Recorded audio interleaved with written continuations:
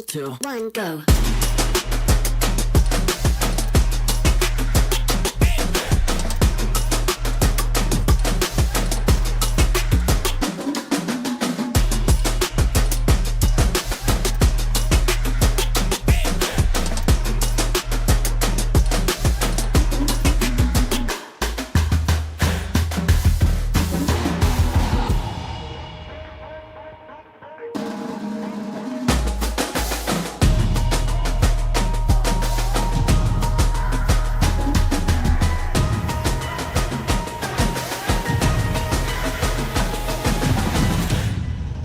Three, two, one, go.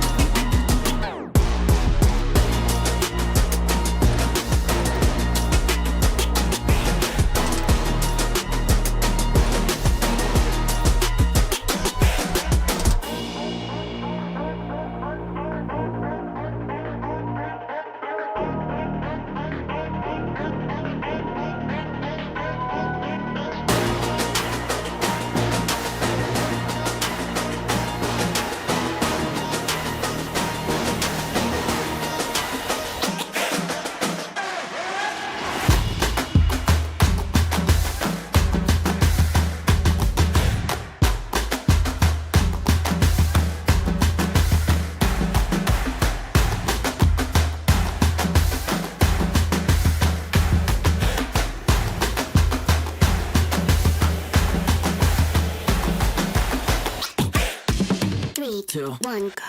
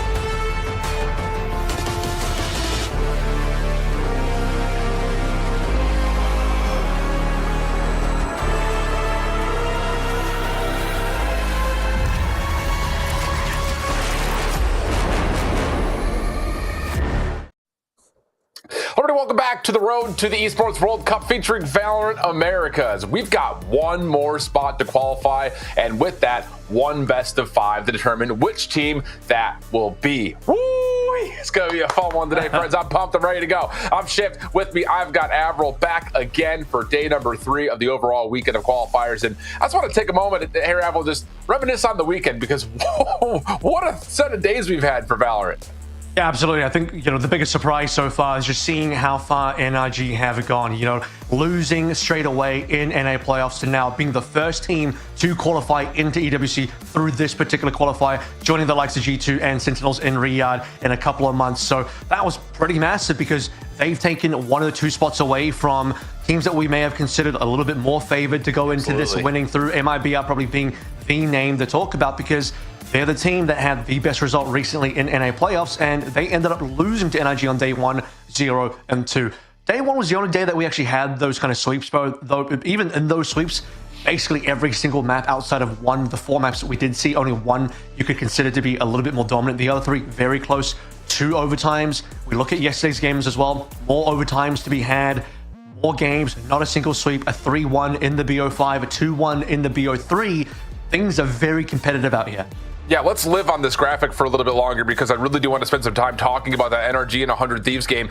Yeah, that was our first match that we had from yesterday, best of 5 action, and a very precarious start because when you and I were looking over the map set initially, we're looking like, whoa, NRG has a chance to kind of come out and start up 2-0, especially considering that 100 Thieves had picked into one of NRG's strongest maps, that being Pearl, and that did come through. NRG convincingly took map number 1, but then the bounce back for 100 Thieves, so tippable. In the first half of Split, we talked a lot about rounds that 100 Thieves were able to just wiggle away, steal away, and that would be the difference maker in a 13-11. And then the response after that, we go back to another 100 Thieves pick, NRG able to once again shut down the presence of the double duelist and take a 13-11 win before eventually outlasting and really dominating the second half on Icebox for a 13-7 win and the qualification spot for the number 3 seed for the Americas region in Riyadh. But then we go back down to the MIBR Evil Geniuses matchup. That one a bit of a grudge match because those, like you had mentioned, were our auto bid teams, not needing to necessarily play through phase 1 of the qualifying stage, Avril. And like you said, it was a little bit of back and forth. Really only one map in there was a blowout. The last map as well started to look a little bit rough for Evil Genius. In fact, I think you could say it was really rough because it was a 12-3 on that final split. But let's go through it one by one. Lotus, absolute blowout here. Evil Genius is shutting down MIBR. Couldn't really get anything done for MIBR. 5 rounds, barely scrapped together. A lot of missing players. Aspas, nothing to really write home about. Artisan shut down on every single front. Icebox, complete back and forth. 14-12. Our OT that we saw in there. But the OT taken away by MIBR, really huge game coming through from Aspas to kind of bring back that kind of fame, bring back something worthy of his name, something worthy of that championship title and that sort of legendary status that he has. But then you go over towards Split, MIBR looking absolutely fantastic, but towards the end, despite winning this map, they let 6 rounds go between being at 12-3 to then finishing at 13-9. So that was a little bit shaky. I think we all knew it was going to be a fake comeback, 9 rounds in a row for EG, a little bit too far. If EG had more room to play with, maybe you would believe in the comeback, but it's the point that MIBR couldn't keep it together to be able to close out the game within those 6 rounds, a little bit concerning. And to me, MIBR look a little bit weaker coming in today compared to 100 Thieves. I really like that call because now we start to talk about this head-to-head matchup after that history has already been pretty well established. And you kind of had mentioned the run that had come through at stage 1 of VCT and the Americas playoff bracket. These 2 teams did play one another and they played each other right off the get-go. It was a winners run 1 matchup, and MIBR were able to take it 2-0. But it just feels like this event has something a little bit different kind of in the mix for us because, yeah, like we said, Evil Geniuses, NRG, not quite able to get the job done in their first bracket game, and then a little bit of stress for MIBR even to finish off their elimination matchup. So now with a best of 5 in front of us, we start to take a look towards what these maps and modes are going to look like. And it's interesting because you have Lotus taken off the picture, which I think is great news for MIBR. They're happy to kind of essentially have 2 vetoes in that instance. But we're going to be going immediately to the Icebox and the Split, 2 maps that we are very familiar with especially MIBR, who have played both in the last couple of days. And again, the results have been a little strange here and there, depending on which match you want to look at first.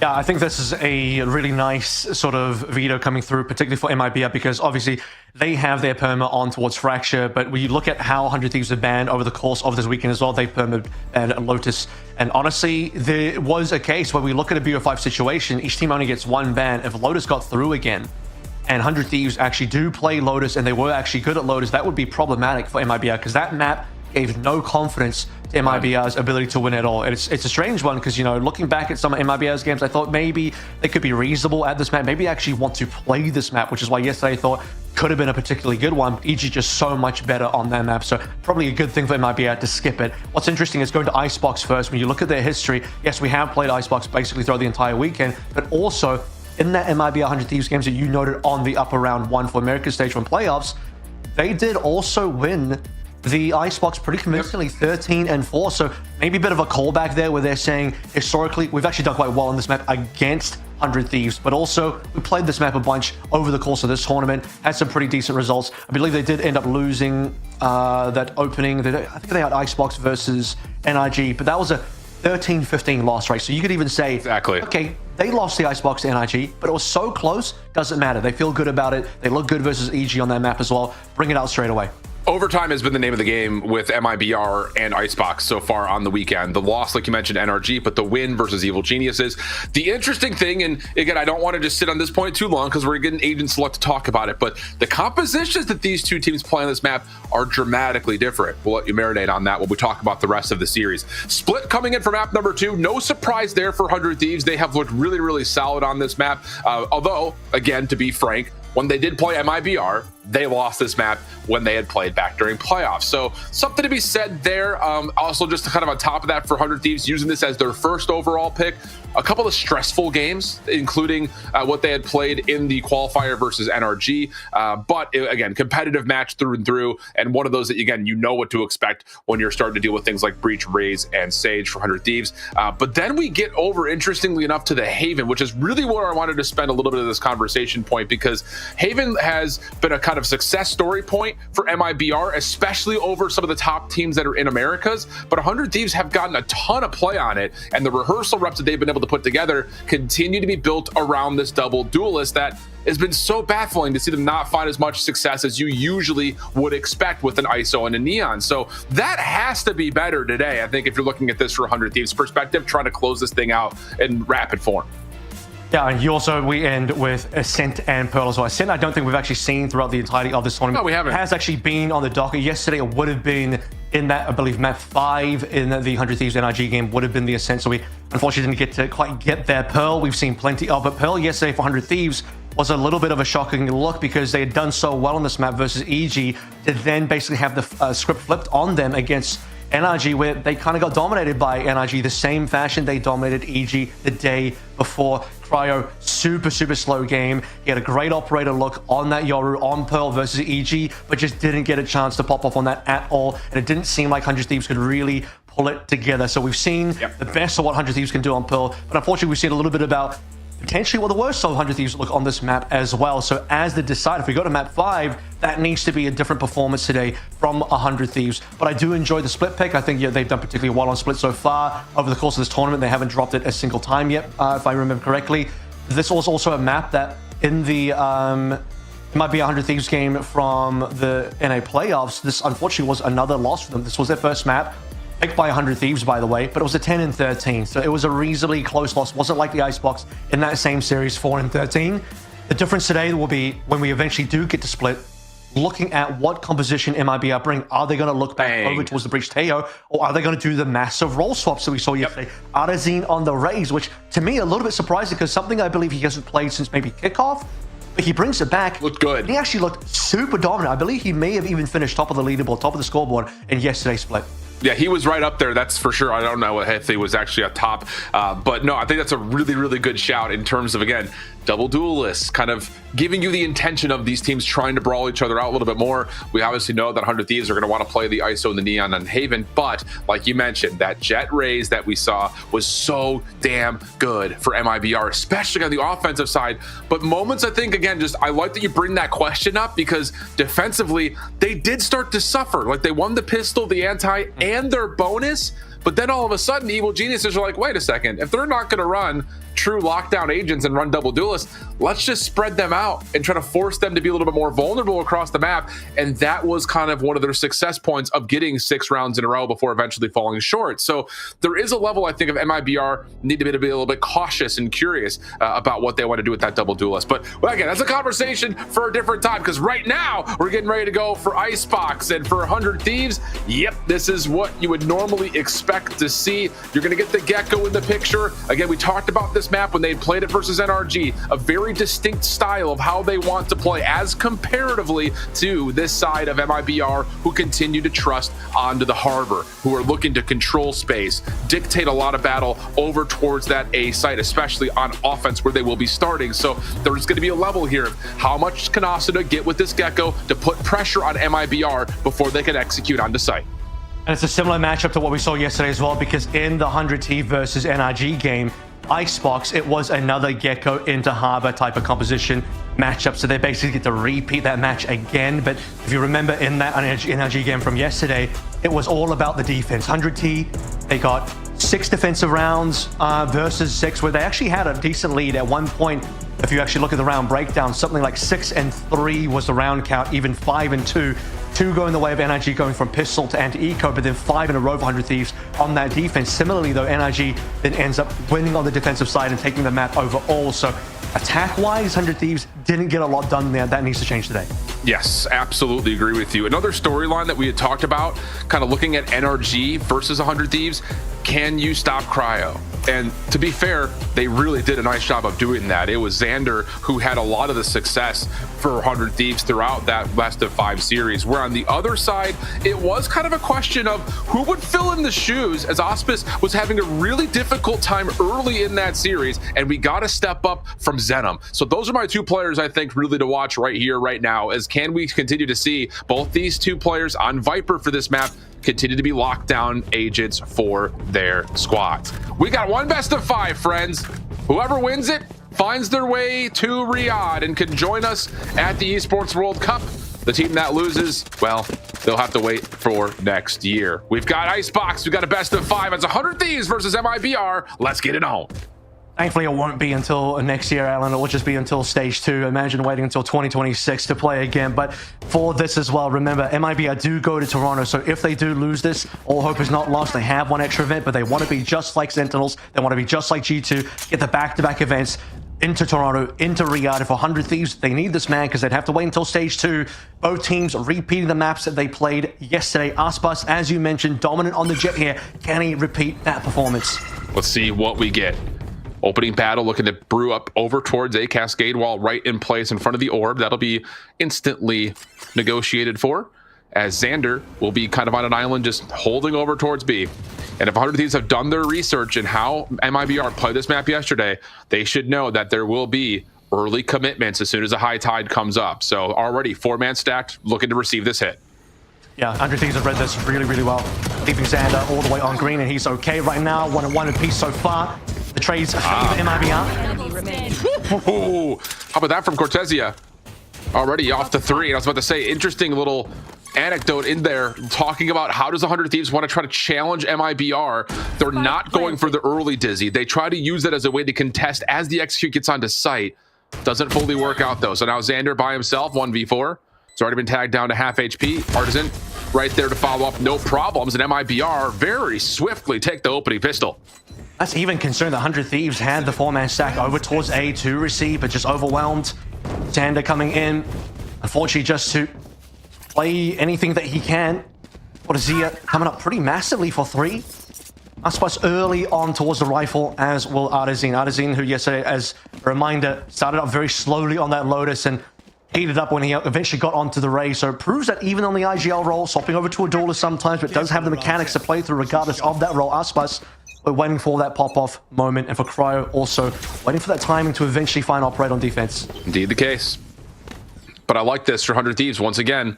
Just kind of knowing that if they're going to continue to play towards A, get Xander up early to green, check that info, and then if he can stay here, yeah, I love this. Rotate back through mid, cut off the rotation back to B. Opening classic shots, good for Cryo. Follow up from Artisan though, great.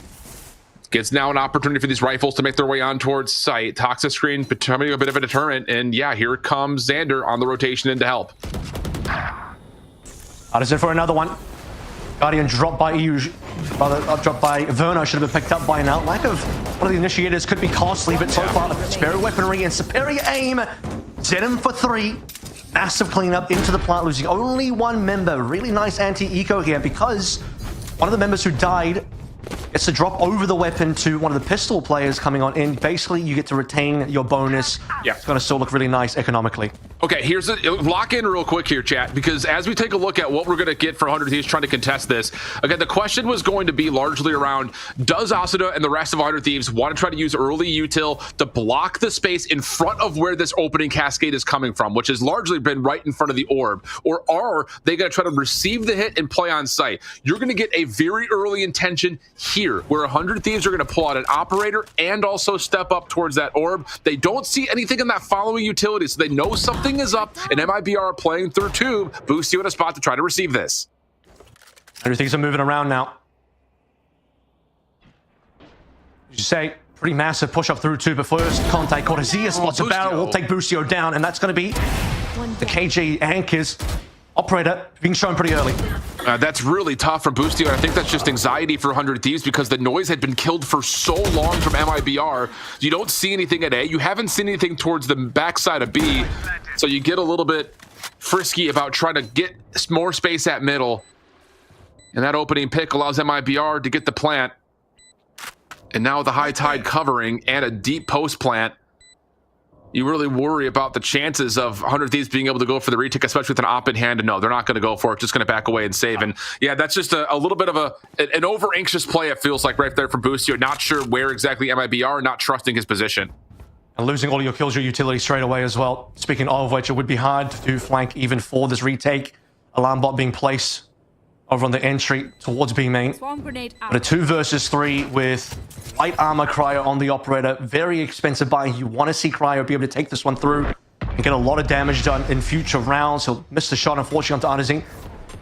Want to be able to see Cryo really pull his weight on this weapon, as we've seen multiple times in previous series, from previous different agents as well. Not just the Jet, also on the Yoru, but 2 weapons retained. Most importantly, Cryo, this time going to be setting up over towards A. I think the thing here too, you know, not just for 100 Thieves who, again, are just going to be trusting on the operator and the Phantom, but as MIBR are now going to recognize that Cryo wants to invest early into an op, what kind of utility do they want to spend to make sure that this default towards A main is in some way a little bit more free? Because you just do not want to give away any free first bloods to Cryo on that op. So the Cascade Wall just kind of traditionally spent, a follow-up over through mid-tube. Just keeping the pressure on to 100 Thieves, who are still going to gamble that. We haven't seen anything over towards mid or B. Xander stepped up pretty far. We can stack and just kind of bank and try to resort towards what could be a 4-man stack inside of A, but now Xander's gotten an elimination on the spike carrier and found himself a weapon, but the spam coming through for MIBR gets the trade. I guess the timing as well, because he catches Artisan pulling out utility, and of course, Artisan no response. So he knows it's a one-and-done position, but he's done the damage required. Well, trades coming back through, still good for MIBR, and yeah, after the initial action, that looked good for Xander with the free Sheriff kill. Now it's just down to Cryo and Asuna, who are the ones that had retained the weapons from the previous round. Mosh Pit gonna come through, just trying to see if maybe you can steal something away, but the damage is pretty minimal onto Cortesia. And Asuna will really have to be the one that has to give this a try if they're gonna try to go for this. One kill that Cryo did get previously pulls the numbers within retakeable status, so thinking about this one right now, they have plenty of time as well. It's not like they have to rotate on towards site. They're already here. Dash ready to go. Cryo's looking for one more. Kill into Aspis here. Certainly open things up. But Asuna drops Cryo on the corner. Shoulder comes through. But no, too much crossfire set up MIBR. Clean. 4-0 up for the time being, but an opportunity for 100 Thieves on the next full purchase to try to respond and get something going on this defense. It's hard to expect too much in this type of round as well, because remember, 3 players came into this one with pistols, and you could even say that they got kind of decent value out of said pistols. Xander, the 1 for 0, picked up the Vandal, put himself in a position to maybe even pick up an extra one, but he got scanned over there. And considering 2 versus 3 is what ended up being the retake, Asuna affording slightly too early to allow Cryo a bit more space and time to work through. Needed to hit the shot into Aspis, but even then a 1v3 maybe a little bit too difficult. Still, plenty of guns to come through. The first real gun round now Or rather, I should say the second out for 100 Thieves.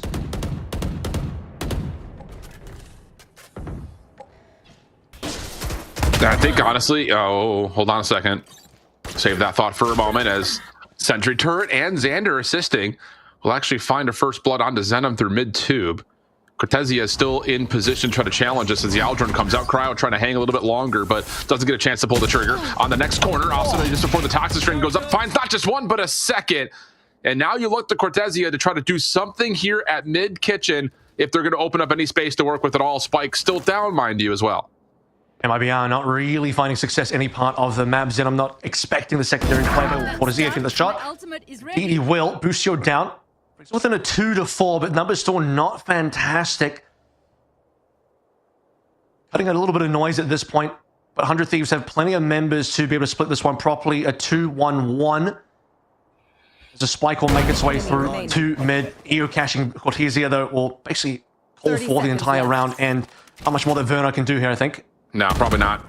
Opportunity onto EU, but time is going to run out on this round, so 100 Thieves able to respond defensively. And I think the biggest part about this is that opening first blood through tube is definitely significant in terms of being able to give yourself a little bit more sanctuary through mid-map. You don't have to worry about any lingering plays towards B, but most importantly, it's the timing of knowing when that executes coming towards A, and the fact that Asuna could just pick a corner before the toxic string gets bellowed out by Xander. So may just be a benefit of some lucky timing, or maybe the coordination has been kind of dictated in terms of he'll just say go and Xander will hit the button, and then all of a sudden you have a chance to kind of play for a little bit of a one-way before that eventually compels a lot of that hit. But regardless of it, a clean round for 100 Thieves. And honestly, not even a bad start in terms of MIBR going on towards A, hitting the immediate dart from the Aldron onto Cryo to force him off. It's Asuna, as you mentioned, that the second kill really, I think, is the backbreaker there. One, you could imagine, okay, catches him just as the wall comes up, but Artisan going down through the smoke was really painful. Now, Reckoning is going to come through. Cryo affected by one of those bursts. Auspice trying to make his way over. Does he find any angles at anything? The Dizzy doesn't really do too much to deter this play. You do have the Thrash as a way to counter, though. 100 Thieves will commit that immediately. Chaos all over the backside of the A side as this high tide is the only thing really separating these two teams, and as that falls, now here comes 100 Thieves trying to reach out this over from the back. Do they get the good reveal to try to work their way back in? The Cove is keeping this play safe largely, but 100 Thieves do have the crossfire set up, and every single one of the gunfights goes through for 100 Thieves. Cortezia with the lockdown, though, somehow gets 3, until finally the push through for 100 Thieves puts the round out of question. And the decision to go for the lockdown instead of Viper's Pit is one there as well. I do believe the entire team from both were basically on site. You had massive presence from 100 Thieves coming into Rafters, early Reckoning to sort of force the situation. One of those shots landing on Cryo, as mentioned. Aspas taking heavy control on the top of site. It was looking really decent for MIBR, but as soon as lockdown comes on in, 100 Thieves managed to suddenly swing in 3 massive frags. Cortezia responds for 2, but doesn't have quite the teammates to play through. I think as soon as smoke starts to fall, that's what 100 Thieves found their angles. Well, this is a big turning point in this map early, as 100 Thieves have now really made a mess of that execute over towards A. But MIBR... Go ahead. I haven't shown, by the way, 100 Thieves, the operator shot coming through just yet, so MIBR will have to be cautious once more about that. Let's say the other side of this is MIBR against Evil Geniuses never really showed any effort towards B. So are they just going to keep trying to play for this? Well, freebie for Cryo goes a bit awry, but EU over the top is good for not just 3, but 4. Could he find the full ace? He's got Zenom up top on the ropes, who's doing some damage. All 5 go the way of EU. A couple of consolation eliminations again for Zenom, but it's 100 Thieves for 3 in a row, still saving the operator. Operator retained for Cryo. Didn't quite hit the shot, but EU did. Gets everything and more. Extra ultimate up, as you say, as well. 3 rounds in a row now. First 4 looking very shaky for 100 Thieves, but they bounce back plenty quickly. I gotta say as well, the last 2 rounds looked fairly dominant as well. We didn't get to see too much action out of MIBR, although to be fair, round number 6, I believe, was in there. They actually managed to get on site. Decent numbers.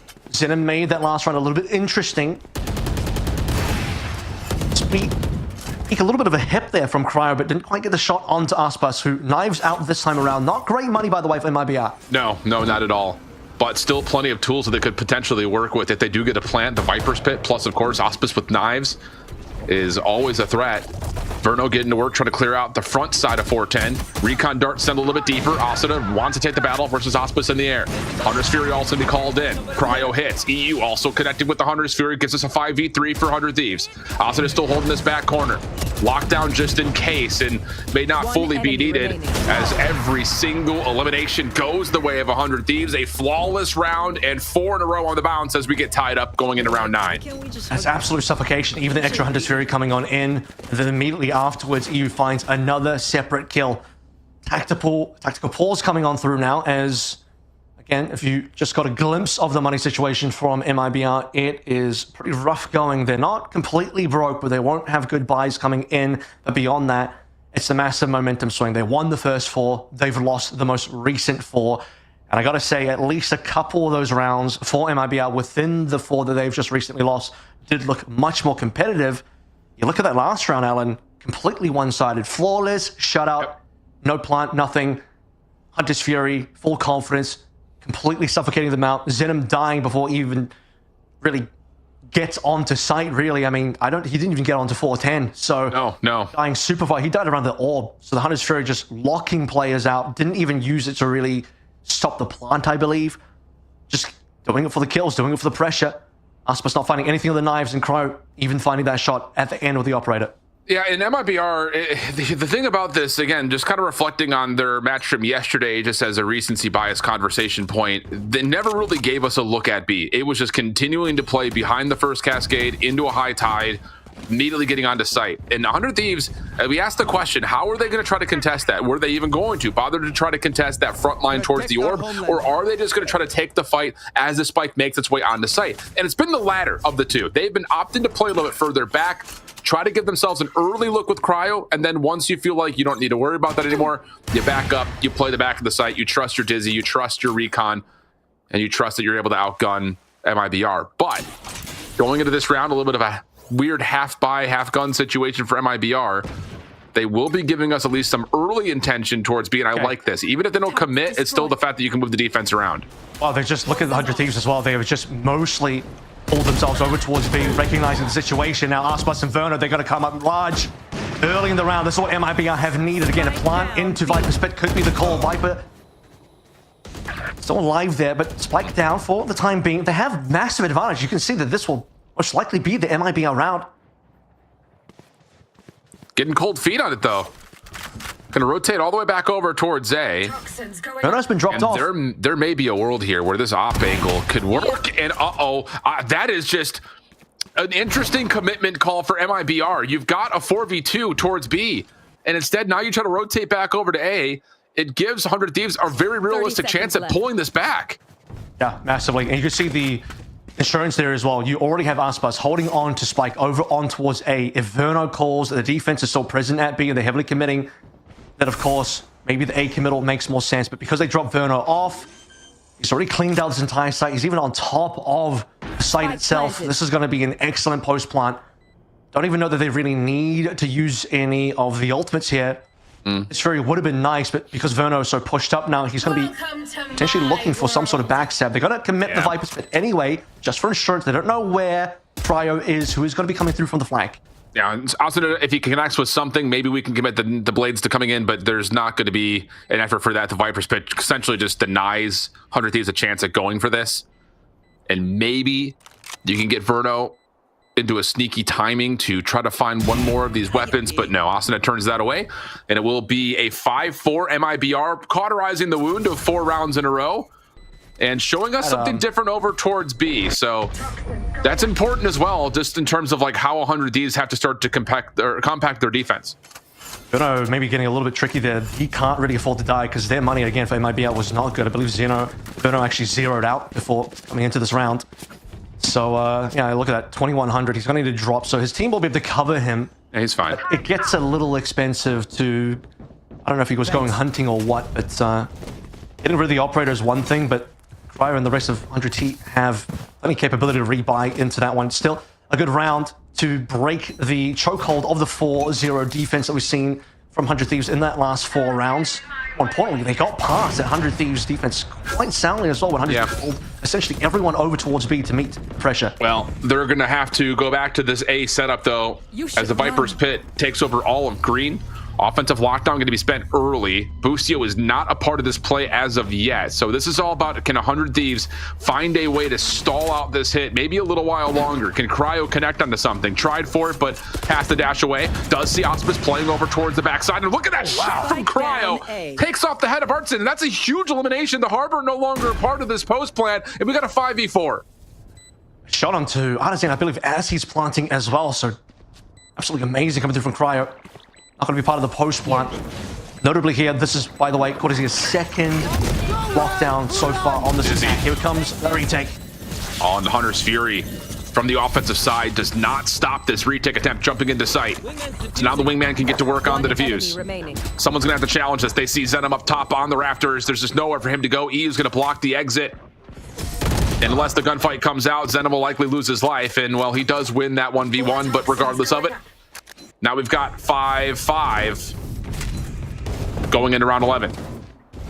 Already you could start to feel like the retake was finding legs. Cryo with the immediate shot, and then 2 more afterwards coming through from the rest of the defenders. Super easy wingman defense. And Cortesia locked down to get them sight control for MIBR, just barely breaking the hold of 100 Thieves to win that singular round to rescue the economy somewhat. Now another precarious spot for the economy in the last 2 rounds we go. No Viper's Pit at least to have to go through on B. So B, once again, playable.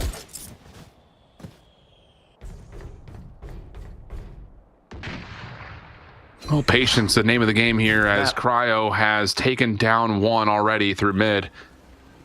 That's usually on your lurker, so MIBR will have to go back to page 1 of the playbook and just hope that it can cut through this by way of the Harbor utility. But Cryo up top might get another chance at this. Doesn't hit the first shot, and we'll have to back off the angle. Because the Viper's down as well, 100 Thieves are fairly confident will be ending on a no toxic screen available. Zenom down. Might be indeed going to commit to this. Is Cryo going to get 1 more?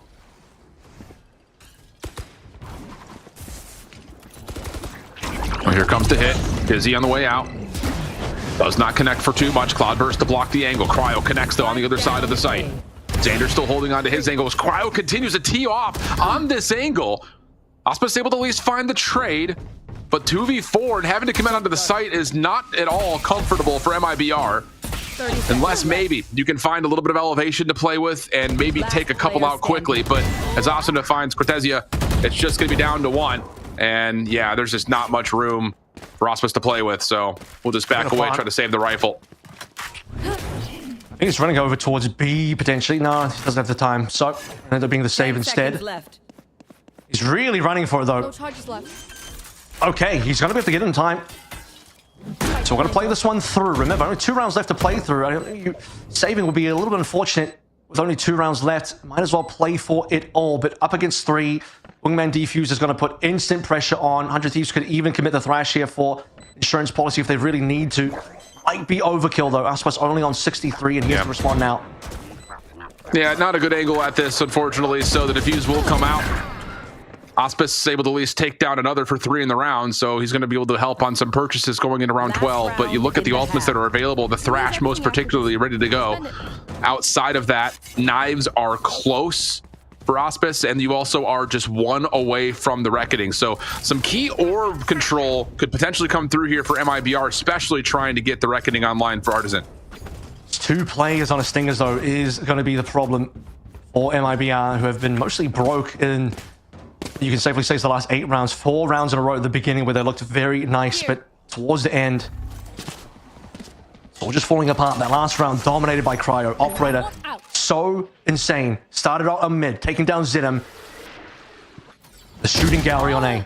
First contact, Booster falls. And now you've got all of mid-map controlled. Knives are going to come out for the defense, plus you have the Thrash trying to shut down this play early in towards mid 2. But is there any sort of a pinch setup to try to work on this? Xander with the snake bite available, almost able to line up a couple, but instead comes away with absolutely nothing. EU with 1 trade. We have the 4v3 available, and the spike being planted will put pressure on 100 Thieves and try to find a way to regain. Just gives MIBR so much confidence, taking down Boostio first, Killjoy utility gone.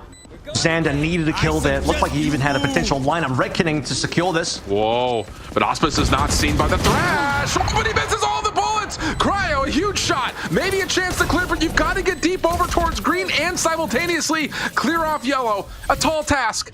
Knives are still ready to go if Cryo can find an angle. You also have to worry about the spike, and Cortezia will find the elimination that will likely put this round out of question. EU, not a lot of time. Too many angles he has to check.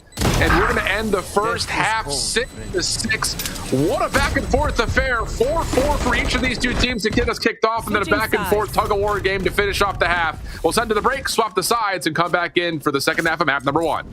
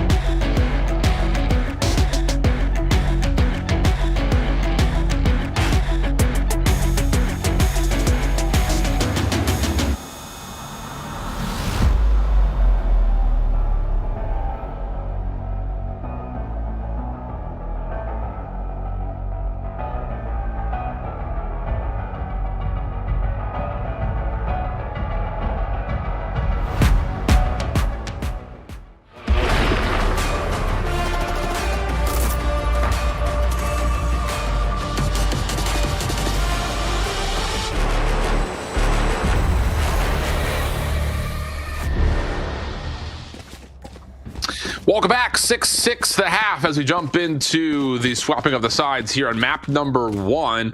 Icebox for this best of 5. Very back and forth affair. The timeline would give you that intuition as it started off a 4-for-4 exchange and a little back and forth to get us on to this next pistol. Avril, give me your thoughts, my guy.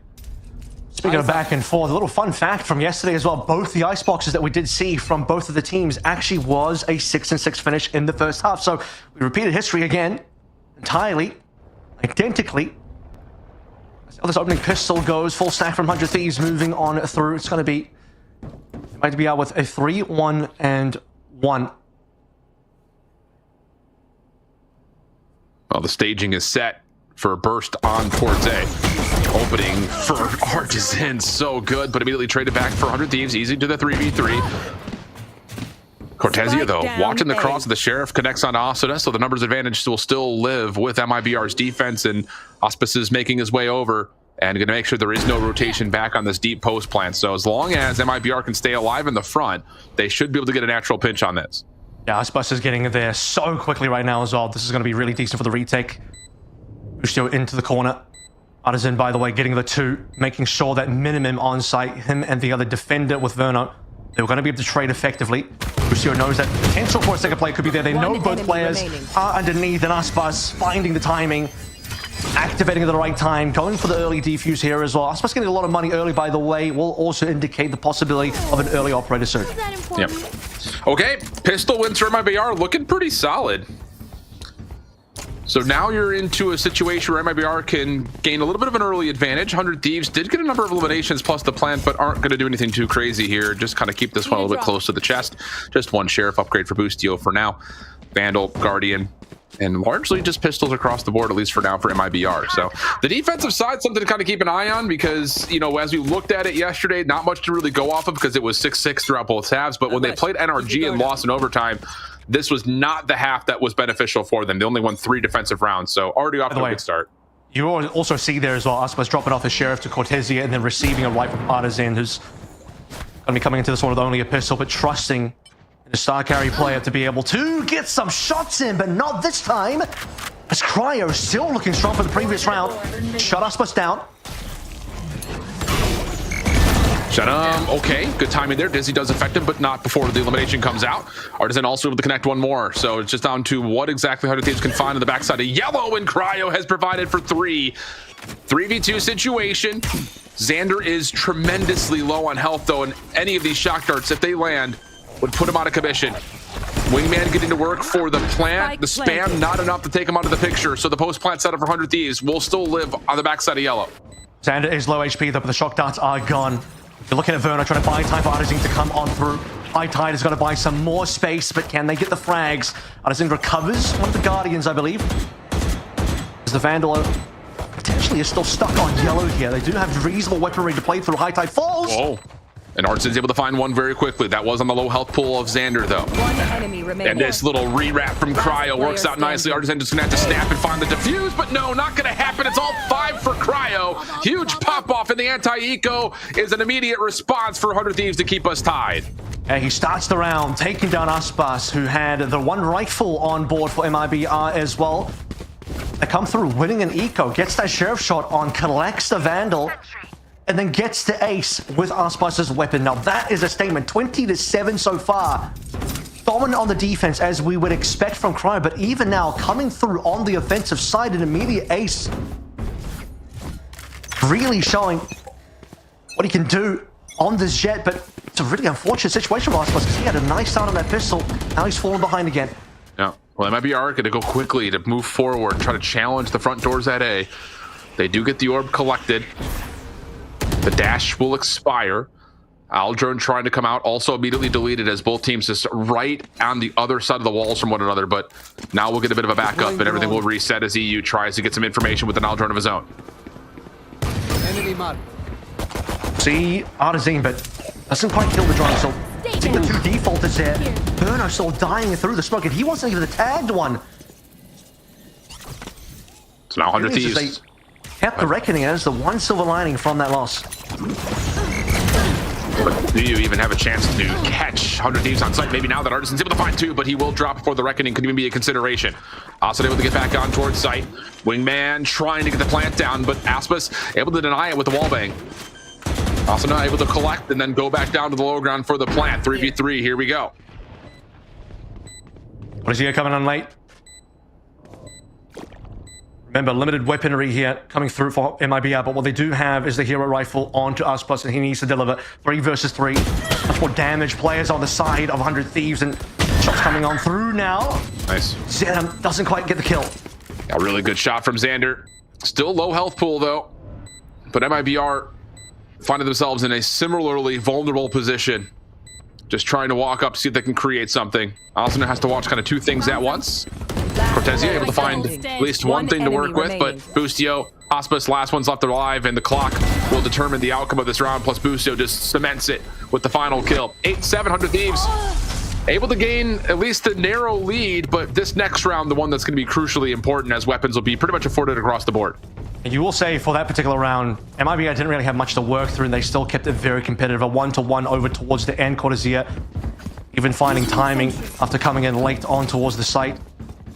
Really, the story for me there was the fact that Artisan so far has been very stable, anchoring over on A. He's going to be switching sides over on B this particular round, but multiple times now you've seen on A only having pistol on round, trading extremely effectively. Yeah. Well, early pressure for MIBR down through green, not showing the same force like they had prior at the A site. And we've seen in the times past where MIBR have been in this map, Aspas can just take over at front green like this, but not going to get the opportunity, at least not now, as 100 Thieves will take all 5 members with a sentry turret guarding mid right on over back into A, where Zenom is the only one waiting. Toxins going up. Enemy mark. The Toxins are going to call the rotate coming on through as well. Look over towards B. Members on MIBR.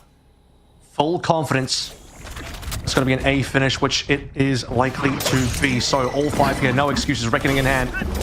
And got the back, reckoning to be spent as a way to try to counteract this, but Berto's still the first one to fall. Cortezia with one of the response. Pinstrike goes to kill, feed to a 3v3, but Spike gets planted. Artisan, whoa, whiffs! EU is dead to rights, doesn't fully connect, so now it's just down to Zenom and Aspas. And they provide, down from a 2v3 to the 1v2. EU low on HP, has a Hunter's Fury, but Reload timing. They have catched one on the reload, not fully able to connect on the kill, and now you can back up.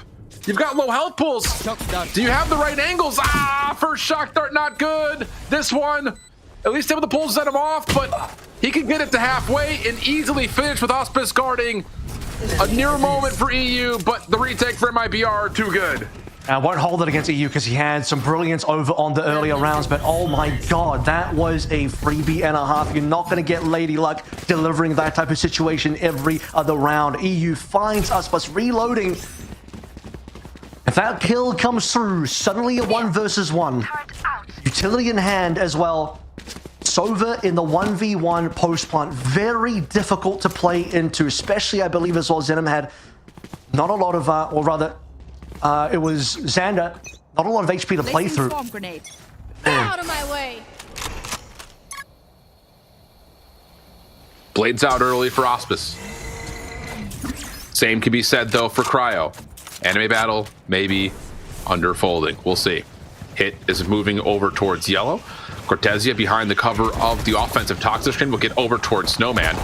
But this looks like they just want to try to scale deep. But look at the nano. Really well placed. Doesn't make a difference, at least not initially. But eventually, they do get stuck as Auspice tees off, finds the remaining 3 members. And it's a quick retake for MIBR, only losing 1 in the round. Yeah, just waiting for the toxic screen to fall, then instantly the firing line comes on through MIBR, completely cleaning up 100 Thieves.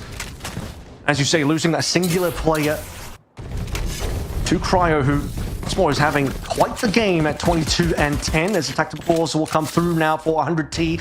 I'm just seeing a little bit of momentum shifting back into MIBR's favor. We're 9 and 8 now as MIBR reclaim the lead that they once had in that opening half. This has been a really good battle, though. And just to kind of zoom out just a moment here, all 4 of the teams that we've had here in Phase 2 of the road to the Esports World Cup have been tight.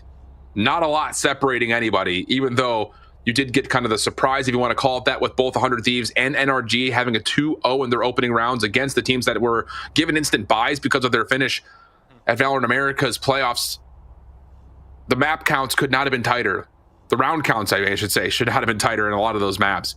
So we're getting the same affair here, and it feels like maps like Icebox continue to be a very even battleground for both these 2 squads. So now coming out of this timeout, 100 Thieves onto a full purchase. You have the Hunter's Fury still ready to go. You have the Thrash ready to go. How do you want to try to utilize those in the face of what will likely be a lockdown to be spent here for MIBR? Whether they try to use that for the retake or just to stall out the plant, though, is maybe the bigger question. Yeah, I mean, Hunter's Fury always in position to potentially shoot out the lockdown, but to prevent the defuse is also very important as well. The good news is, as you mentioned, the Thrash coming into play is going to be pretty large. Still no operator yet coming online for MIBR. I do assume that Auspice will eventually be looking over towards something like that. We know Cryo had no fear of just running straight into playing into the operator. Cool. No, and how about this? Yeah, Auspice sees everything. Plus the reveal at the end, but Xander's able to battle back. MIBR still holding their ground, kind of a bastion right in front of the A site, and 100 Thieves have been able to at least somewhat counteract this play. Thrash going to be spent. Art's in some trouble, but deletes the fish before it can connect. Help is now in the site, or is it?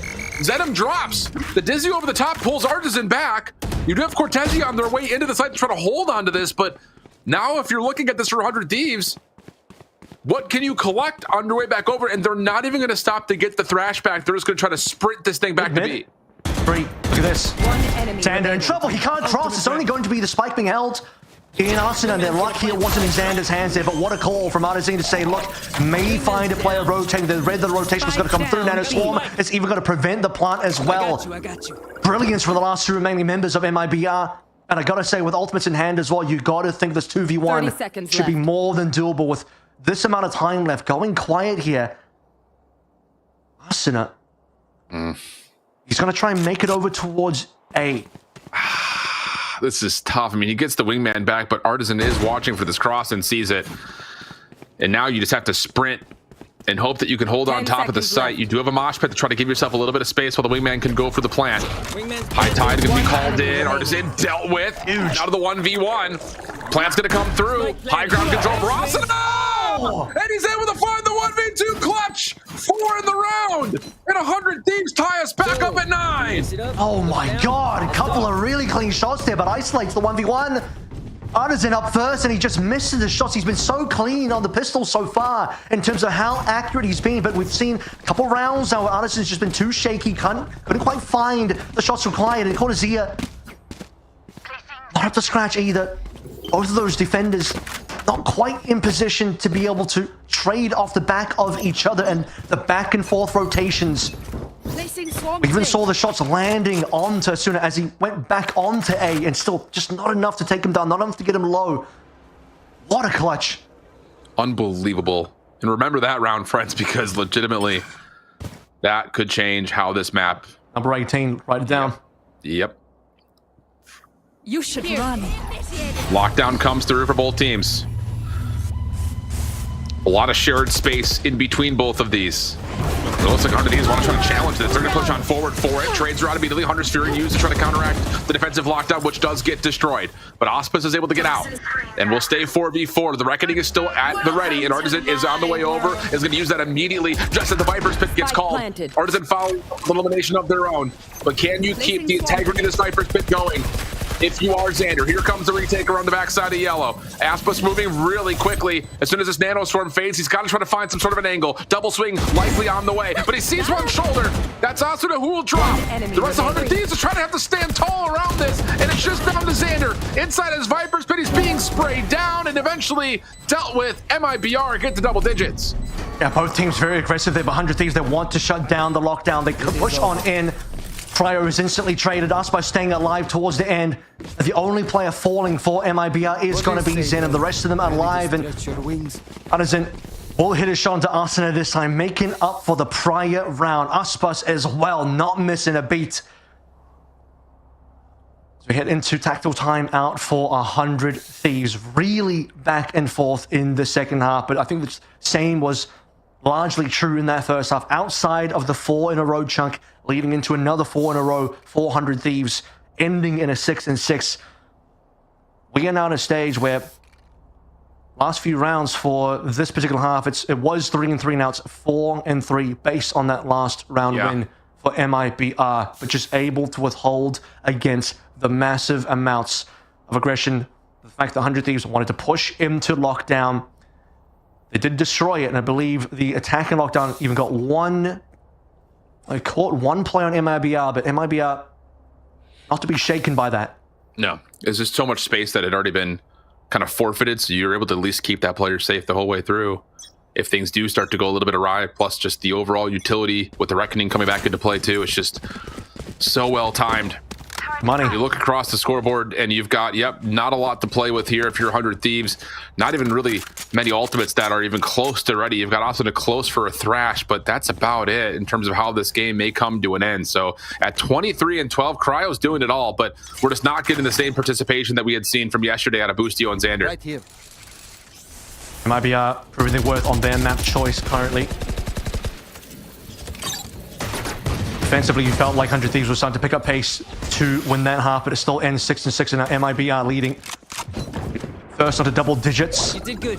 With rotations coming on through again, we're back over towards A. Looking for screens to fall. Verno thinking about the Aldrum, but again, the devil is at the door here. How much can Verno find? And he does catch a couple of players that will be retreating backwards. He also sees the follow-up. He knows that this is pretty much the entirety of the 100 Thieves team. Yep, at the A site. The only one not here is Cryo, who's starting to work on a little bit of space through green. By the way, Asuna got spotted. His head got spotted. He's still standing there. That could be a little tricky. It's not going to stay for too long, but he is a spike carrier. Something interesting could happen in mid here as well. Watch the rotations in him. Doesn't quite see the timing on it. That would have been really nasty if Asuna falls there with spike. Well, Cortezia still right in position on top of the alarm bot. Swing from Cryo nearly works out as Cortezia was down to a single bullet worth of health from the Sheriff, but holds strong. Another rewrap for 100 Thieves has to go back over towards A, where Artisan has really not vacated the premise, so he's going to hang here a little while longer. See if he can catch any sound cues. He does have the high tide and a cascade still to play with. You hear the wingman getting to work.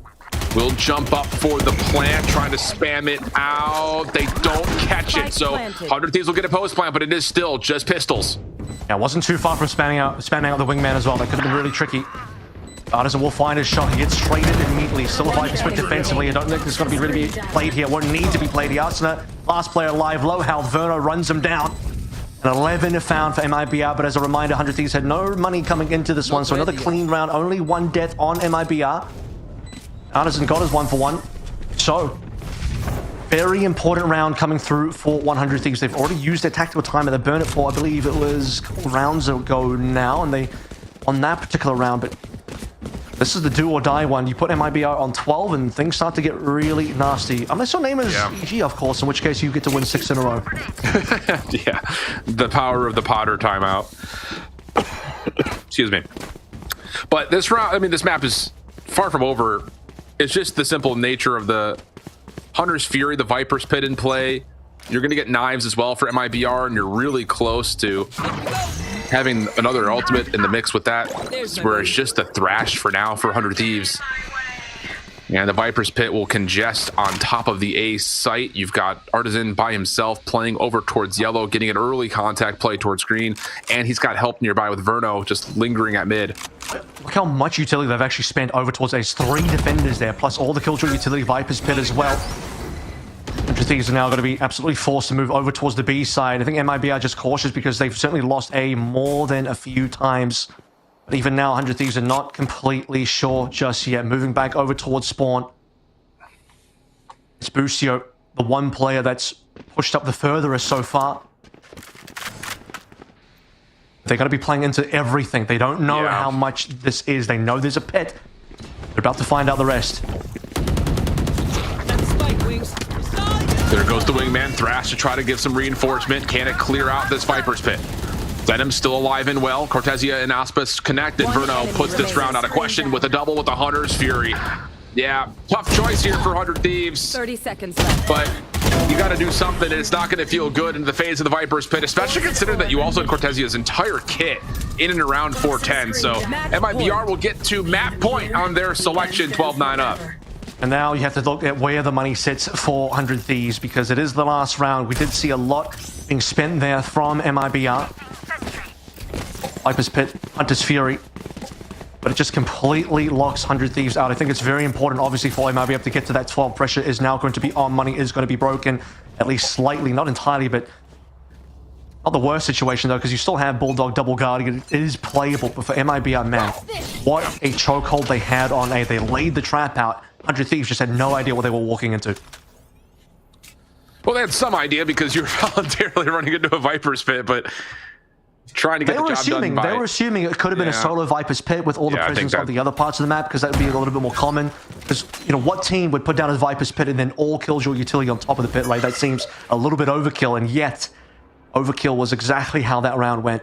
Yeah, but that's the thing, when you don't show any pressure towards B and you've got Artisan just watching from yellow to green, it's a little too easy.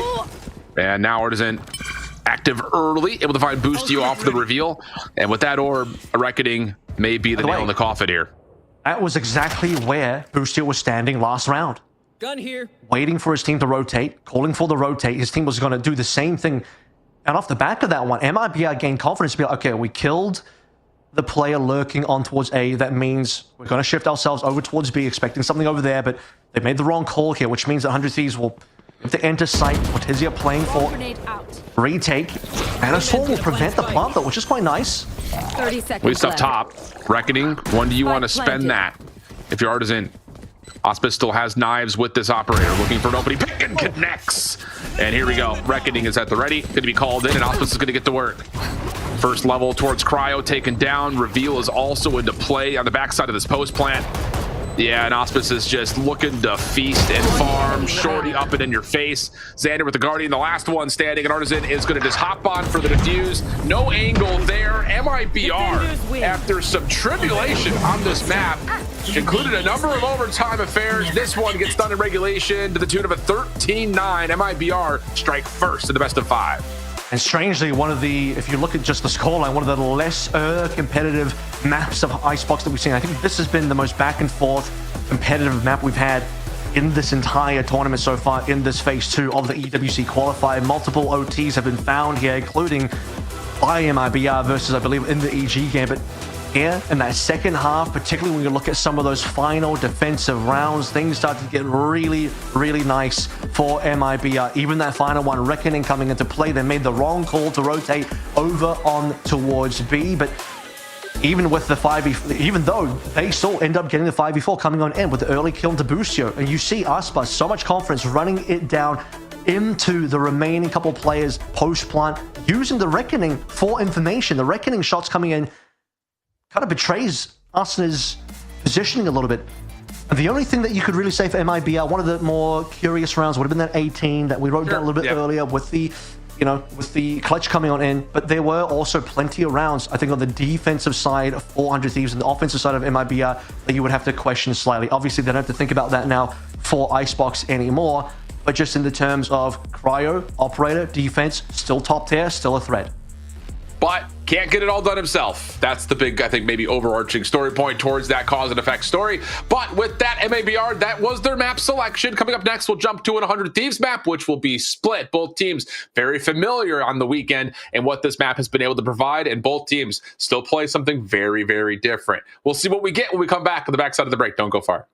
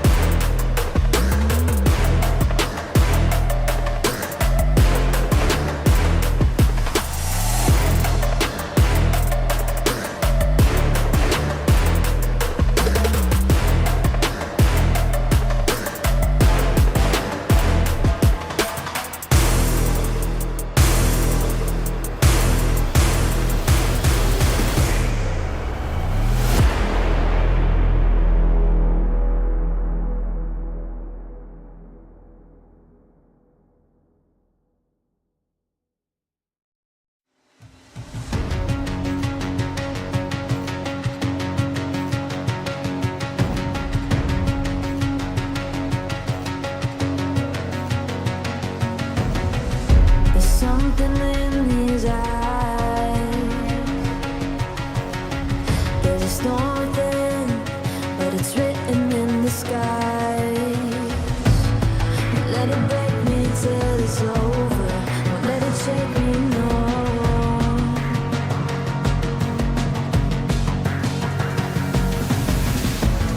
Won't let it make me go under. Won't let it make me go under. So now it's time to fly. Nothing's gonna stop me now. Nothing's gonna stop me now. Nothing's gonna stop me now.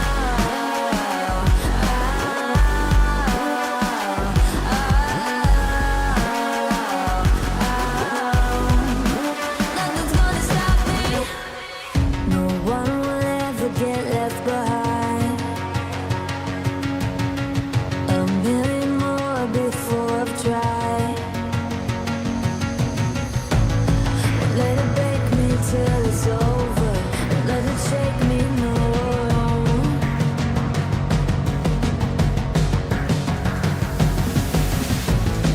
Let it make me go under. Let it make me go under.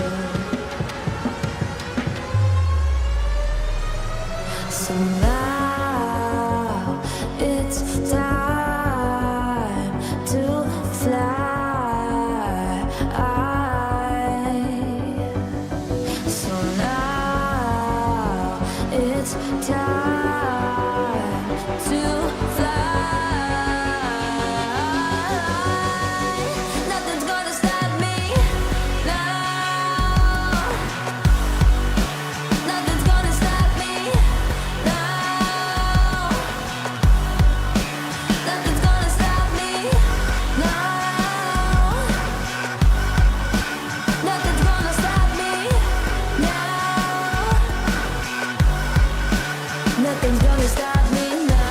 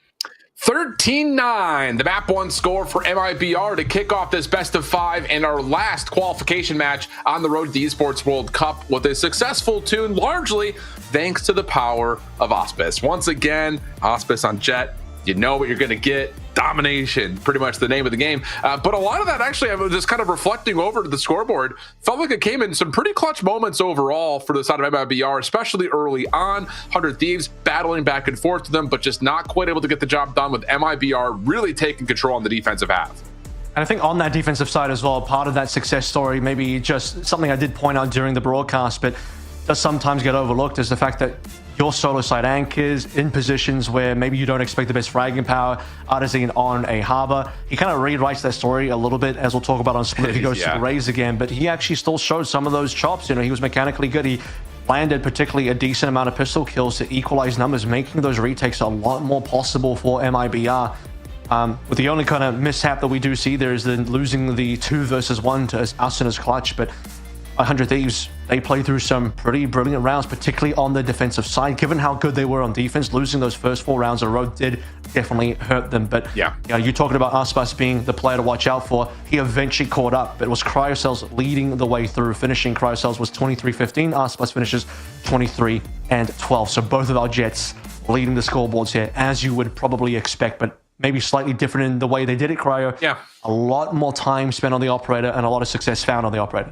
The other side of that too, first blood engagements did also lean towards the favor of 100 Thieves, just not quite able to close out some low number situations at the end. So good stuff overall, but let's now take the conversation as you had just seen it on the bottom. Split is coming up next, and the big question mark for MIBR is, are they going to continue to go back to what they had ran at the beginning of this year with the Jet and the Rays? And wouldn't you know it, they're already locked in and ready to go. This is something that, you know, when they played it at the beginning of the year, they found a tremendous amount of success at the main event. But then a little bit of a different composition with the Tejo coming into power. They tried to force that one through. Didn't really work out to their play style. So you bring this back yesterday versus Evil Geniuses. And most importantly, the offensive side where they're starting on was dominant. They won 9 rounds there to kick things kicked off.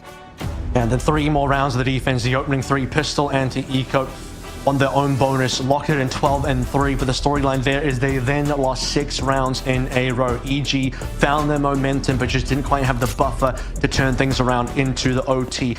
We need to see MIBR, if they want to hold on to the series lead so far, if they get to have that kind of lead again, make sure that defensively they're as strong. It's going to be more difficult based on their composition. Double duelists here. Given that, we do see them on the attacking side first. How many rounds are going to be able to string through? Artisan was a big talking point on this map yesterday because he led the way on that attack, ahead of Aspas even for quite some time. Yeah, he was unbelievable and started it off with, I think, like 6 kills in the first 2 rounds. So really had an impact early and gave us the immediate conversation point of, oh, okay, now we're back to what we know. So let's see exactly how 100 Thieves try to deal with that. I think most importantly, you do keep your eye on the Cryo, who's going to be responsible for mid and that front door at B main. Xander looking for early information, actually gets his right shoulder taken off. The heal orb is out to keep him back to at least full health. And with that slow orb being played, MIBR will change their focus. A really nice slow orb. You could see that Aspas also dropped down his own smoke there as well, looking for the dash. If he did so, it'd be locking out the rest of his team. So recognizing massive rotations through. 100 Thieves not going to be faked out by anything just yet. They've held on to their normal defaulting positions, but their breach tail combo is now looking down ramp. Fault line will come through. EU able to peek behind them, but Verno still able to find the first blood in this engagement. Nobody checks the tight corner though, and the slow orb is so punishing. Just comes out to King to take advantage of it, and EU did not have the salvos out in time, nor can he get away from the chase down at ramp. So MIBR had the numbers advantage, the overheal coming through to get him back to, again, full health until Asuna finds the opening pick. And the follow-up for Xander on the crossfire. Now has Verno by himself. The paid shells connect for a good chunk of damage. And this 1v2 is going to be really difficult for Verno, who's been re-read up top at ramps. 30 seconds Yeah, left. his spike is also in main as well, so he's got a lot of work to do. 45 health, but he can't heal himself. 2 players that he has to play against. Really, I think failure to check the corner, walking up ramp, did cost an extra life that seemed unnecessary. Spike's combo, Xander spots it. So with time remaining, has to be in a finish. 10 seconds All you got to left. do is double peek from heaven, and it's a freebie. Yep. All right. Good opening pistol win coming through. And again, just to kind of keep the focus onto what 100 Thieves have done with this composition on this map in particular. They did play NRG here in their upper opening matchup, their upper finals matchup.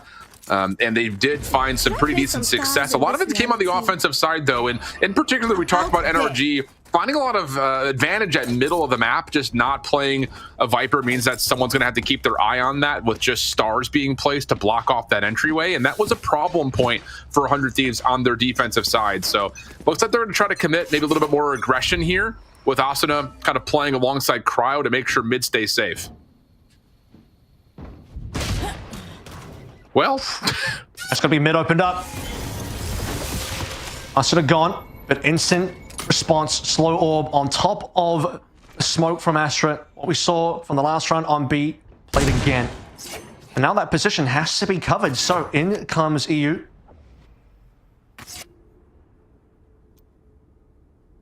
Yeah, Crowd's going to keep his focus forward on this as well. Barrier orb a little bit later into the round. it'd be difficult to destroy with just these pistols. So unless you have the jet dash over the top, it likely will take some time to get through this mid wall. And beyond that, where do you go afterwards?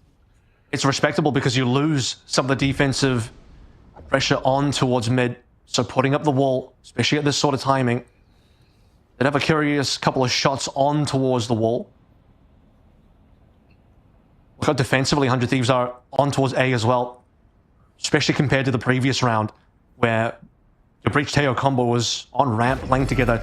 Notably, 30 EU actually seconds didn't left. combo with anything. Busio popped down on that initial ramp defense, but as the wall fades in mid, time to pull the trigger and be finished. But all of these 100 Thieves players just locked into corners. Yeah, this is tough though, because if you don't hit these opening shots for 100 Thieves in this back corner, there is so much utility that can just be thrown your direction, and Artisan's able to connect. Xander, though, finds two, not able to get the third. Plenty of time for Zenab to get the plant down. The Salvo's not quite in position to deter this. So we get to the 2v3. Breach Tejo in hand for 100 Thieves, but the weapons that have been collected on site are dangerous to walk into. Player standing. And you don't check the close corner. So now it's just down to Bustio. Has just the Aftershock left to play with. And has to worry about this opening crossfire setup. And no, not going to work out. A Thrifty comes through for MIBR. 4 from Artisan again. Yeah, absolutely powerful start. They get to collect some nice weaponry as well. I believe there might have even been actual rifles in there in the mix, which is really going to be crushing for 100 Thieves to lose. But dropping us in it at the beginning of the round, putting it into a 4v5, getting a little bit scary, and how backed up all the members of 100 Thieves were.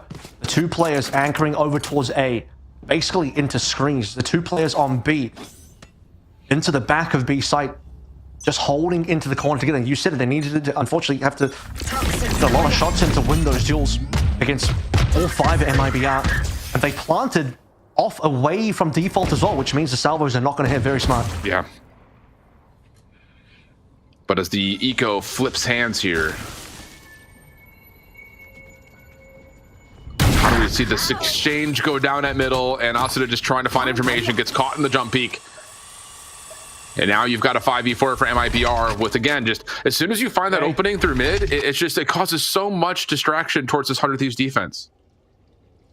100 Thieves, they have to try and group together for something here in terms of they want to be able to lay a trap over towards the mid, but mid is not going to be where it comes through anymore. They have to now flood through into ropes, because they might be going to find themselves a completely free site.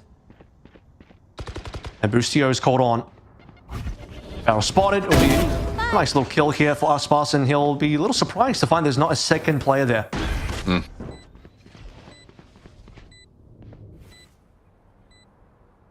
Yeah, this is going to be one of those rounds that MIPR is going to feel really confident with how they're, again, just continuing to put pressure on the middle of the map. Again, it's kind of a small footnote considering the weapons that are at hand for 100 Thieves, but those same problems that we saw when they played NRG are coming through once again here, where it's just this composition has a tough time dealing with that middle play if you're not going to be able to replace that star with anything else. Cryo with to find one weapon, though, and this 2v4 continues forward. Last player Salvo, slow orb, trying to get something done, but EU will still drop, and MIBR will take this quote-unquote second anti-eco, if you want to call it that, and we're going to get full weapons coming in round 4. Cryo with his consolation prize is to walk away with at least something on this round, but very clinical and okay, it's a secondary. That's a tiny little bit of extra damage being done, although to be fair, Artisan only had the Outlaw anyway, so hunting he goes, no real loss for him. He's got to buy up here. By the way, Showstopper earned. You mentioned yesterday, Artisan got, what was it, 6 and 2, 7 and 3 here with Showstopper on a line. Yeah. But full weaponry finally for 100 Thieves. And massive setup over towards mid. Remember, they've lost mid a couple times. Arsenal has died mid a couple of times now. They want to be able to have a much stronger presence here. And that's a strong presence. They just completely flood a utility forward, but the burst on through B main comes out. Showstopper up to tower. Doesn't do too much as 100 Thieves stay safe, but now you've got the post-plant utility starting to work its way over, but 100 Thieves are going to try to challenge us before the spike can even get committed for the plant, and then they do tee off really clean. Hard to kind of manage that one as it was just quick action all over the place, but the defense, after showing play at middle, rotate back over, find the successful high ground shots, and now just have Zenom by himself. Yeah, it might be I needed so much more time for Zenom to activate there in the post plant. You can imagine a situation where Zenom can cause a lot of chaos, but 100 Thieves just don't give any quarter. Arsenal will be lone player falling here. That retake, if you could even really call it that, because, okay, they did lose control of site, but there was no plant. 100 Thieves played it beautifully. EU coming up massively with a couple of decent picks in there, playing off all the utility. Reach and Teo, brilliant for that type of situation. And MIBR dropping into a 2-2 now for scoreline, as Zen will be trying to take his rifle through to the next round. Good response for 100 Thieves, though. And I think it's just one of those, again, like, kind of put a finger on that one. Showing early aggression, tossing out paid shells, tossing out salvos, just trying to push off any offensive threat towards mid-market. 10 seconds left. That's one way of doing it, because then MIBR have to use utility to clear off the front doors at main, and then eventually have to deal with the smoke afterwards. But we'll see if that continues to be how this map gets played out, as Zenom will survive through this, and we'll go to a 2-2 count.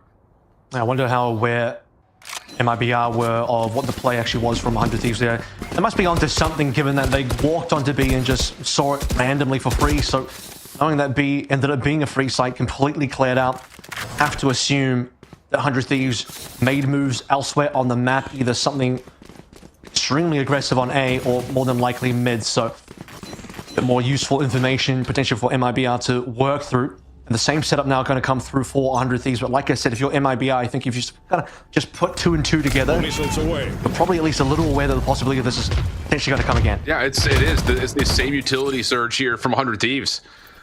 And now it's just down to, as they continue to commit to that utility burst, how do you reset up the defense, which would be weaker over towards B main and A main? Now, the only difference is this time MIBR don't have the showstopper, so they're not going quickly. And it looks like they may want to try to get something going on the return back to middle, as Aspas and Cortesi are just kind of backing off and making sure there's no aggression on the A side of the map. Well, they have to be a little bit concerned about re-clearing mid here, MIBR that is, because obviously the mid aggression came on through. They don't want to have a lurking player being found. Speaking of which, Cortesi, no way. Holy. Wow, that's 3. That's going to be A completely open in for the spike plant. And that's just not one of those things that you bank on. I mean, MIBR are kind of backing off, looking to put some pressure at middle, and as soon as they show that they're breaking the barrier, or 100 Thieves get a little bit too frisky, trying to re-challenge the outsides of the map. So good stuff again from Cortesia, just kind of taking what's given to him.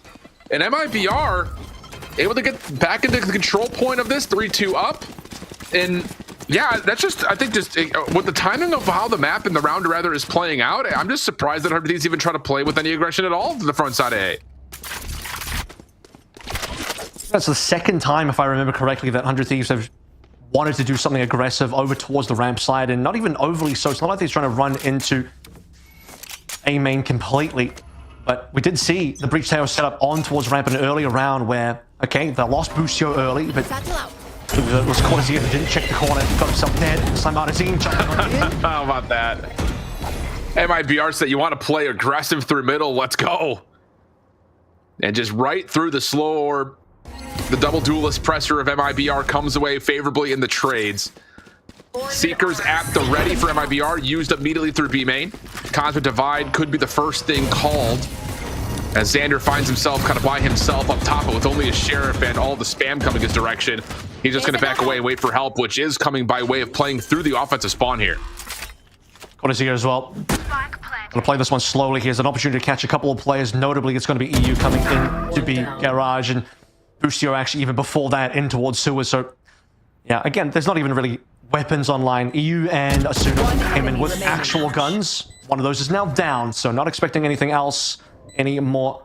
I don't know if Xander could even pick up anything. Actually, he ended up finding somebody's Phantom. And he'll walk away with that to end the round. But really fun thing about this particular round is we did see a couple times in a row here, 100 Thieves wanted to get super aggro in towards mid. They played that super aggro mid play twice for MIBR to dodge it. First time, largely due to, you could say, potentially luck. They wanted to play through a fast B, straight down the guts, showstopper in hand, end up losing that round funnily enough. But the secondary, as I mentioned, if you kind of put 2 and 2 together, you see a completely open B. You have to assume something big happened elsewhere on the map. So they avoid mid. They avoid the situation where they could run into that. And then as soon as 100 Thieves decide, okay, we're not going to make the same mid play again, that's actually when MIBR strike. Artisan gets really aggressive and they find the opening. Double duelist play has been really solid for MIBR. It kind of makes you wonder, like, why did they stray away from it in the first place? But as obviously has something to do with just the overall presence that Tejo has had in the last couple of months. But well, we could also find the answer out on defense if MIBR start faltering as they did. Well, true. So yes, they are a little on the defense with the double duelist, so that could be part of the reason. Maybe a little bit too all in on half of the map and not the other.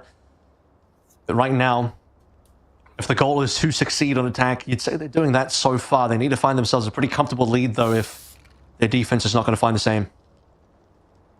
Here we go. Off the timeout from 100 Thieves. Showstopper, Armageddon, Cosmic Divide at the ready. The Rolling Thunder, I believe, should be pretty close as well here. So we'll see where exactly that charge is as we jump into the scoreboard. And yeah, just 2 away. Kind of a, I mean, it's been a really slow start on this series, honestly, for Boostio.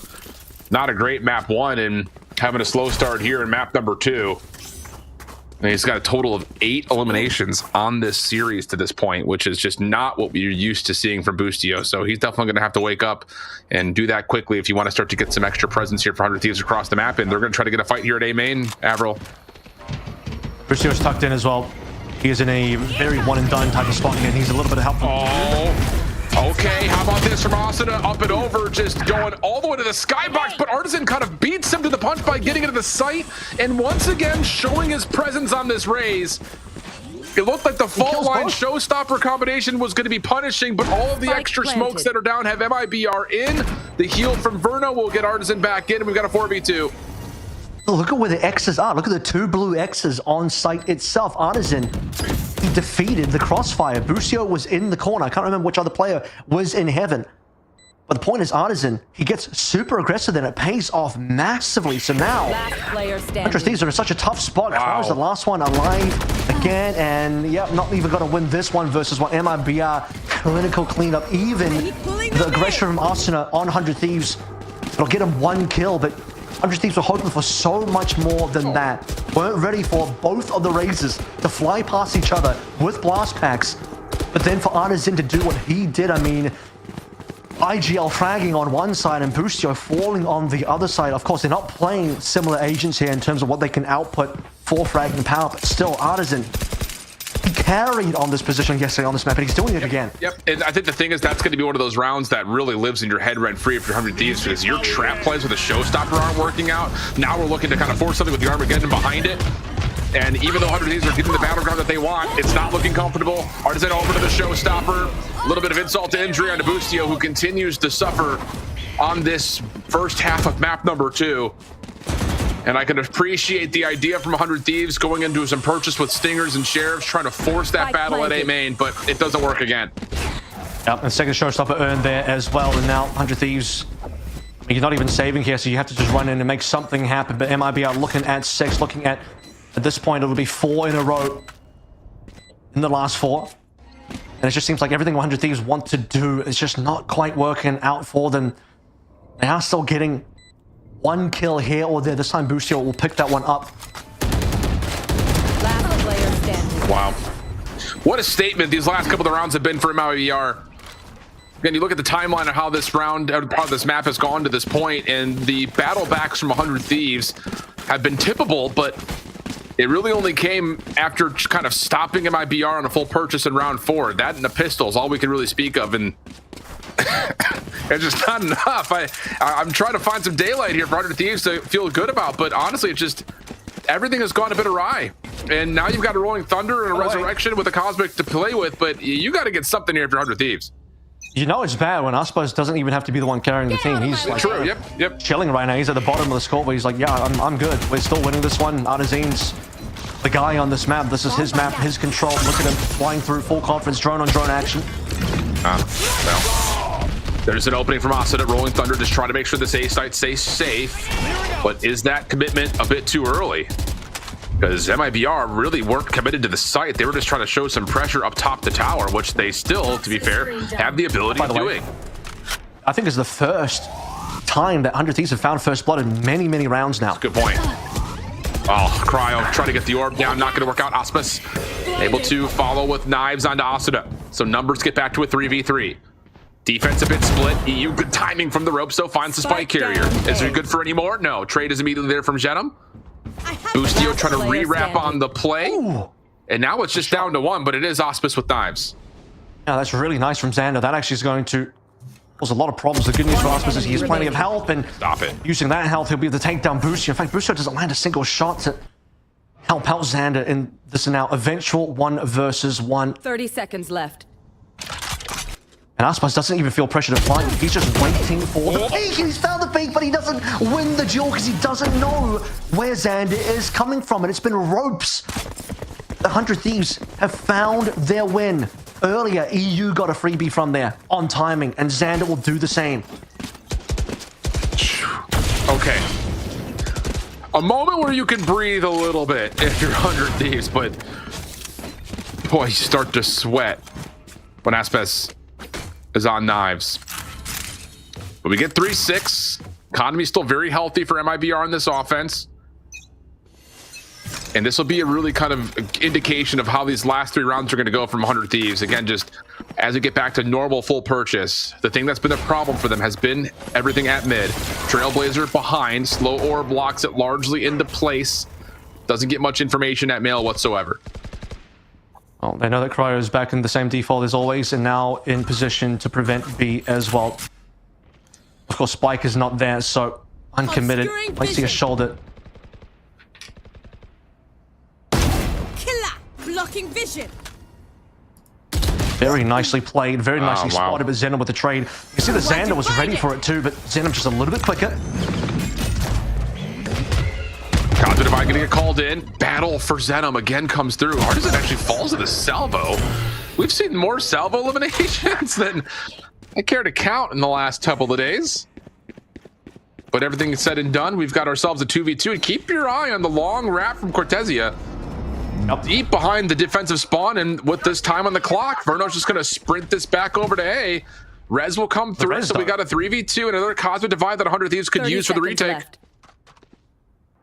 This is really nicely played by Cortesia. Not just the opportunity to maybe get a shot here, but more importantly, clearing out A to allow the plant to come on through with confidence. This plant will enable Seekers, so double ultimates online for MIBR. However, Spike planted. I don't think Cortesia is going to give up his angle because he wants to be able to hold this for a while. Yeah, for sure. There will not be a Viper's Pit in play. And the Seekers will give him the intention of when he needs to rotate back, if at all. First shot, and second not so much though. So now it's just on to 1. Verno playing over in towards tower. Maybe here's the ropes. Now the timing here, good, pretty clean on it. Knows that Kraus playing from behind him. And the barrier orb, smart play, but it does get instantly deleted. Time gonna be a bit of an issue. Verno checking, holding it to halfway is Cryo. Maybe looking for more. Oh! Just as that secondary jiggle comes through, Cryo pops off, finds the quick headshot. An unbelievable save for 100 Thieves to get us back to within 2 rounds. Yeah, I like that wall coming through as well. Closes that gap in the window ever so slightly as well.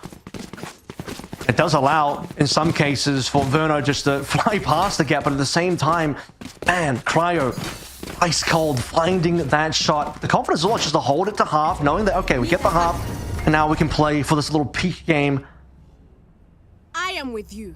We are strong. Just getting also Cortesia down in the 1-for-1. If Cortesia gets away, gets 1 kill, falls off, or gets 2 kills, round is completely different. Opening shot to Xander, that hurts. For you.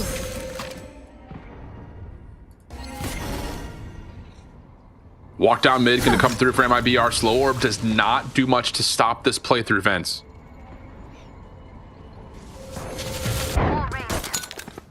Also, up close and personal. The paint shells don't get around the corner as he intended them to, so the judge will just back up a little bit into B main again. Artisan a few times now. I believe at least twice has been first blooded. Artisan, despite having a fantastic opening, slowed down massively.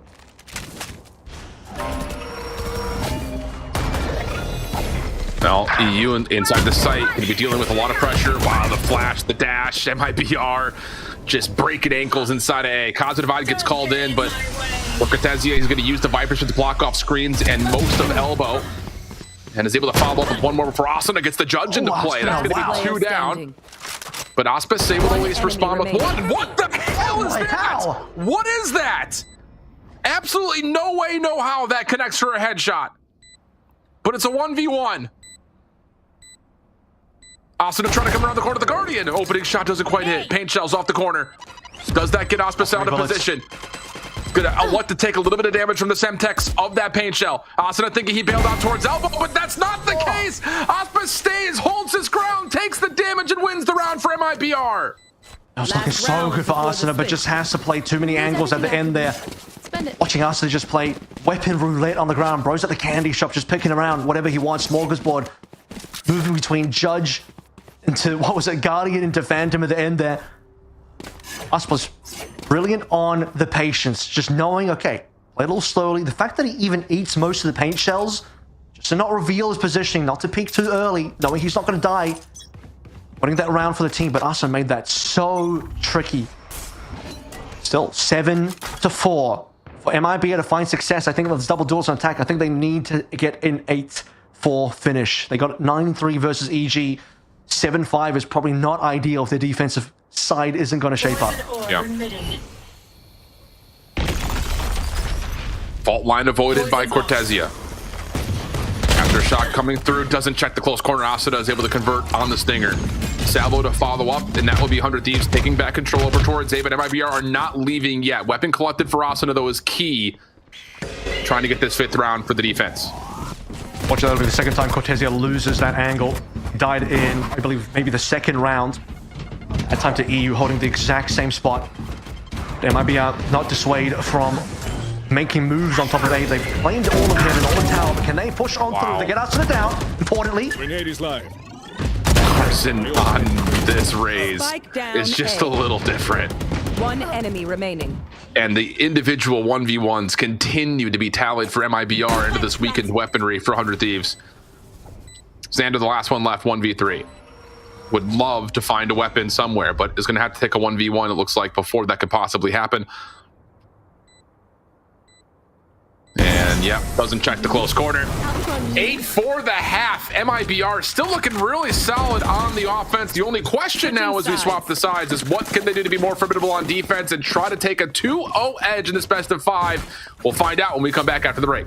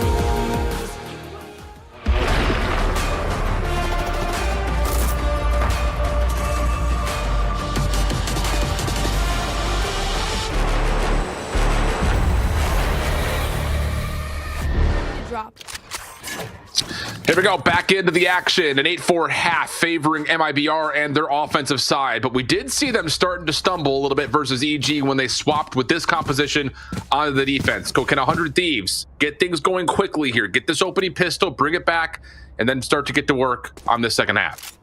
Of course, MIBR found their 12 immediately after 3 rounds of the second half in the EG series. Finished 9-3, then turned into a 12-3. Struggled a little bit after that. Now let's see if the Thieves can break that instantly on towards a full aggression.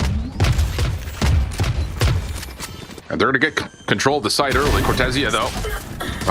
Good opener. Spike Ramp planted. still largely in control, though, of 100 Thieves. Verno going to read that there's so much action here. Just trying to keep this offensive post plant interesting, because look at Artisan already up through the sewers. Now an opportunity to possibly try to pinch on this. Can you keep them interested? First shot somehow doesn't hit the headshot. Looked like he was perfect for it, but you do have the ability of tossing in a little bit of extra utility to keep this 100 Thieves post plant trapped up top at ramps. But can you win the gunfights needed? Aspas gonna go for the immediate defuse. Has a chance to stick for it, but only gets it to halfway before the gravity vortex comes in. Now you can get it back. The rest of the way in the paint shells will not get there in time. The defuse comes through, and MIBR take the pistol. Arsenal was even stunned by the Astra there, so that was really unfortunate for Artisan. Still, though, winning the pistol is what counts here. Really bad situation for 100 Thieves, given they're already on a bit of a gap here to try and catch up on, but it's similar to what we saw versus EG yesterday. This will put MIBR likely on to the 10. It'd get a little bit tricky. Very back and forth type of round. You can see what 100 Thieves were going on. But holding on to heaven for a long time was also Verno. Credit that.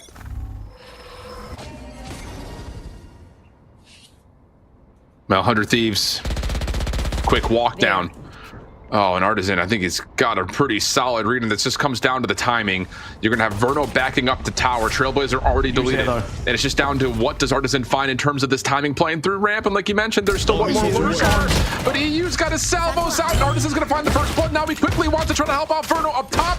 And they've done a pretty decent job of at least winning the opening trades. But 100 Thieves still trying to get their way onto site. Has cryo working for the plant. Last player. Couple players remaining, but probably not going to get much more done here. Xander, even with the drop onto Aspas, is not going to be able to land the shots into the defuse, and we're done. Artisan, 5 out of 8 here for the showstopper, but oh my goodness, EU caught with utility, but of course he would be in that position because he's trying to support his team walking on through, so of course he's going to have the pad out. Just an unfortunate situation where wasn't in position to get the kill onto Artisan, but also heads up from Artisan to be like, you know what? Could be a player remaining here. Could be a player still putting out util, and that's the first he gets. Oh, mercy. Not what you want to see if you're a 100 Thieves fan. MIBR on the bonus are going to have some shotgun presence in play.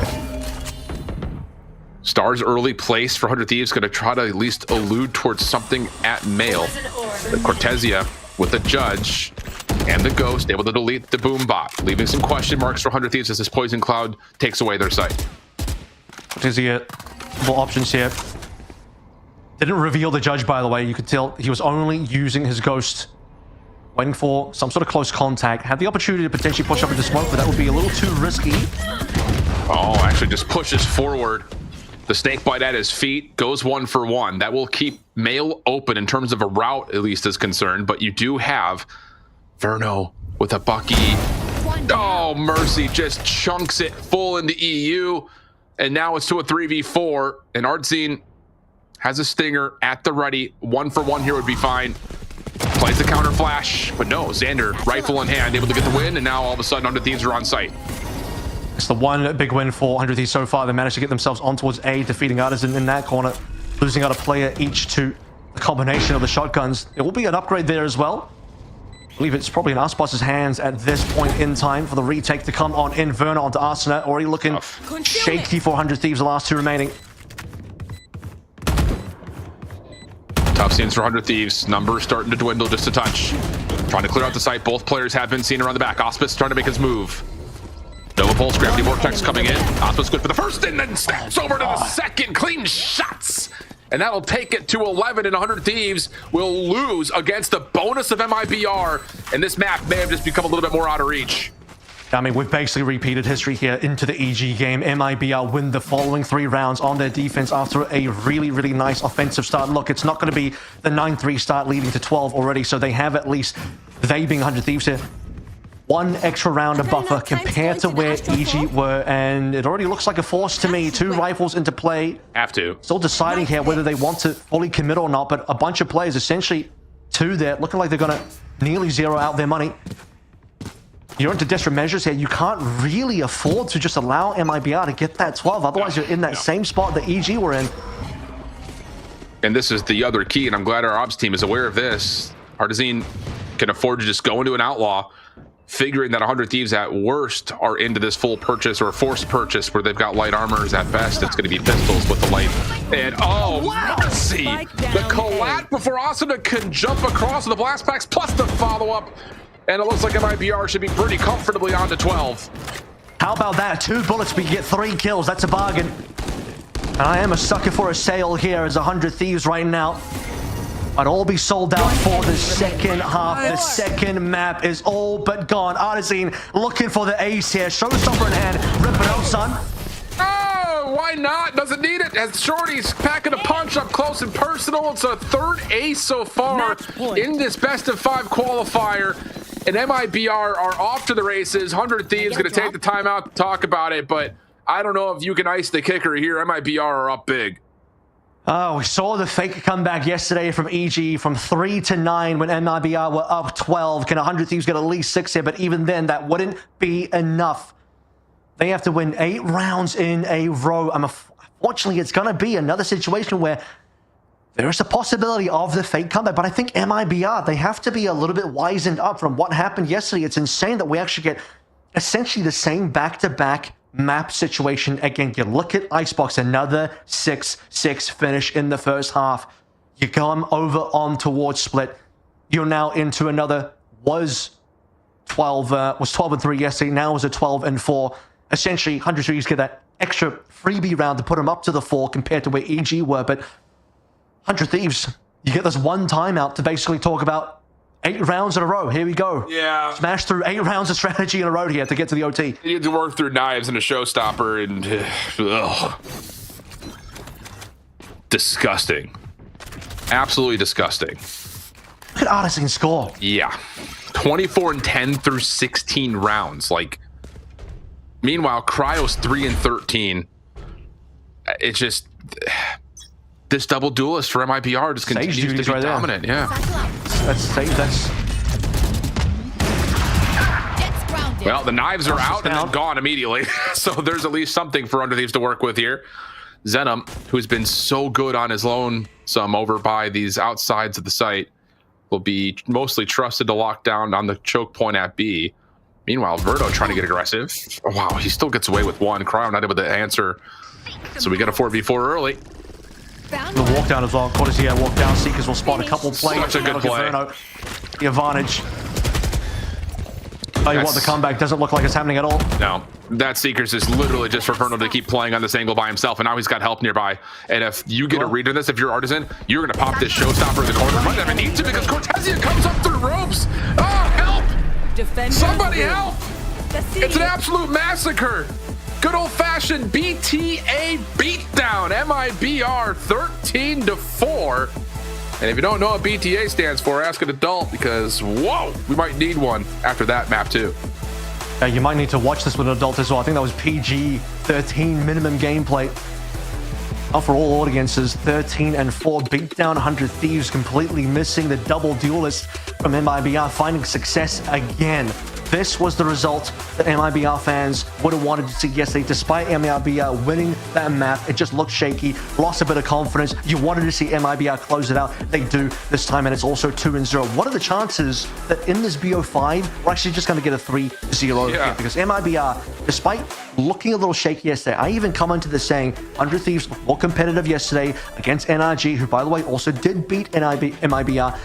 100 Thieves looked like a team that were in reasonable position to qualify into EWC. MIBR didn't look like their former selves just mere weeks ago in the NA playoffs. They looked in slightly weaker, shakier form. But coming into today, coming into Sunday for this final BO5 to qualify into EWC, they're all guns out and they're ready to play and they're ready to qualify and they're not letting anything through. Icebox was close, but this was just a little bit too much to handle if you're 100 Thieves. Catching heat at the right time, that's one of those get it in 30 minutes or have it for free, one of those delivery notices for you, because that was as quick as we've seen Split so far on the weekend. We'll step away, see if 100 Thieves can find a way to rebuttal, as there's going to be Haven coming up next with some very intriguing points. So don't go far. We'll be right back.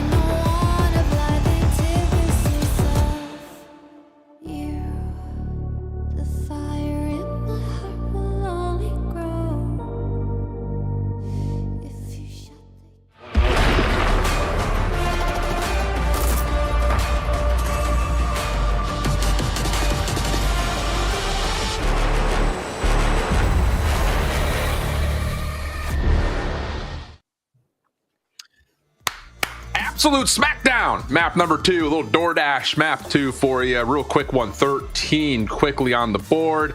MIBR looking damn saucy with this double duelist setup on split. Ends in a 13-4. First blood count, once again, feels pretty confident across the board. And actually, a number of, again, first bloods that just don't get finished off by 100 Thieves, but the presence of this double duelist moving around the map, continuing to open up space through mid, especially on the offensive side, too much for 100 Thieves to deal with. And now we've got Haven, where the conversation stays on double duelists, but we need to talk about it from the 100 Thieves perspective, because they continue to run this ISO Neon, but the results have not been convincing for them.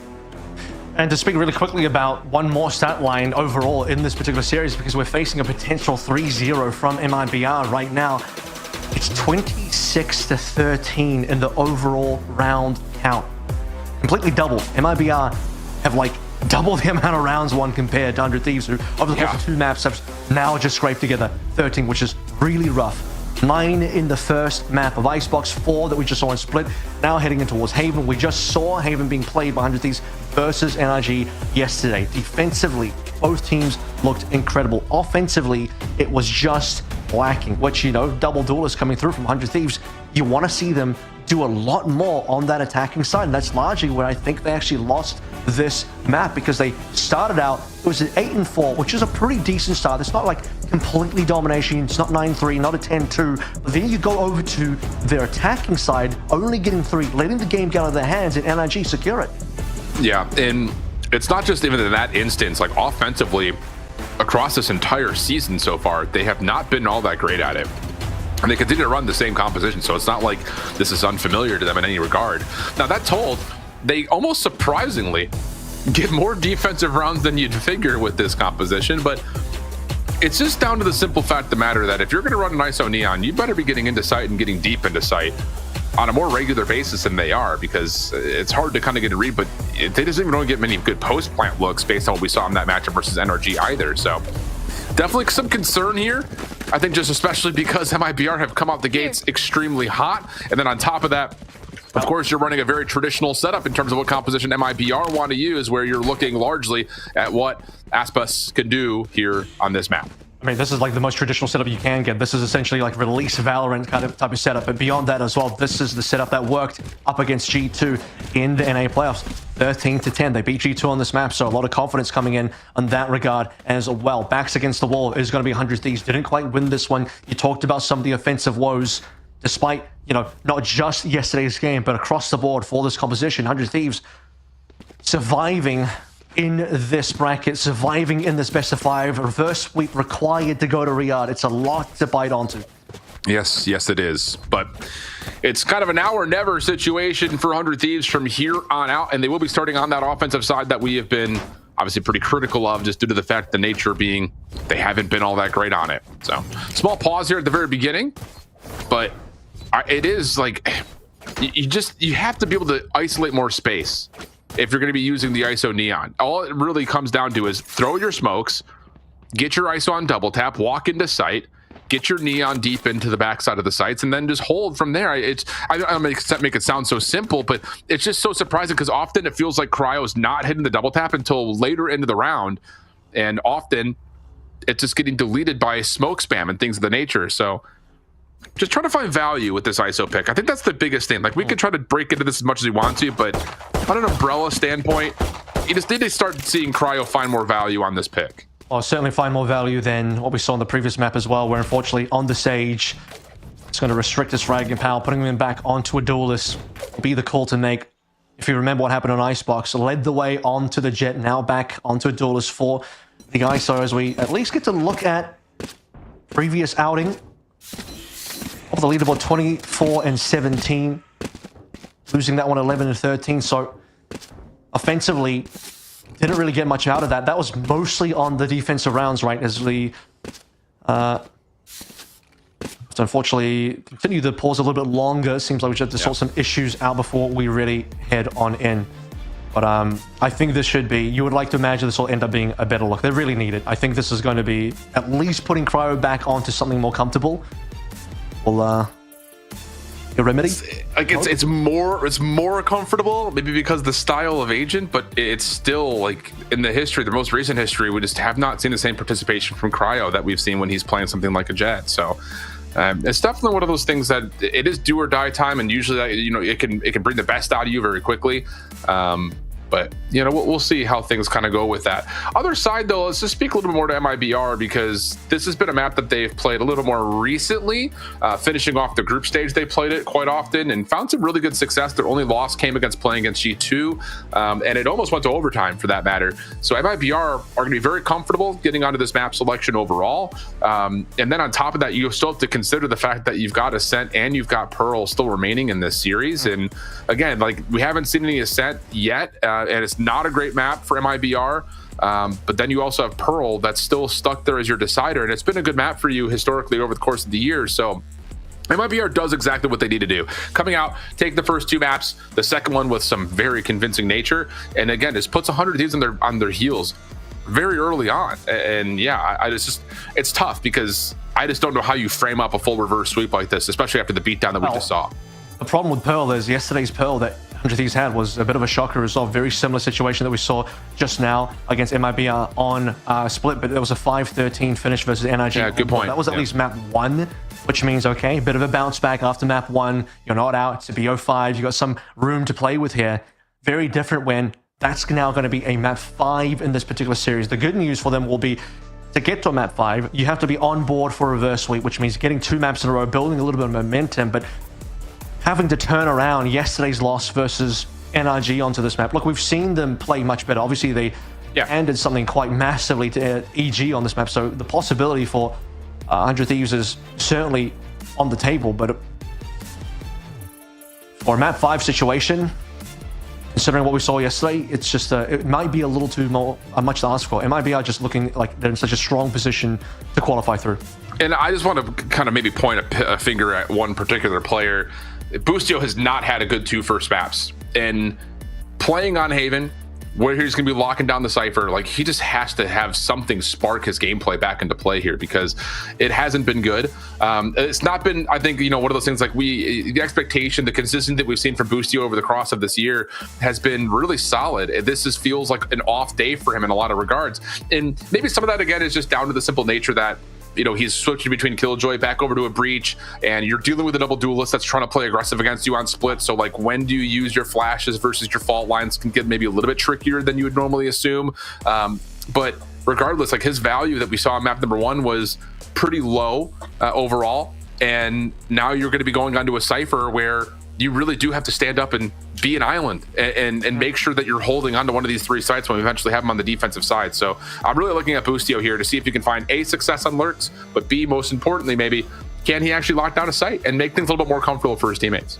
Speaking of locking down sites as well, I mean, just the distinct lack of map control being found through the Breach Teo combo, where this will be probably the last time we're really seeing it, because I don't know if we're really going to see many more events, particularly on this patch. So this might be the last one on this particular patch. So the last time to get some value out of that Teo pick before we move along, and we have now basically moved along and good point. Didn't quite get to see enough out of it. So on this particular map, as we've already kind of locked in agents, it's definitely going to be a much different look coming through from Boostio, as you've noted. But yeah, it's been a tough one. All right, we are getting to the map. Could be the final one here, Shift. 100 Thieves, they would like to continue onwards for a little bit more. My ult's not ready. Okay, here we go. 100 Thieves going to get the walk down with the double tap in play. It does get broken, though, as they do make their play in towards C-Mate. A little bit of damage has been tallied by Aspaz, but it's just going to come down to the retake attempt from MIBR, and keep your eye on number 5 and Artisan. How do they want to try to utilize this Breach and the utility to kind of break their way back through? Looks like the stack is largely going to be coming over through Garage and the defensive spawn, and here comes the play. All 5 ready to play on through. Fault line first, gets a couple. It's Asuna. So clean on the double camera, catches 3, but is it going to be enough? MIBR don't have it. Numbers, they need more kills. Corsia unlucky through Garage, and just 1 left to go. Flawless, you'd imagine, for 100 Thieves. Okay. And there's the man we're talking about, Boostio for 3. Love that. Love that for Boostio, love that for 100 Thieves. Pistol win comes through. And now on to a very significant anti-eco with 3 Vandals in play. No, Cryo's not going to go to the Vandal. Instead, he'll just pick up the Ghost for now, save a little bit of economy. And it'll just be classics as a way to almost give you the intention that we're just essentially going to group up together and see what damage we can pull here if you're MIBR. I mean, you want to see something special out of Boostio on that round, you get it. Very nicely played. One more, it'll be A side, 400 Thieves to start out with. MIBR, a little bit more cautious. Massive stack over towards that side of the map, but Cryo on the spots first. Well, Cortezia able to respond. Fault line still being held on to here for Artisan, but no follow-up down long. After that exchange has gotten us to an early 4v4. MIBR still taking some damage, though, in the mix of all that, so... Still, the advantage for 100 Thieves is solid. Going to have some question marks, though, about what's lingering over towards A if they decide to go down long. Yeah, gun-wise, that should be the Bulldog being picked up by Boostio as well. So still weapons on board. 1-for-1 trade. And MIBR very much wanting to stay over on the C side of map, leaving Verno solo. And not in a position where he can easily fall back. Might be able to drop away in towards short. He knows what's up now. He's just got to run. Well, a couple of spray shots for Cryo do connect on the exit, but the comfort of this post plant will largely rest on the weapons that they have to play with. And for MIBR, how much of this do you really give a go of versus just trying to sacrifice your lives to either the spike or trying to play for a couple of exit kills? So good stuff for 100 Thieves. You do drop the 1 for now. Could be maybe an opportunity for more to drop if MIBR try to force their way onto site, but looks like they're just going to sacrifice their lives to the spike here. Absolutely. They don't know that there's actually been quite a few purchases on 100 Thieves, so damage here would have been pretty nice, but it looks like they're just going to run to spike, all stacked up together, not really even playing for much of an exit. No one went for the flank. The map is pretty largely covered anyway. You can even see Boostio's cam position, tripwire on the backside, everyone dying to spike. Very uninteresting round. Thankfully for 100 Thieves, they get to retain the double Vandals they purchased in. And as I said, the one player that died, well, they brought in a pistol anyway, and they get to retain that extra Bulldog. So I don't think they really had much economy loss. Very minimal. No. So the bonus formidable here for 100 Thieves. MIBR are going to be on their full purchase, but a couple of the light armor are still going to be in play as they try to get their defense going. And, you know, again, just to kind of talk about it, their offensive side has been just a marginally more successful than their defensive one. At least based on the history on this map that MIBR have played it. They have not played it on the weekend, though, so it's still a bit fresher for them.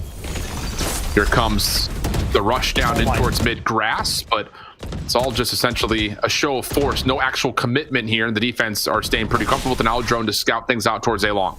You can see that the confidence was lost immediately when the fault line comes through from MIBR, so now switching over to the other side of the map, owl drone, spotting out Verno.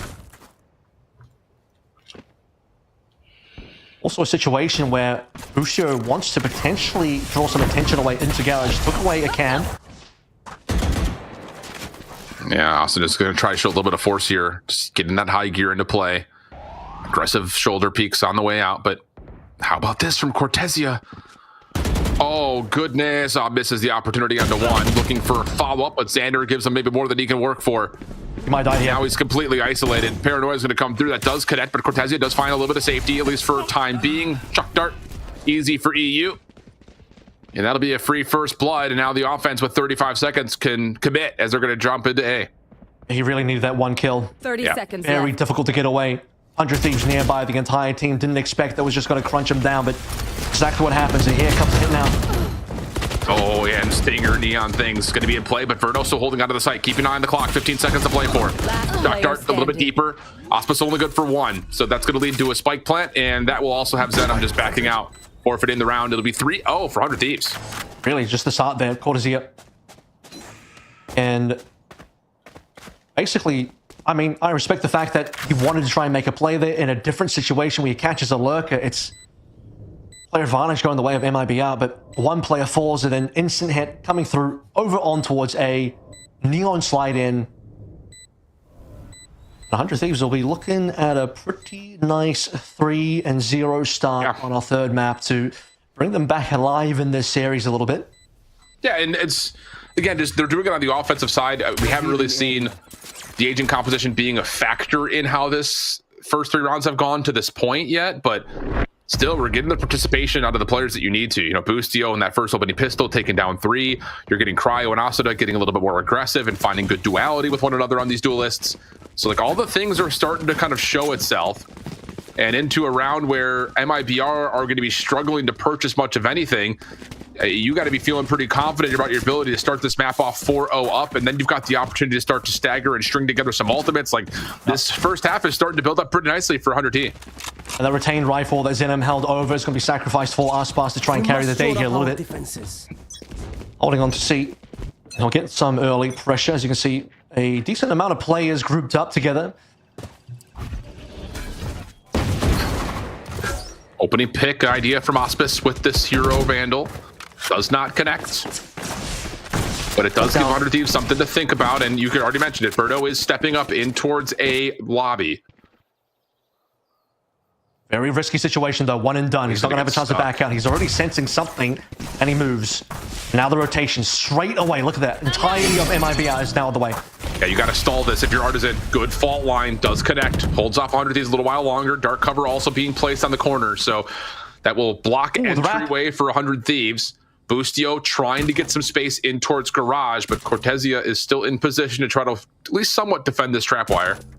I mean, look at this. Because Boostio is already in position, staying and lurking around mid, calling for the entire rotation. They've drawn out all of MIBR on towards A, which was the right call at the time, but now the bad news coming in. Triggered.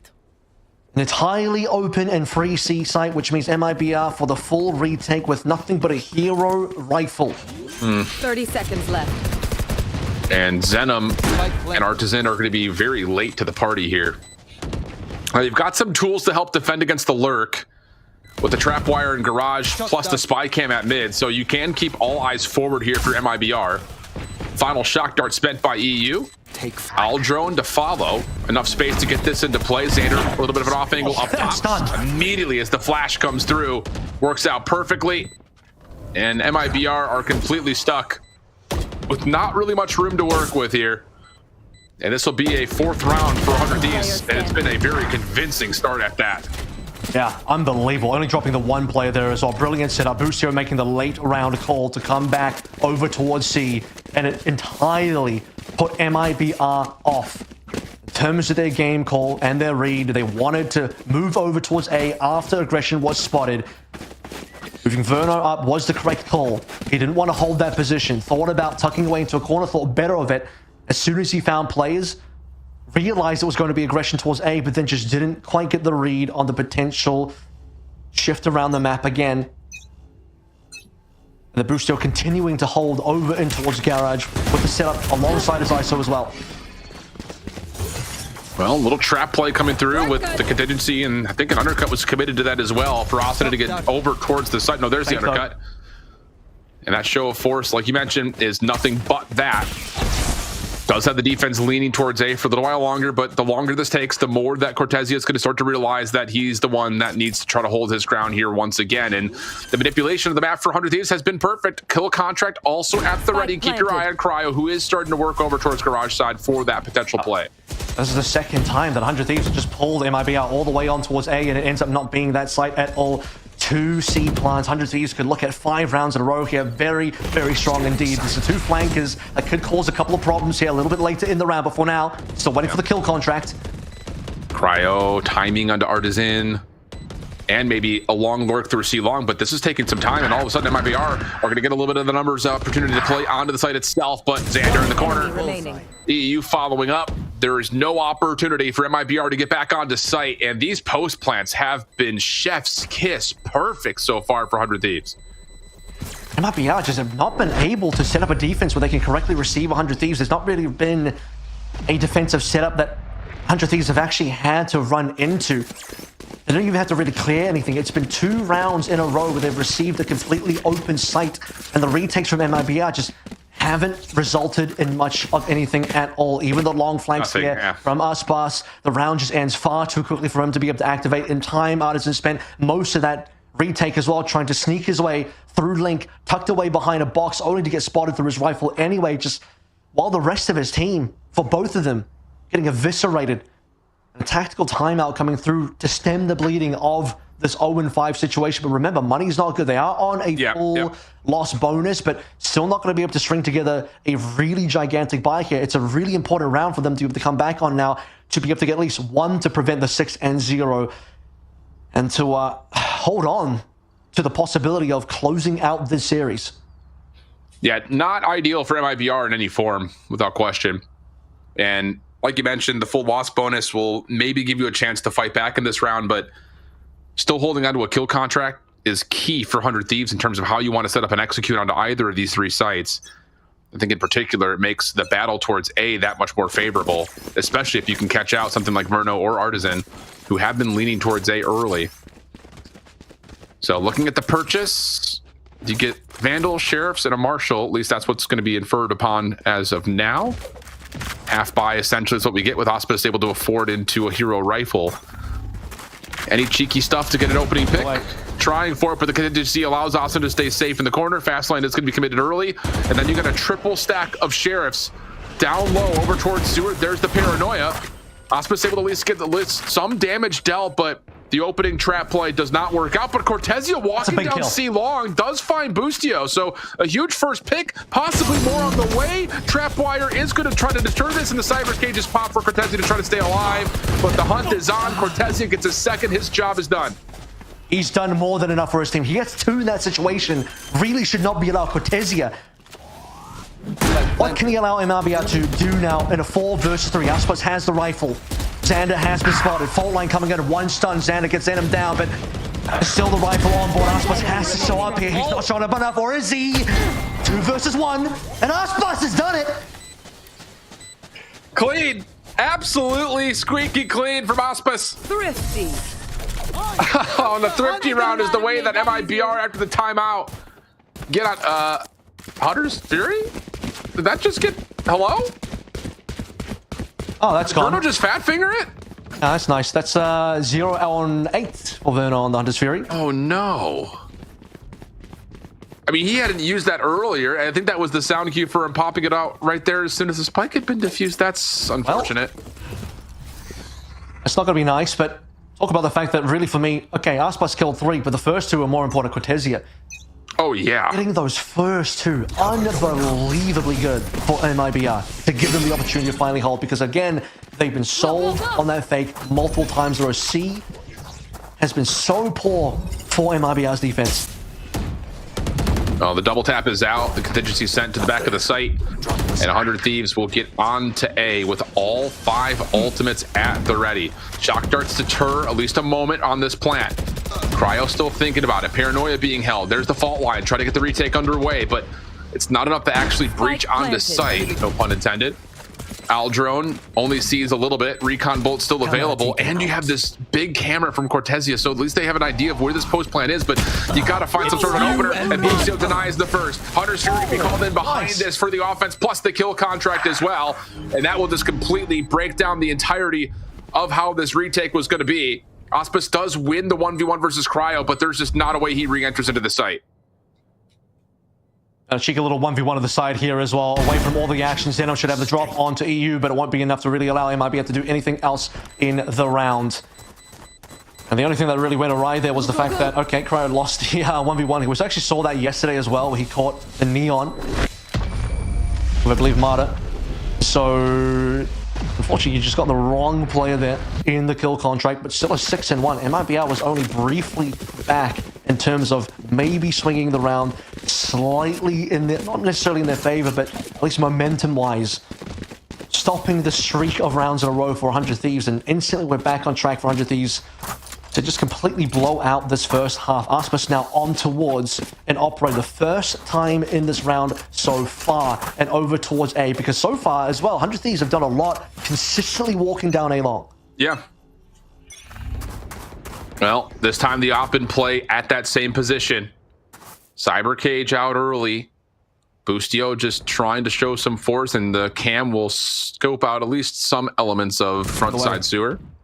That's going to call the rotation as well. Auspice sees the cage and understands that this is a little bit different. Every other round where they've shown aggression on towards A, it's been a lot more players using different utility, seeing only Cypher utility. Aspas thinking this is going to just be the Cypher default. Doesn't mean that it won't be an A finish. See, the spike's already back over towards this way. Now that they see the Owl drone, things are a little bit different.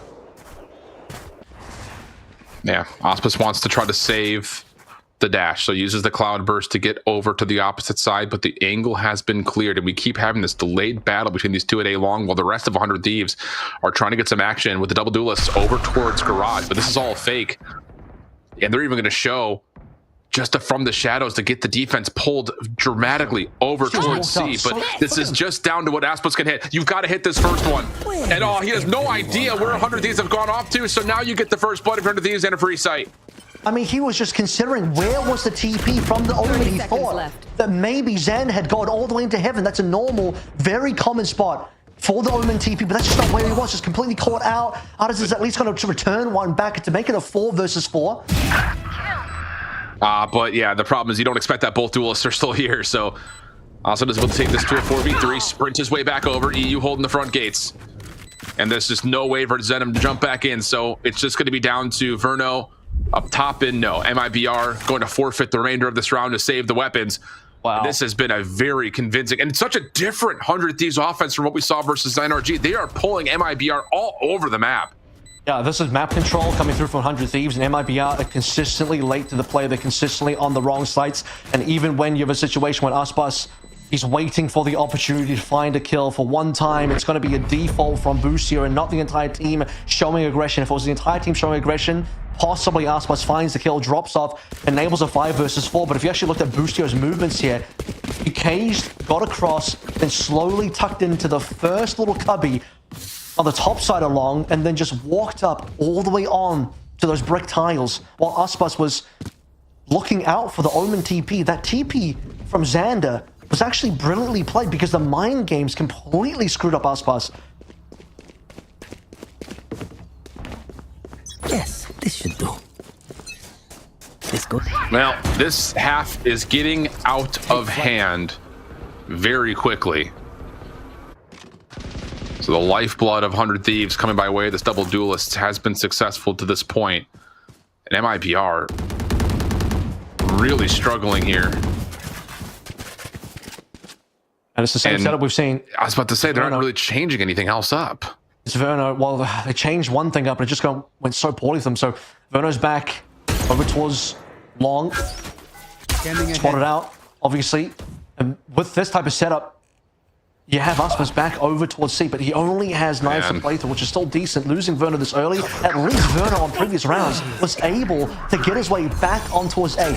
This scan coming on through. Neuro Theft is going to reveal everything. But again, like, how do you challenge the site itself, though, when you're this far out? And I just don't think you can. Also not going to be recognized that there could be a potential early flank. Big win here. Cortezia can grab it, and he is able to find the kill. So now you've got a little bit of a split here. 2-2. And Aspas has got the knives. How do you set him up? What tools are available from Artisan? And Aspas will see one down low. Paranoia cuts across the site. That's perfect. Artisan falls in to find another. Just down to, can they find the last into EU? And the knives will land. MIBR catch a second. I'll tell you what, both the rounds that MIBR have won have been because of Cortezia. He was able to find these kills. Where did he start? Boostio down first. Gets himself the Neural Theft. Played in to reveal the positioning, although at that stage, I think you got to know it's going to be an A finish. More importantly, though, he wins the duel versus very shaky aiming from Arsenal, who wanted to challenge that one. Ends up being a bit of a mistake, just couldn't quite hit the kill. And so now it's a 4 versus 3, enabled by Cortezia, and Aspas is able to fly on in with a bit more confidence to finish off the round. An extremely important round for MIBR, given that the round before was the operator round with the full purchase in. He'll have the operator again, and the round that we just saw didn't even really have that much purchase in. 3 rifles, but for Artisan, just a stinger. Bladestorm only for Aspas. Aspas does not see the initial peek from Asuna. That could be key. Has to use the Cloudburst, though, just to stay concealed off that recon dart. So that's enough information for 100 Thieves to say, not interested. And look at the walk down through A short. Exactly. It's just a camera in the way.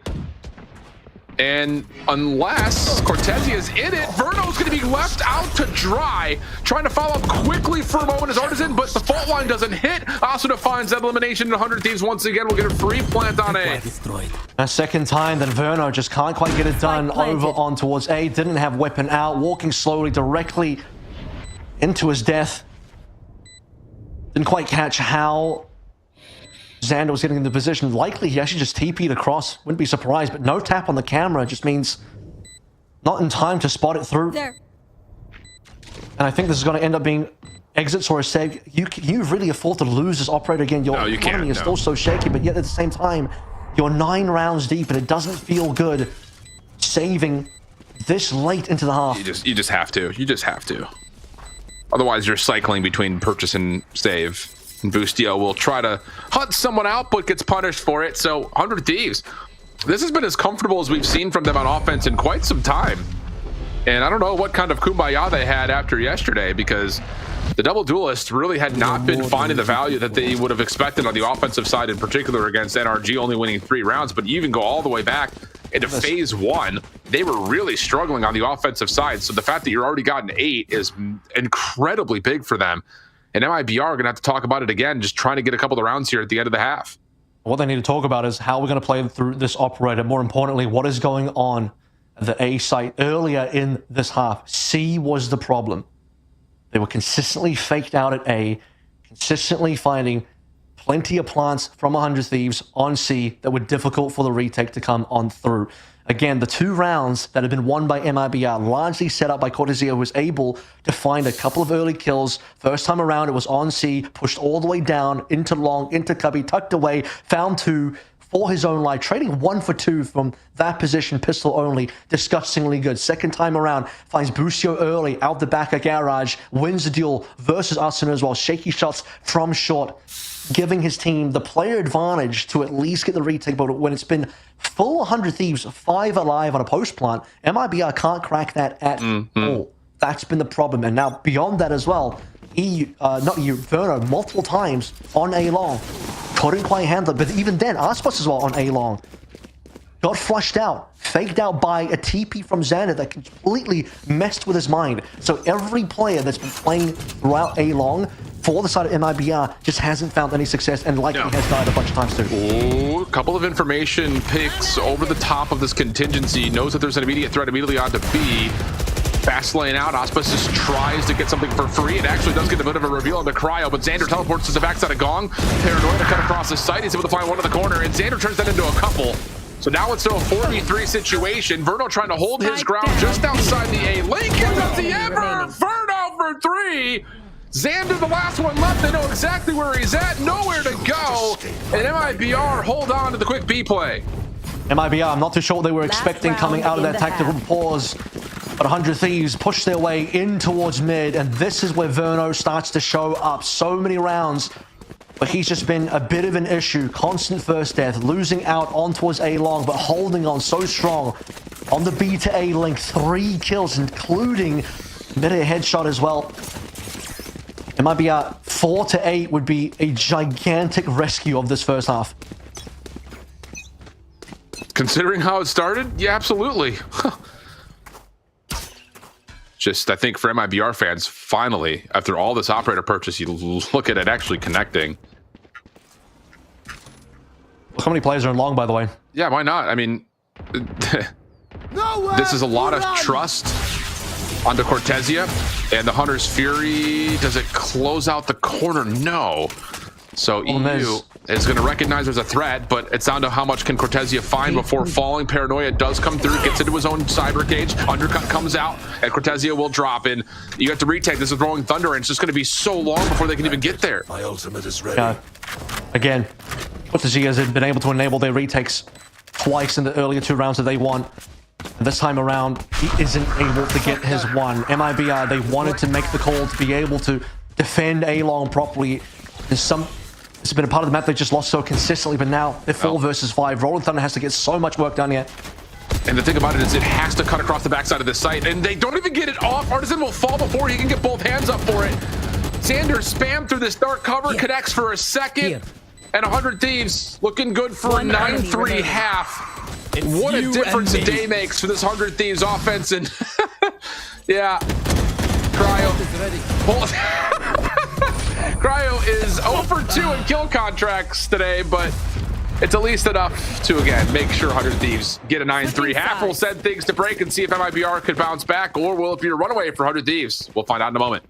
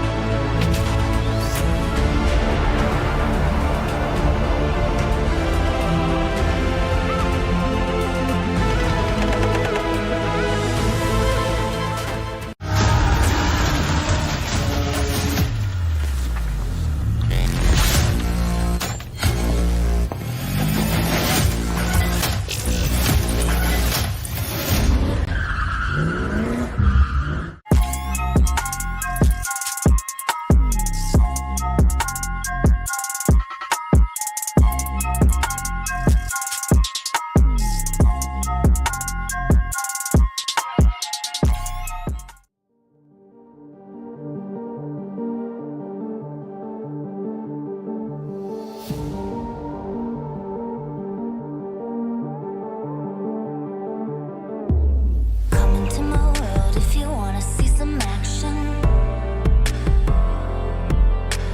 Enter my zone.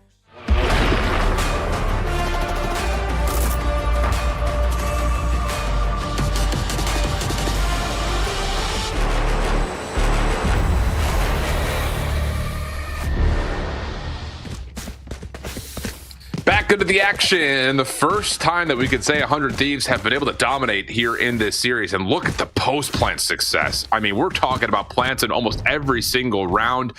And the holds of those post-plants, so darn good. But now we swap the sides, as MIBR will have their chance to try to do the same thing here on their attacking half. Yeah, so many times 100 Thieves are just able to get the sites for free. C, then A, pulling them across the map. The map control's been brilliant. MIBR, let's see what they can do on their end of the map now. You wanted to see really well played attacking side for 100 Thieves. You've got it. The opportunity now to win Haven. Bring us to map 4. You up first. What's ahead? I was able to find that spike carrier. Recon bolt to follow up. This Austin looks like he wants to go aggressively. Oh, and there's just nowhere for Zenom to go. Yeah, just Neon doing Neon things. But MIBR battling back, kind of trapping this play inside a garage. It's an even exchange to a 2v2, but Austin has gotten away. And yep, you can just keep on sprinting, keep on sprinting. Boostia looking for time to try to find the reprisal back over, but it's Austin who again just kind of rechalls, finds Verno, and it's all down to Aspas. For the 1v2, does get the spike planted, but that's it. 100 Thieves will take the pistol. That's got to be so frustrating, just watching this Neon flying through the map. You can't punish us in it. Stunning up a player as well. Trying to swing through to get that trade kill, and he is just gone. Then comes back for an extra, getting the defuse. Shipping on 4 ult points here already after the first round. And 100 Thieves, this is already going to have to be a force from MIBR, and 100 Thieves should know it as well, given the fact that a 10-3 gap has now been found. Putting this to 11-3 is basically game over. MIBR must win the force, coming on in 5 stingers. All action on 8. Woof. And there's going to be, yep, a lot of tools available here for 100 Thieves to try to deal with it. Just a little bit of spam and a lot of damage. Already connecting at Artisan. And now with those Stinger sound cues, you know that there's going to be a hit on the way. Asuna stepping on into the play is good for the first 2, make it 3. And the hopes of MIBR coming back into this map may be done here. Yeah, last little spam shot to the wall connects, and Cortesia, well, good luck, have fun. Get ready for another Stinger Force in the next round. 100 Thieves looking for flawless. Cortesia is not going to be able to even cross for free. Asuna with another 4. How about an overdrive found on the second round? How about one way to shut down an entire push through A is just Phantom on Asuna, who is heated up entirely, broken through onto 14 and 6. Garden will be the only difference here. Little favorite of Zenom whenever he can't quite get his hands on a full rifle. But man, what a turnaround this would be if they can what, a 13-3 after losing 4-13 Yeah. on just the previous map. And this has been a no contest. Ball line out MIBR, like you had already mentioned, is going to continue to have to force buy up. And Artisan, again, just taking pretty good amount of damage just through this spam. But MIBR are going to take their time trying to approach on what they want to execute in, and they may just actually run this down C long. You've got Cortezia just kind of watching through garage best they can with the spy cam to watch his back. Cryo timing here, sees more than enough information and will toss out the undercut just to try to stave off this play a little while longer. Cortezia's walk up will get him into garage, and that'll be enough for MIBR to kind of back away and keep Cortezia here. Sinham's also tucked away as well. So I think the re-aggress on C is certainly possible, but they're moving across the map. They're going to leave behind 2 lurkers. Austin is gone as well. The peak of the window could cost a potential life here. We'll have to see what happens in terms of that development. Verlo's gone now, as mentioned. Ooh. If there's more shots, timing. Cortezia maybe gets a second, but 100 Thieves still clean up the action over towards garage and C long. And now a 4v2. Artisan's going to have the space to be able to get the plant off. Spike planted. Also, they're going to go quickly. Does have the overdrive available if he wants it. Still can cook it up with the Phantom as well. Good timing for Xander, able to find Auspice just on the backside of C-Link. And Artisan with a stinger in front of this plant. It's going to have a really tough time trying to stop this from being diffused. As 100 Thieves know exactly where he is. Easy cleanup, easy follow-up. It's going to be map point for 100 Thieves. Yep, only one loss there, and that was coming through from a couple of late lurks being activated. A very quick response from 100 Thieves after seeing the aggression coming through from MIBR on towards C long. The ISO of Cryo not to be phased by that situation despite missing his shots. It's fine. As we hit match point now, map point I should say, we are looking at finally some rifles being bought up by MIBR after finding maximum loss bonus, but it's a long road to climb. They put EG in this situation yesterday. They put 100 Thieves in a similar-ish situation just last map, and now they themselves will be forced up against extremely difficult climb. More than likely, map 4 Scent is on the way. Feels likely. Xander feeling a little bit of pressure over towards C long. Cryo actually also committed the double tap there, thinking there was going to be a quick hit down long, but not the case. It's a quick action instead. Over to B. Aldrone maybe sees a little bit of this. And Cryo will see the double tap expire, but EU does no wrong. Spamming through the cyber cage, catches one. Asuna timing here is good. Little snap out of the head of Erno. And this may be the last little moment for Haven as Cryo cleaning everything up. As Aspis last one left, who will be zapped in the corner. Flawless round for 100 Thieves, and honestly a flawless map for 100 Thieves. 13-3, responding in kind to the beatdown that they just got served on Split. I know, and after looking at Split, you're thinking MIBR in a strong position to just close out this BO5, but 100 Thieves come in so powerful. You even said it in the earlier rounds. Before we even got into the first round, by the way, looking at a player like Boostio, we need to see him step up a little bit, play very poorly on the previous map. Look, he only ends 9-6, but importantly, he was able to deliver on those earlier rounds to kind of get his team snowballing for the other players to start to then take control, as Arsenal does on the entire of the second half. Just didn't even die one time. I think most of the players on 100 Thieves actually exited that second half without a single death. Might have been EU with the only death, potentially. One more potential other death, but very small. Nothing really there at all. It's about the attacking side, though, for MIBR, rather the defensive side, though, for MIBR that caused all the issues, just being flung across the entire map from A to C to A to C, and no matter which side of the map that MIBR were actually on, that wasn't the side of the map that actually mattered. That was the wrong side of the map. And it begins with, I can't remember which round it was early, it was within the first 5 rounds. Boostio waiting around the garage, his entire team pushed up into A, and Boostio says, we're going to force ourselves to run all the way back now, make the swing around. MIBR doesn't catch it, free C site, and after that, MIBR just have no clue what's going on. IGL cooking it up, good mid-rounding coming through, and just overall, absolutely night and day difference from what we had seen the last time 100 Thieves played here against NRG. So, very rapidly, we find ourselves looking at map number 4. We'll step away for a break and give you the setup when we come back after this.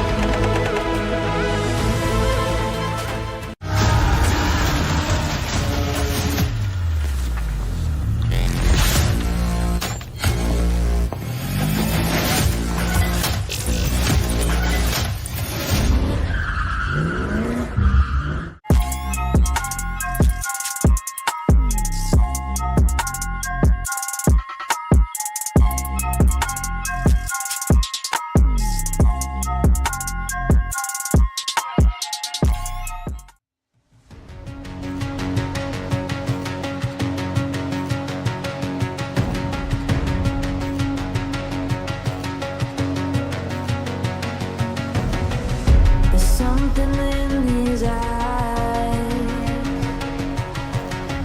There's a storm within, but it's written in the skies. Let it break me till it's over. Won't let it shake me, no.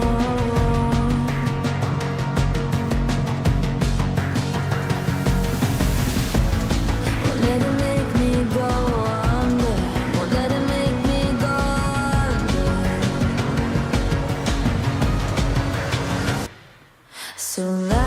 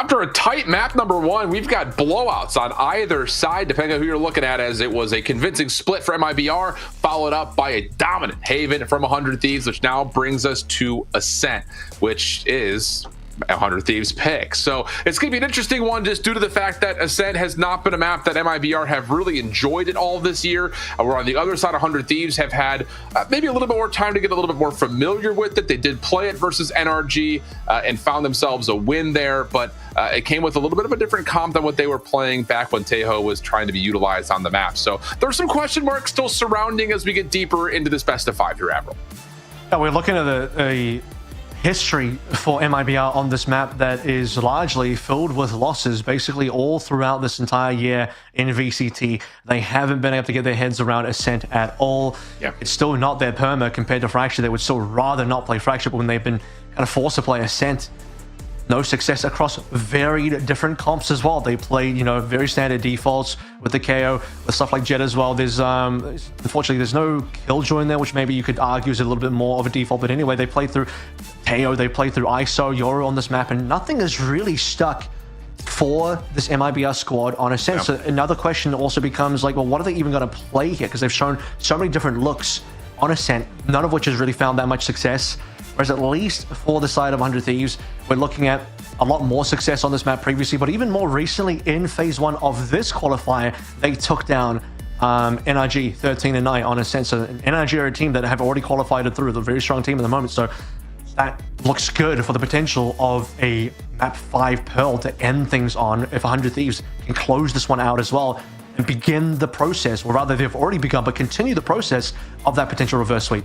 Yeah, and I think the thing too here in terms of kind of seeing this from MIBR's perspective, and I think you have to, obviously, going into a best of 5, know that if your hard veto is going to be at Fracture, you need to get prepared for Ascent. So I'm sure that overnight they were talking about what exactly they wanted to do in terms of composition, but also how they wanted to try to structure around the map, because 100 Thieves have often been a little bit more on the brawly side in terms of trying to get active early. But that all told, like, it just kind of comes down to, like, what is 100 Thieves going to face composition? There's going to be a bit of a question mark here, I think, in terms of what exactly MIBR is going to bring in. So with that said, let's just not waffle around it anymore. Let's take a look at the agent select and figure out what exactly MIBR are going to choose to do. And well, it looks like they're going to be going over to that Killjoy that you were mentioning. So dropping away from the Cypher, which they had played in the group stage of Americas, as well as the lower final, they had swapped over and tried to play the Vice. So they're going for something a little bit more normal. And honestly, it looks like we're going to get a mirror matchup here. Mirror. Yeah, and the most important thing here as well is you also, when you look at the other side, Cryo is back on Jet, so his Jet performance on map 1 of Icebox in this BO5 was astounding. Things got a little bit more quiet throughout the other maps. Obviously, Split was domination from MIBR, but even above that, Sage just didn't really, at least in terms of fragging power, wasn't quite there for Cryo. To be fair, the entire team wasn't doing particularly well on that map in general. But then ISO, even on the last map, compared to, like, say, Asuna, a little bit more on the quiet side. So, and you know, obviously he lost a couple of kill contracts there as well. I think putting Cryo back on the Jet for a map like this is going to be pretty dominant. And then Cryo gets to play the Yoru for the following map onto Pearl. That's a really nice way for 100 Thieves to potentially finish out the series, putting Cryo in a position to win.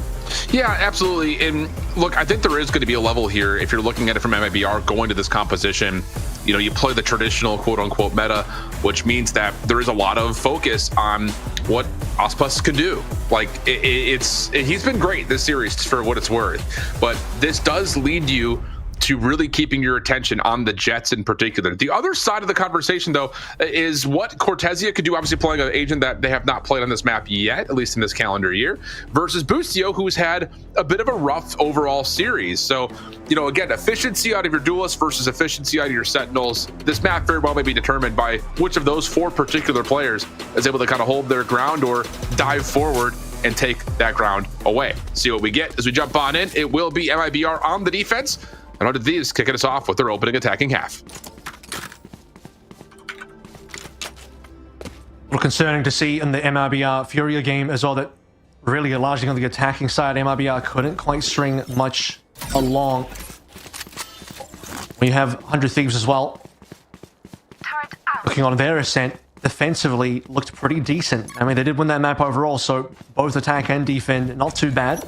defensively got a ton of rounds versus NRG. So opening setup coming up through. Let's talk about 100 Thieves on this offensive side. All grouped up over towards A immediately.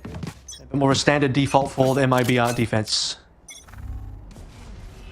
100 Thieves, then early stack up over towards A. One-way smoke on the corner. We'll have Ardzin playing up at A for now.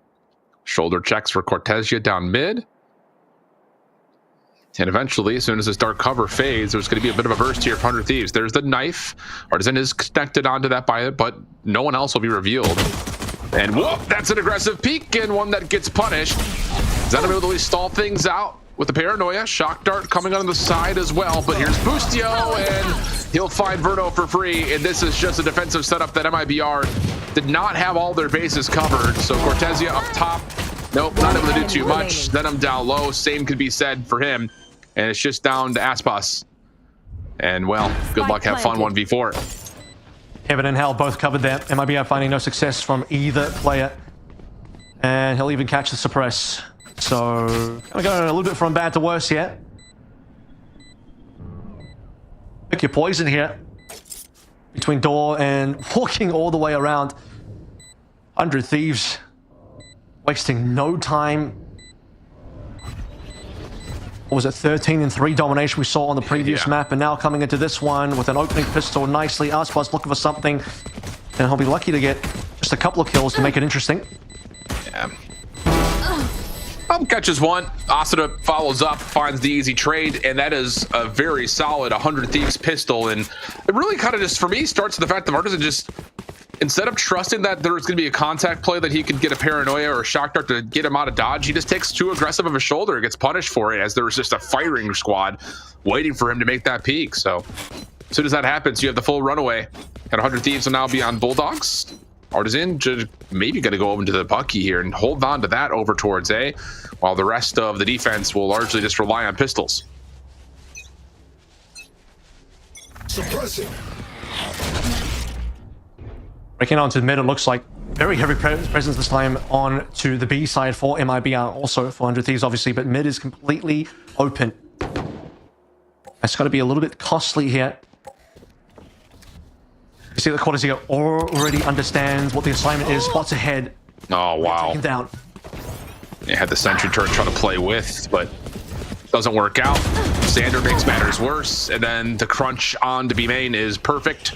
Isolation to Verno has been clean. So 100 Thieves are going to take the anti-eco, unless there's some sort of a pop-off with the Bucky, but can't even say that with a straight face. So Spike will be planted here at B. They want to just make sure no one's hiding inside arches. And now 100 Thieves could just get to work stacking up at main and at the market doors. Artisan may have an opportunity with the Bucky here if he can find something, but looks like he's going to wait to try to catch just a couple exits. Realistically, best he can hope for, right? Same could be said, I think, for Zenom on the other side of the map. He's even just falling off. He wants to link up together with Artisan to maybe catch plays together, but 100 Thieves are just going to exit over towards spawn because they've called it safe. They're saying, okay, maybe they're playing for exits, but we've already walked out over towards defender spawn, now even checking over towards pizza. So the Bucky will end up finding nothing. These two will probably end up just suiciding to Spike at this stage. Sure will.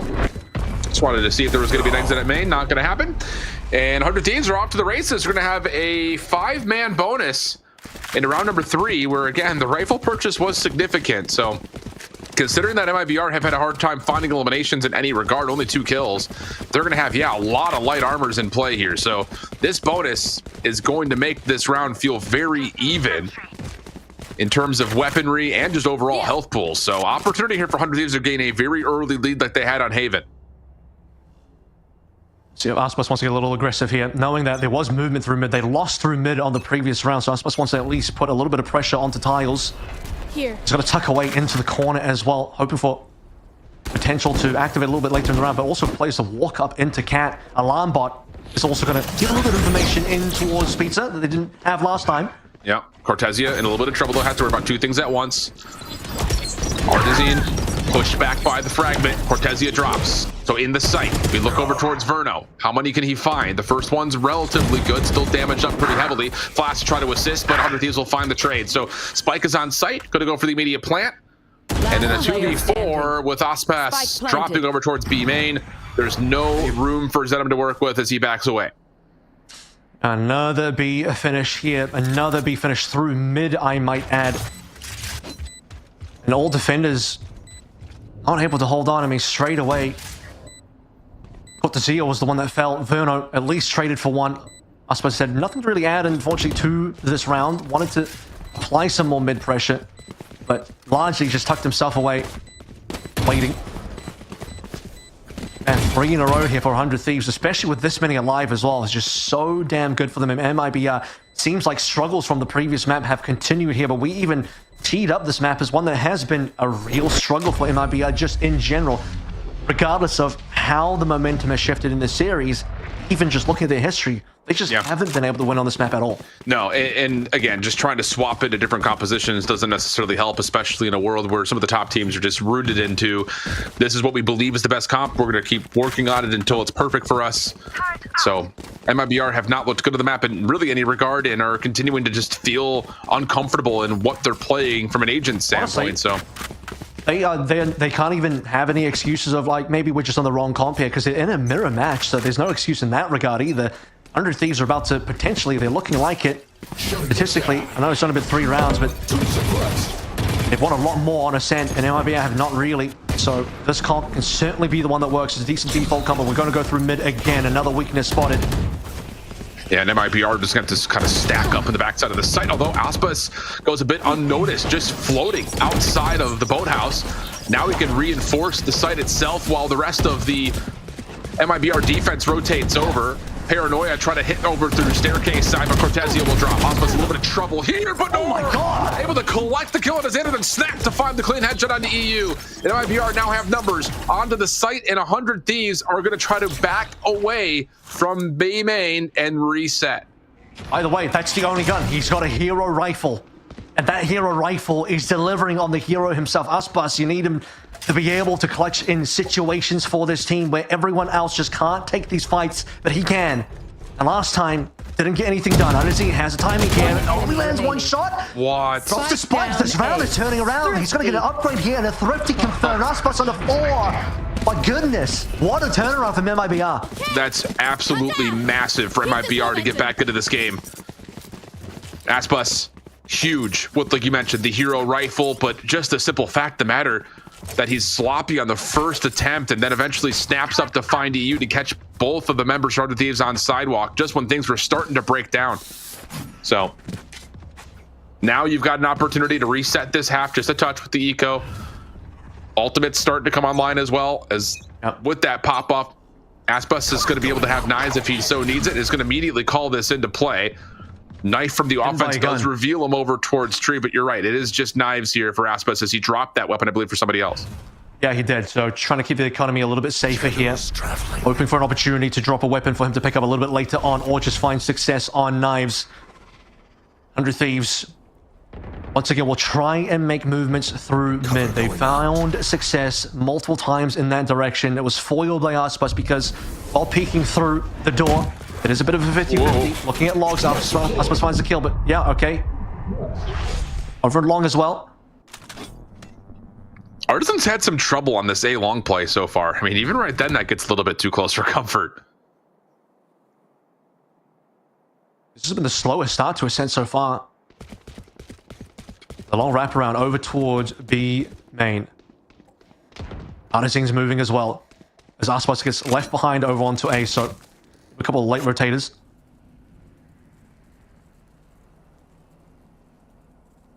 Shock dart. Good timing on the shock dart as soon as the sentry turret activates. Second one going to be thrown in. Nanostorm to try to delay this hit. No command going to be committed here for 100 Thieves, trying to make their way over through sidewalk. Nice opening shot from Verno as his teammate on his left hip falls. Cryo will try to work their way in. Flash just trying to give Verno a little bit of assistance, but the follow-up from Asuda is great. Plenty of time for this plant and a lot of vacancy to make sure this gets down safely. So the post plant for 100 Thieves. Now just down to, can they hold off from Aspas, who's already found the first. Reveal onto one more and logs. There's the reset. Up and over. Oh, just barely giving some haircuts, but no. Cannot get to safety. Backside sidewalk, and 100 Thieves get their 4th. Now, Verno did a good job trying to hold on there. At least collects one and delays a little bit longer, but can't survive 2 flashes. Really just comes down to Aspas trying to get the kills required again to be the hero of the team. Runs out of knives, picks up a gun. Just takes too much damage as we go into tactical timeout. Opportunity now as money is looking, despite that loss, okay. They have rifles. More importantly, operator online for Aspas. And he's already in mid. They know that they need to hold a little bit more control here.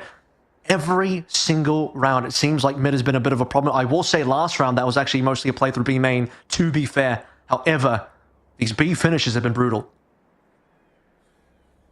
It's just the simple fact that there hasn't been an opportunity for MIBR to contest main at all.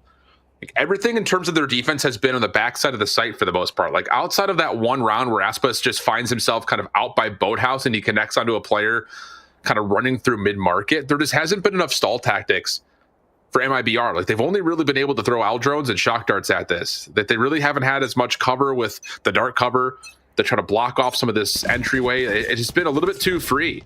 And when you're committing so much to try to get A main control, and it still doesn't feel comfortable with Artisan getting pushed off so quickly, that it does just make it difficult to hold on to this B site. And they're going to go instead to this round into a full purchase with the operator for Aspas and mid. Two players roughly playing through that mid as well. Aspas backed by a little bit of utility. This is what we've been waiting for. That is smart. a freebie. Yep. Good punish. Finally. You want to be punishing players from 100 Thieves walking their way through mid. Now onto Catwalk. Yeah, Artisan just having a lot of trouble over towards A.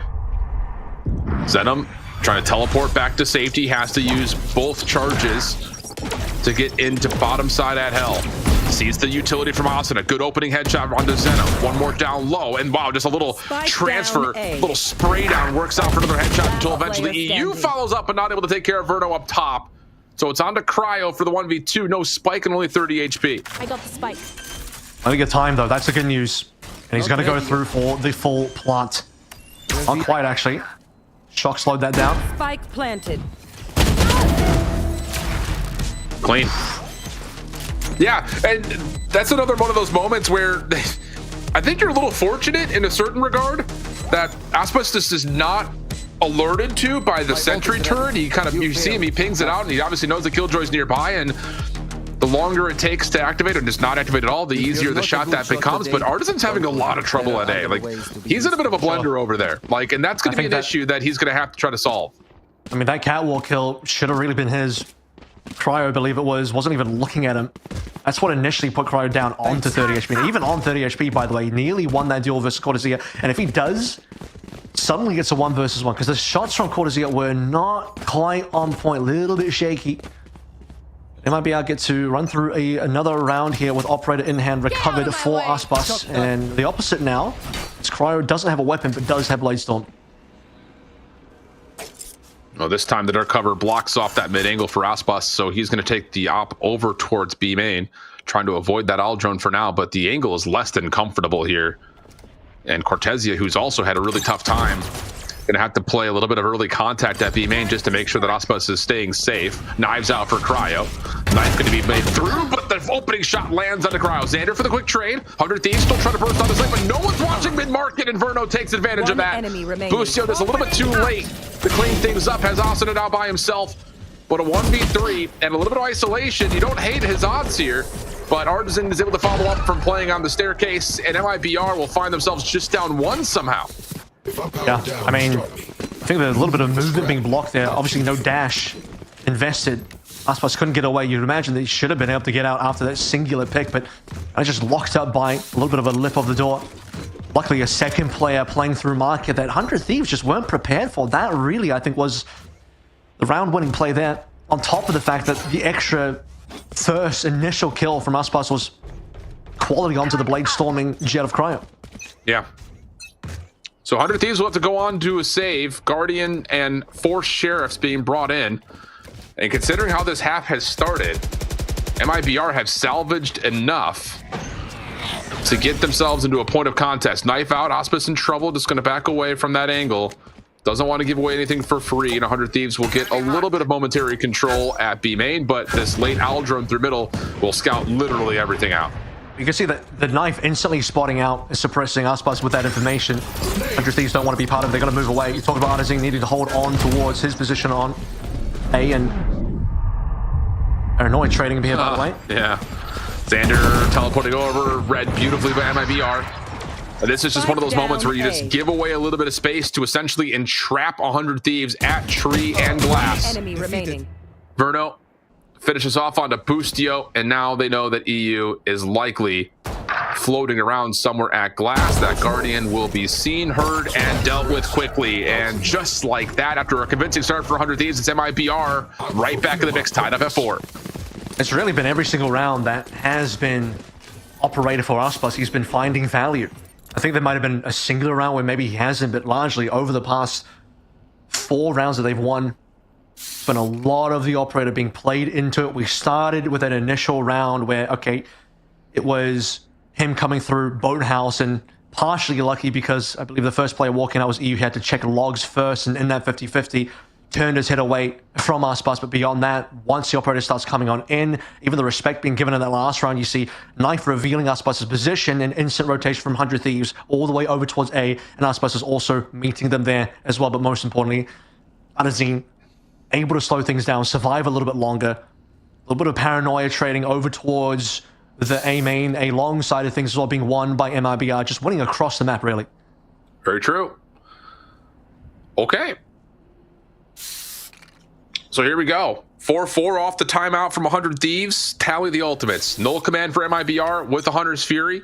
Other side, 100 Thieves will be able to use things like the lockdown and 100's Fury of their own. Also close by, well, really, it's just the knives for Aspas and the From the Shadows for Xander, which really is nothing game-breaking. So see what we get. Important round here, though, for both these two teams into round number 9. Full purchase as well come to the boot with this.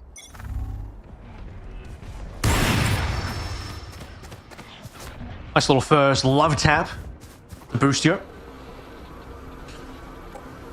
A large ultimate round. Let's talked about our drone just to clear out a little bit here, but this is just the biggest thing that's changed compared to the earlier rounds is 100 Thieves not able to walk through mid as they have been. In fact, they haven't really ever played through mid since the operator's been in play. Yep, and you just have to respect that. Wow, the timing of that fragment is pretty legendary. Plus, you also get the knife to reveal 2 more. Offensive fragment being spent. There's the pop flash to try to challenge over towards tree. Cryo will be fallen, and how about that? Just when you start to think that Artisan is going to be vulnerable and maybe one of the openings that 100 Thieves can hit through, he finds all 5, and that's what, 5 aces I think so far in this best of 5 series we've had. I think did Artisan already have an ace a little bit earlier? I feel like he did actually have an ace. He did with the raise on split.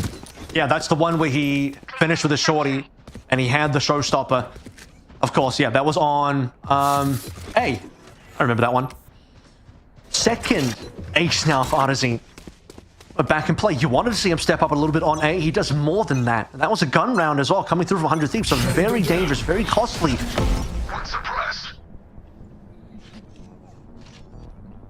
Aspas gonna have to hold his ground here. Able to get a tag with nothing more. And how? Okay, the follow-up question to how many aces have we seen? How many outlaw collats have we seen this weekend? A couple. More than that. Anti-eco monster that gun is.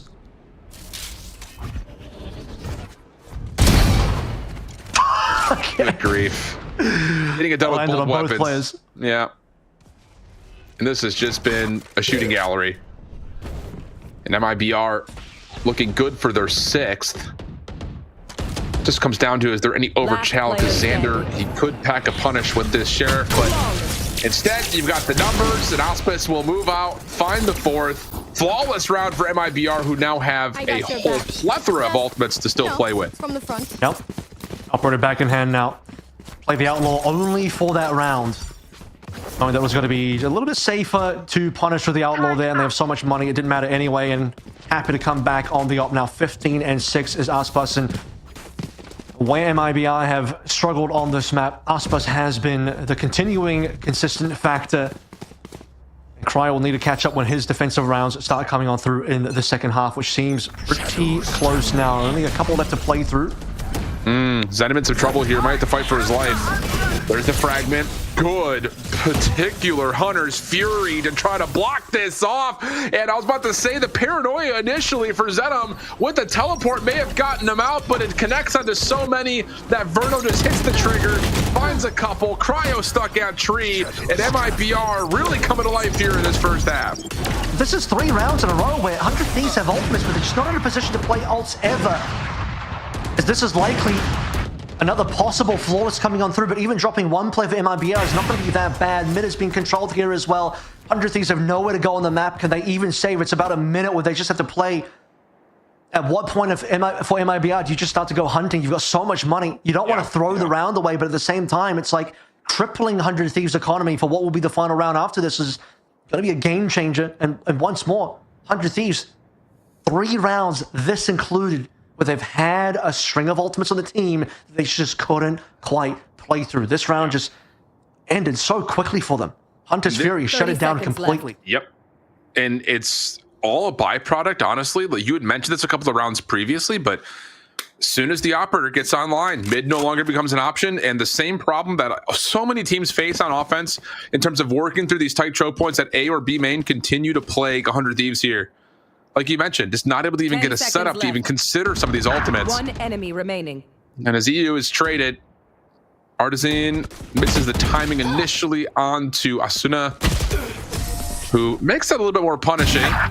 And wait a second, now he can actually afford quite a bit for 100 Thieves, who were going to be a little bit down financially. So that's not insignificant, those final couple of kills for Asuna.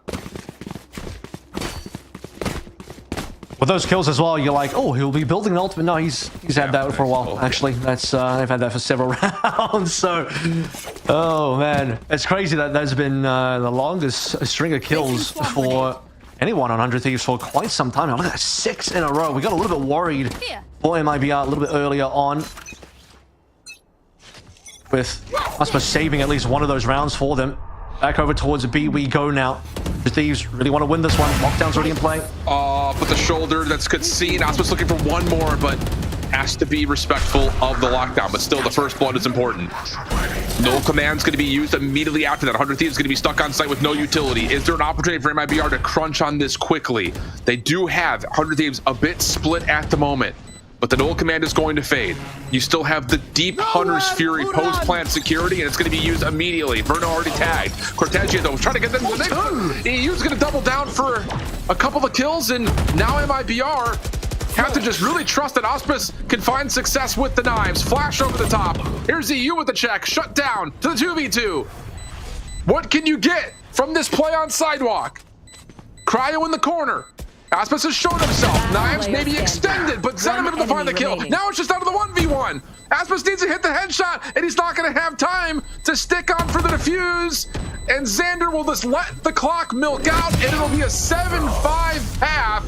An explosive round 12 that 100 Thieves will be obviously glowing to have as we swap the sides and send things to our halftime break. This place is nice.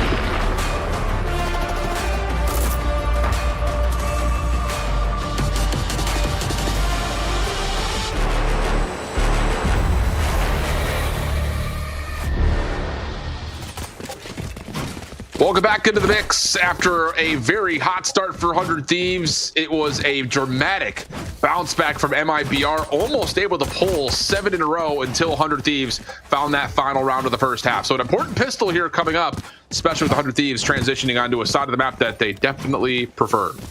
There was a lot of the buffer from the earlier rounds for 100T to allow them to still finish with a very respectable 5 because the Dreamer Pearl and that reverse sweep started to fade away. But a glimmer of hope on that final round 12 as we enter the second half here. Time for Cryo to step up, much like Aspers did on this defensive side. We'll see the operator a little bit earlier, or rather later on. Although Cryo did buy that round 3, I believe, on Icebox. Team Flash. Now it does force the Nano out. Dark cover to replace the utility over on Sidewalk. And then a Recon Bolt for Cryo to try to work his way in. One reveal does come through. Boostio still holding in a corner, but Auspice is able to find the first blood. Now it's just down to what else can MIBR produce. Just kind of stuck in no man's land. They're able to find Asuna over towards the defensive screen. So good numbers advantage for MIBR, but a couple of low health pools still has them feeling a bit anxious, and the paranoia might be an opportunity for 100 Thieves to reach out this, and so it is. Wow. Massive paranoia. Xander was the X factor there. Xander still got 2 though. A 1 versus 1 EU will find the final kill with 22 HP remaining. It was all up to Xander with a perfect paranoia to fly on, catching just about every player. That's so tight. I mean, how important that pistol could have been and how important it just overall was. But 100 Thieves do survive through that. A really good paranoia from Xander to make sure of it. After MIBR, again, like I mentioned, just felt a little bit stuck after those first 2 kills. Could not quite commit with the utility left to get onto site. And it ends up punishing them. So now you're on to an anti-eco that is a bit of a mixed bag in terms of weaponry selected. Considering how the first round for MIBR came on their own defense, you can't be too mad about that one. Sometimes a single play starts to open things up for a losing team in a losing situation. 100 Thieves, they needed that one to begin to equalize, and MIBR back through into B. I haven't really looked towards mid just yet, something 100 Thieves were quite keen to do in the earlier rounds on their offensive side. Oh, what a reveal. Oh my god, that's 4 players revealed. And you can just use these shock darts to try to delay MIBR a little bit more and actually deal quite a considerable amount of damage to the Nanostorm as well, just to make sure MIBR cannot burst through this dark cover. The defense will rotate over one, kind of. Cryo will be at mid with this alarm bot while everyone else is just going to stay planted at A. That's the punishment you get for not breaking the dart. Whoever was responsible for that, and likely just one player because you don't want everyone shooting. But I did see, I think I saw maybe 2 people turning around for it, and yet no one hit it, and it got a giant scan. 30 seconds leaving a couple players on 30 HP. The minimal time here. Yeah, just got to run in towards A, run into 3 players, run into a lot of Asuna. With his utility and a paranoia will still be there as well. Cryo for the first piece of contact. Fragment used early. Xander, paranoia, knowing the second block is running out. And he's able to find one. Whoa, a little messy, but Xander still pulls out the classic for 2. And then Cryo will be on the cleanup crew for the remainder of the 3 at A main. And we'll go 7-7 now into 100 Thieves on the bonus. And again, because of the purchase, it's not going to be a formidable bonus, but they are going to be able to afford an operator for Cryo, which is a huge monkey wrench into a round 3.5. Yeah, like I said, round 3 operators. What we saw into Icebox and another round 3 operator here. We saw how good Aspas was on there, and Cryo wants some of the same. He knows he can certainly deliver when required, but wow, MIBR, just a single turnaround, 2 players, neither of them shooting the dart, made that into a disastrous second round. Now we're equaled up 7-7.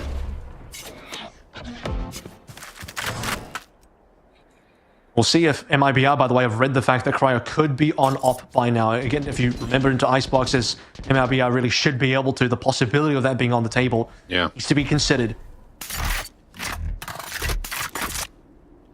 Well, if 100 Thieves can get this operator into play and pack a punch early, it's going to provide huge deterrent to MIBR and what they want to do in this offensive half. So this is a very crucial round here just to try to stop that from being a key early part. Zenom reveals himself, but also sees Xander on the corner. Aldrone just to scout out whatever it can from inside of A. Sees the shoulder of the KO and also Xander in the backside of the site. Auspice, yeah, good patience. Able to take down Asuna for the first. Cryo trying to work his way back up towards heaven. And there's that operator already ringing out for a first. EU on the cross their tree. Good with the Guardian. 3v3 situation. Spike making its way on and finally committing for a bit of a plant while the broken door at tree may provide another angle for Cryo. Trying to slowly swing through this one. Busio, no weaponry though. That could be a problem. Auspice is still watching heaven and will collect. Now down to only 2. This operator. One enemy. Bruno not really sure how he wanted to play that recon bull. Gets punished around. And now Cryo stuck, got a crossfire set up, and they just swing together, and it's Auspice for 4 in the round. Huge shutdown there with the huge pick coming from the operator initially. But 100 Thieves, that is still your bonus after all, but it was one that was purchased into pretty considerably. They'll still have enough to at least bring 4 rifles into this next round. Now, the real pain there is losing off that early because it's a massive investment already on round 3. He got a couple of kills with that one at least to show his presence on it. MIBR can be happy with the fact that they won't have to deal with that for at least another round or 2. See how this next round goes though. MIBR retaining their lead once more.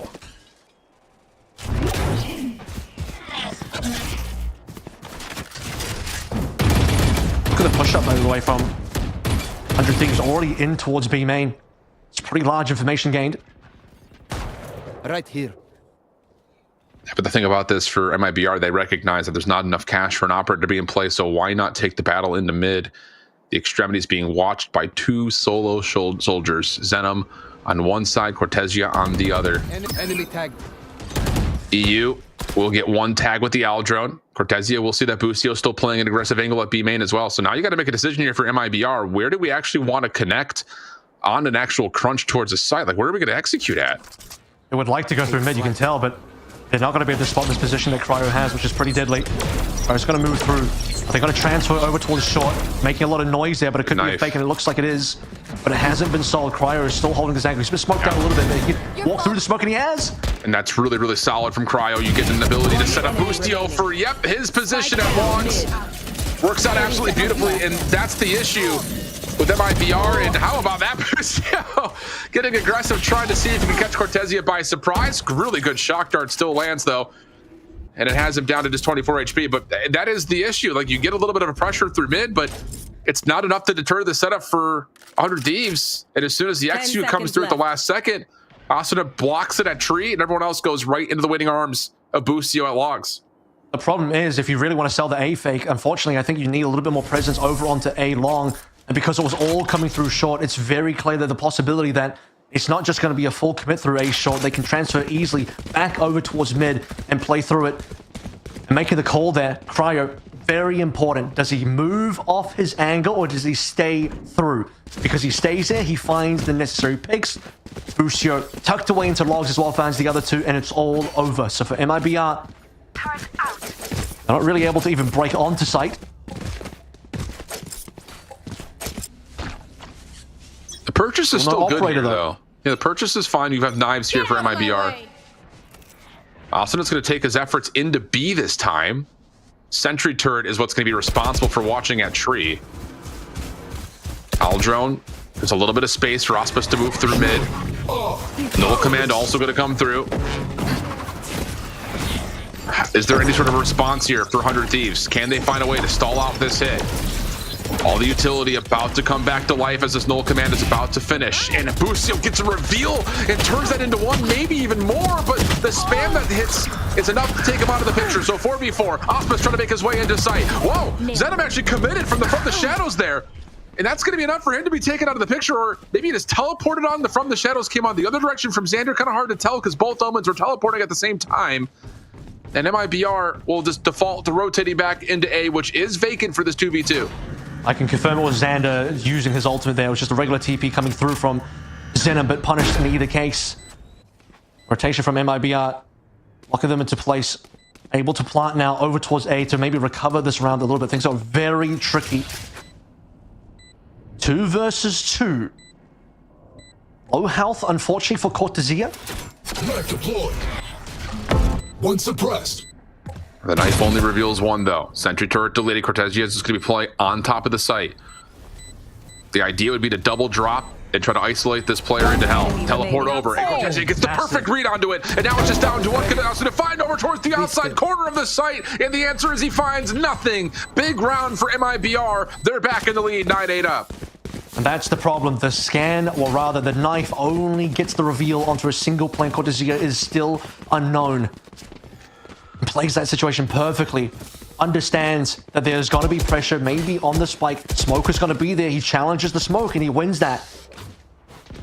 Great call as well from MIBR in general to abandon B, get a plant over towards A. They know that the ultimate from the Omen was expended. Xander makes the long TP over towards B, leaving A open, and it wins them the round. Beautiful stuff. Yeah.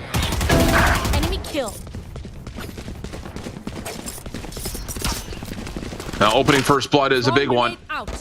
With 100 Thieves just trying to find some timing on picks. Ultimate is ready. Seraph shot's good from Spike Boostio, down but A. only finds the first. Knives for Cryo, just outside a tree. Tries for a couple of right clicks with the classic, doesn't really fully work out. Has his teammate to destroy the door. And then the knives can make their way back on. Aldrone, whoa, deep scale, over towards Heaven. Pushes back the defense just a touch longer. But in this 3v4, you just got to find some way to get Cryo onto site. And the paranoia is not going to be enough.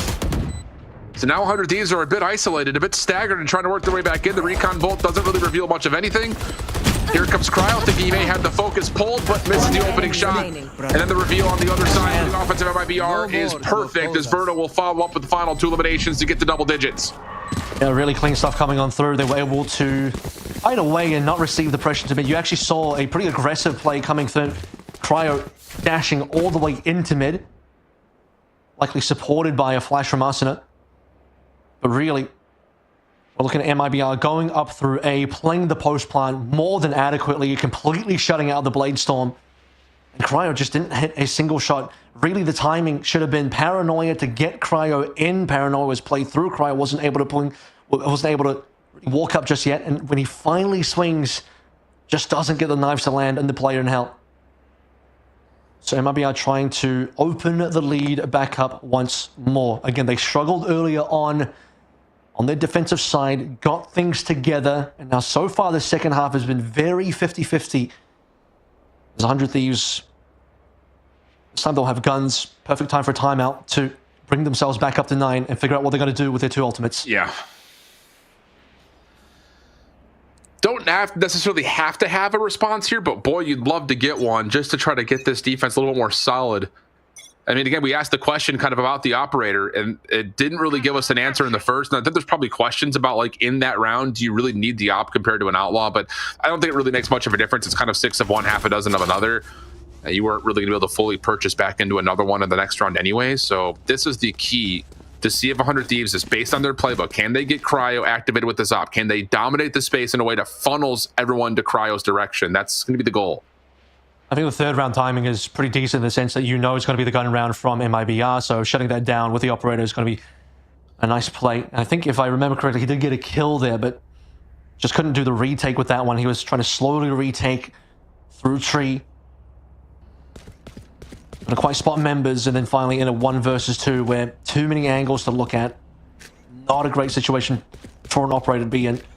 For the second time now that we get to really see him come online with this, and seeing what Aspa said on the defense with his own op on Jet really gives you some confidence that Cryo can do the same, because we've seen him do that. We've seen him do that Euro and Pearl. We've seen him do that Icebox map 1 of this series, which feels like a long time ago now, and maybe it kind of is, but decent and recent enough for Cryo to be able to lock that into play. Still 13 and 13 at the top of the leaderboard for his team.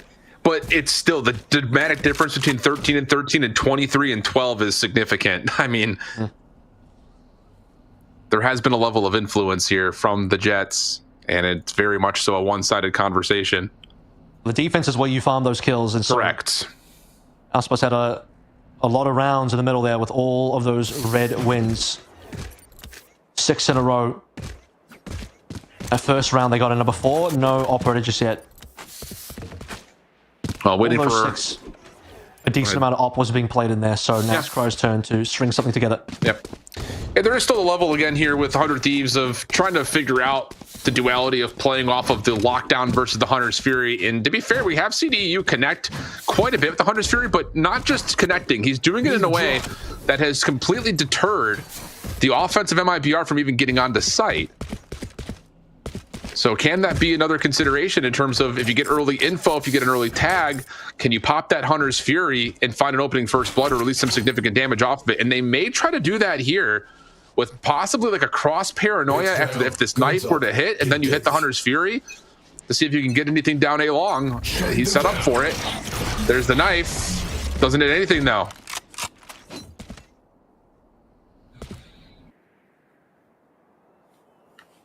And going quiet here, but it might be, I mean, they weren't spotted here anyway.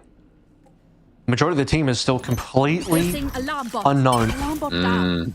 The problem for MIBR is they don't know what's happening in mid. You can see that Xenon was even a little bit scared. Here we go, though. First lockdown in play and a single shot just to get that tag in. I don't know if 100 Thieves are going to sweat this too much. I mean, you got the information with that pick from Cryo that there's no one else at B main, so you're going to read that this is a bit of a fake. Now, they do commit the From the Shadows into the B site, but the spike is not here. And now Artisan on the other side is trying to cause a distraction, but as he dropped, the defense... Distraction worked. Well, I don't know if it really has, because they're not fully on site yet, and there's still a lockdown that 100 Thieves can use, which is going to trap all three of these members of MIBR on the site. Les Cortezia can do this. Block out some space at mid. Hunter's Fury earned after the plant being spent. Does it land? Yes, it gets a little bit more damage onto Asuna, who does get finished by Auspice. And this back and forth, this tug of war between both sides of the map is causing a lot of problems for 100 Thieves as they get the lockdown in. Well, the issue with using the Hunter's Fury at that time is that now you can't counter the lockdown being played. Us wanted the angle. If he destroys that lockdown, could have been a different story. MIBR, very expensive way to be able to sell a bit of a minor fake on A, and it allowed them to be able to rotate onto B, but the spike carrier with Verno was just, as you mentioned, a little bit slow, still working his way across the map even while sprinting.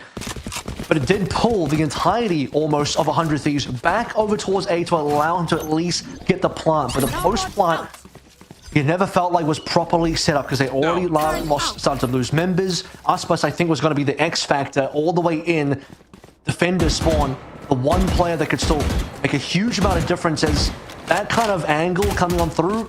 Very annoying for this 100 Thieves squad to be the deal with, but they actually managed to get that kill, and Aspas couldn't shut down the lockdown. Yeah, and it really is the timing of Cryo seeing there was no other members at B main, so 100 Thieves don't immediately commit off that lockdown, and then the other side, Artisan does drop quickly on the trade, so 100 Thieves do get a couple of steps ahead of that rotation as the 100 Fury now defense is being called right at B main, being established in EU. Able to connect onto a first blood. Busio holds his ground inside the site. And 100 Thieves looking prime for double digits. Paranoia cuts across the site, but Busio has avoided it. A little bit of spam to the boathouse connects, but it's still a 5v2 regardless. And MIBR are stuck, isolated. Artsy on site would need to try to connect onto something. Zena, maybe if he can find some sort of an angle here, deletes the knife, and this isn't over yet. It's still very difficult to work with, though. Really important for him to get that knife because now he still gets to use TPs. He needs to TP out of there, but he can't quite do it. I was going to say, Artisan can't really do much to be able to help his teammate here. But now he's all on his lonesome, and it won't be much longer for him to be able to get anything done. Very important. Couple of duels won by Busio. The only player falling, however, the player that they needed to rely on, anchoring on B to get the first couple of kills. The first one to Aspas, holding down site, extremely important. The follow-up as well. That enables the defense. Now look at the money. MIBR, not a good spot. And there's really not a lot of ultimates that are close, that are game-changing here for MIBR either. You're going to have knives maybe available in the near future, but the ultimate economy is going to favor that of 100 Thieves, if only just barely because the null command is close to being earned. Quick aggression here for MIBR down A long. Reveal into Asuna as Xander stepping into the site. Aldrone deleted, but takes a little bit of time. And Asuna a little bit of trouble here as the wide swing comes through, but eventually able to take care of both. And now this hit from the front Spike down is A. quite desperate in nature. 4v2, not a lot of economy, and the Cryo make matters worse. Also connects onto Zena, what looked to be through dark cover too. It's just scrappy. It is very, very dirty now from MIBR. Can't even really get onto site. And of course, the hunt will come on through as well. I mean, he doesn't really have a weapon, but it doesn't really matter. Don't make a fuss. every single angle they tried to come on through. Maybe if Asuna whiffed, that could have been a possibility for MIBR to come on in, but yeah, eventually finds the shots required for the double, and then with no real money to buy to play into that particular round and not a lot of offensive capability, IBR will end up sacrificing themselves. 100 Thieves in the lead, 11 and 10. Pearl is 2 rounds away. 100 Thieves really looking forward to the potential of a reverse sweep as we look for a tactical timeout for MIBR. Still 2 ultimates on board for 100 Thieves, which means cross-map play on board for Xander. Retake, null command on board as well. Yeah. Or you can just use it to stop any potential execute, which 100 Thieves have been showing that they're willing to do. So a lot of things to consider here, and this is, I won't say that this is the game right here, but it's going to feel like it for MIBR in this purchase, because you lose this one down 10-12, you're force buying into a limited arsenal. So lots to conversate about, and I think just in particular, can we get back to possibly getting a little bit of pressure through the middle of the map and try to pull out 100 Thieves utility to deal with it, like an early knife, an early owl drone, just to make sure that mid stays safe. The only issue with that is you're going to have an op in play for Cryo, so that's a threat that has to be recognized. Yeah, and honestly, largely, the Cryo operator hasn't even really been what's been changing these rounds. He got that kill in the last round, but it's not the same as what we saw from Us, where it was entirely controlling the game. And that's not to speak ill of Cryo, that's to speak well of the rest of the team, in the sense that the rest of the team is completely denying and shutting down MIBR. The Cryo doesn't even have to really be in a position where the AWP has to be the thing that really drives the game. Yeah, but it is still one of those things you just have to respect a little bit through mid. Dark cover is going to fade. Cryo trying to check. And does he see maybe a little bit of Cortezia as he went for that jump peek? Hard to say. What he doesn't know is that 2 players have already pushed up. Well, they may know. The alarm bot that there got destroyed, so they know at least somebody's there. There's a couple of shots that are echoing still through mid. That walk. A little bit of trouble here for Cryo, but slips away.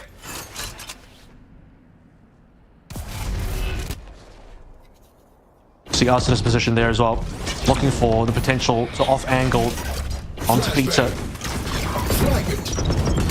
Wow, it's a lot of utility. All the flashes are being used, and yeah, they don't even get any influence on the site. It just kind of felt like another round where MIBR are trying to pull the defense over with all this show of utility from the KO, but doesn't really fully work. It looked like they were trying to get everyone to rotate, yeah, through Cortezia and through Auspice's direction. So now again, you get to have the from the shadows. Xander's able to get into the back like he had prior. Cortezia flashed and dealt with quickly. Verno trying to follow up. Really good shock dart. Doesn't hit. Looked like it was right on top of him, but not the case.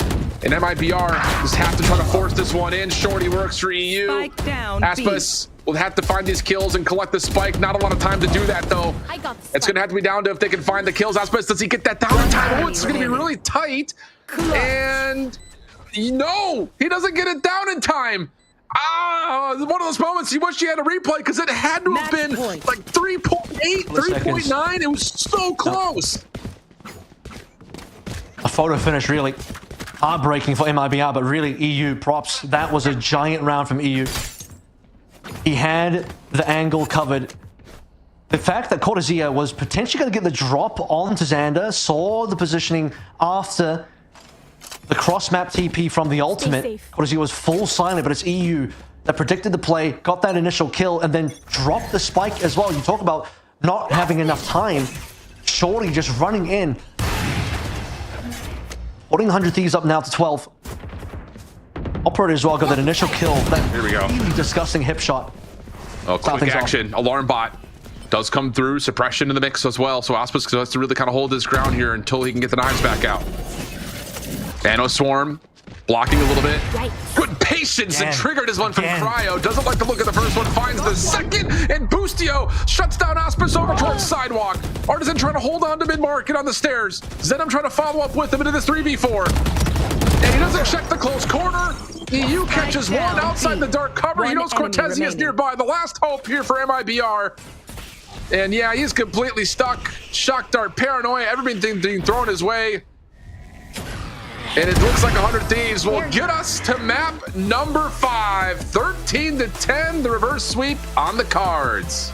The ascent woes continue for MIBR, but towards the end there, particularly that last final round, you can just see it is just so emblematic of a little bit of impatience setting in. They weren't able to connect the hit on to be successfully, in the sense that, look at the two players stuck in pizza. They even know that Cryo is holding the angle. They even know the operator is going to be there. They're trying to jump past it. They're trying to throw whatever small bits of util they can, but they need a smoke. They need something else to be able to help them cross.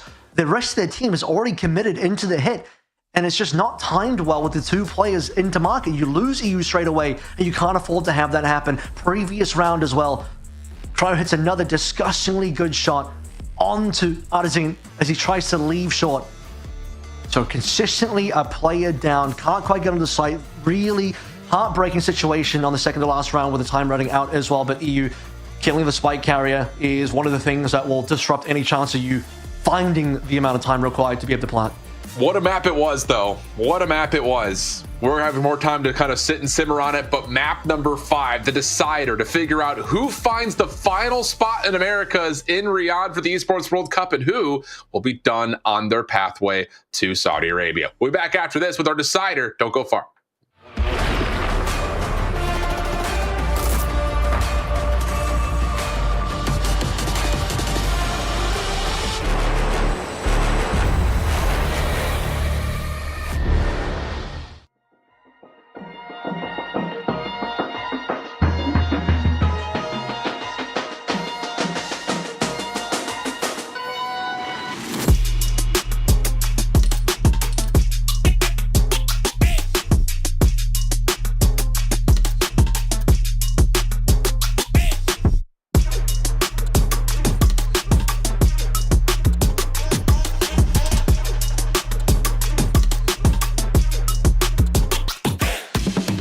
Two, one, go.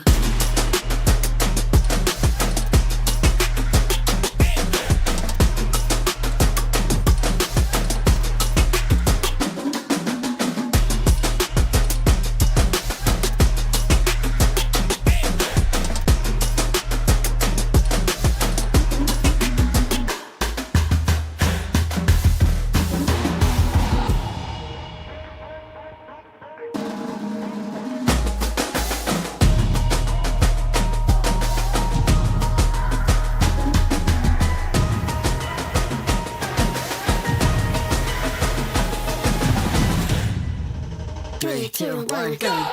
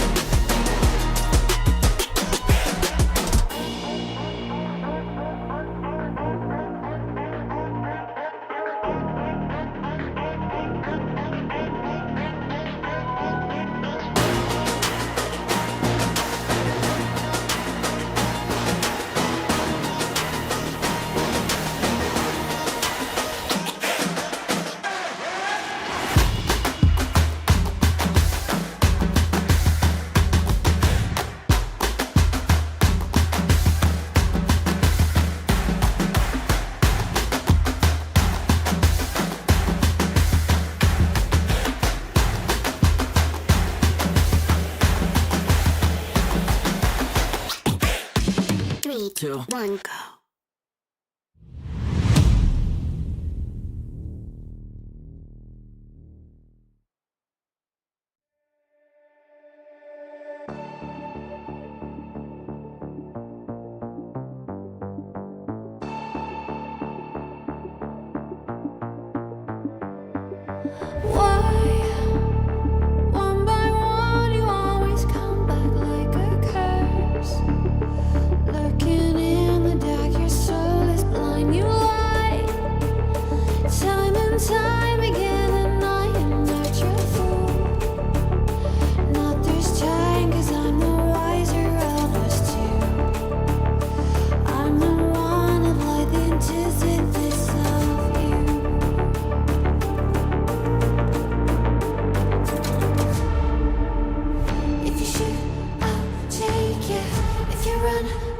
Chase ya. If you scream, I'll whisper. La-di-da-di-da-da-da. This is all you ever wanted. Take it all, you deserve it. This is how we're gonna end it. La-di-da-di-da-da. Take it all, you deserve it. Take it all, you deserve it. Giving back the freedom you want to destroy. And my power's way too strong for you, so try. 'Cause you can't dominate and nor will you survive. And not this time, 'cause I'm the wiser of us two. I'm the one of life antithesis of you. The fire in my heart will only grow. If you shut the gates, I'll burn them down. I am 1,000 steps ahead of you. You'll see soon.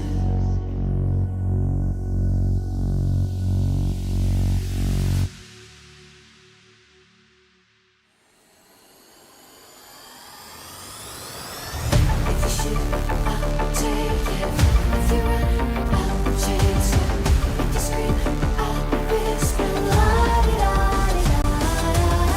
This is all I ever wanted. Take it all, you deserve it. This is how we're gonna end it. La-di-da-di-da-da. Shoot, I'll take it. If you run, I'll chase it. If you scream, I'll whisper. La-di-da-di-da-da.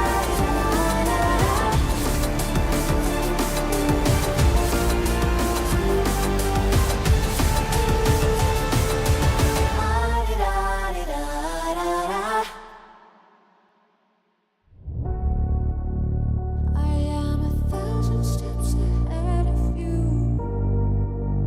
You'll see soon.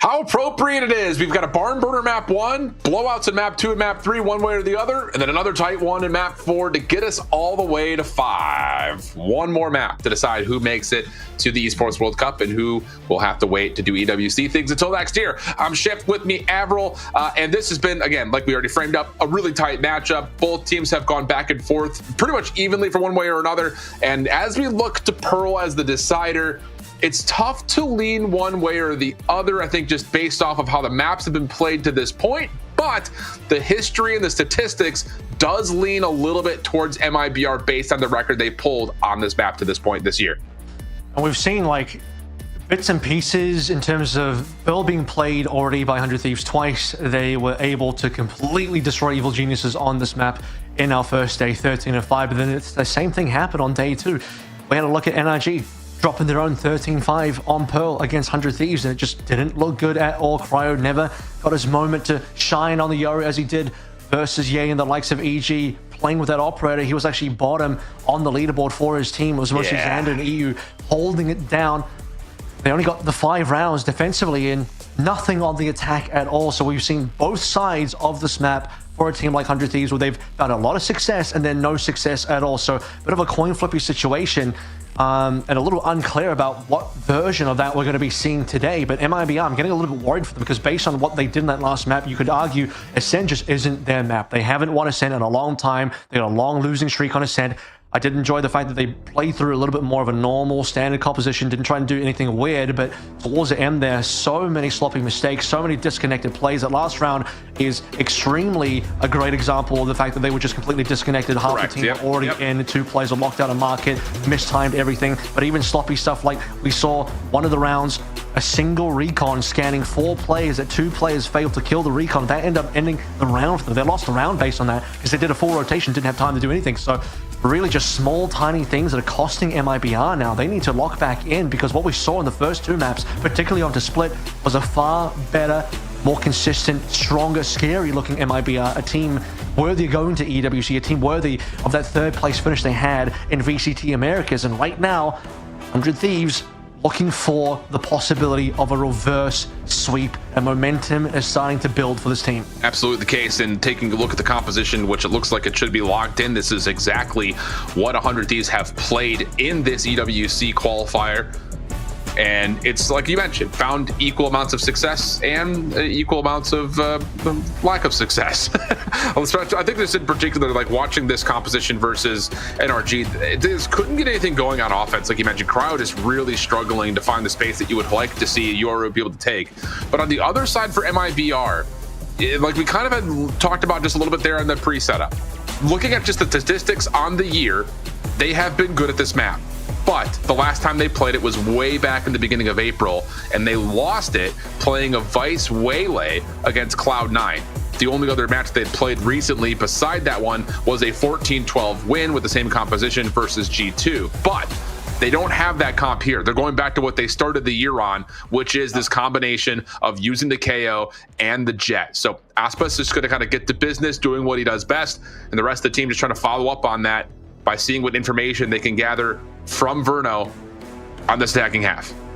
And the only real change we've had is they've shifted the Sova on this map over towards a Fade instead, which is also where 100 Thieves will be coming on in. So moving away from any sort of strange waylay sort of tactics in here. Had a little bit of a discussion about that off screen. It just doesn't seem like the type of character, type of agent that's finding too much value, particularly on a map like this, where I think the preference is if you can play it like Cryo is doing here. Yoru's so damn good dimensional drift, an amazing ultimate before Aspas. If he doesn't quite have that agent in the pool, Jet is going to be the fallback option, which we know he's been performing on. All the previous maps that he's had Jet, lights out, and he needs that performance again. He needs the rest of his team to also have that performance, but also to show up on those sloppy plays as we head into map 5 here of the final qualifying match shift. All to play for.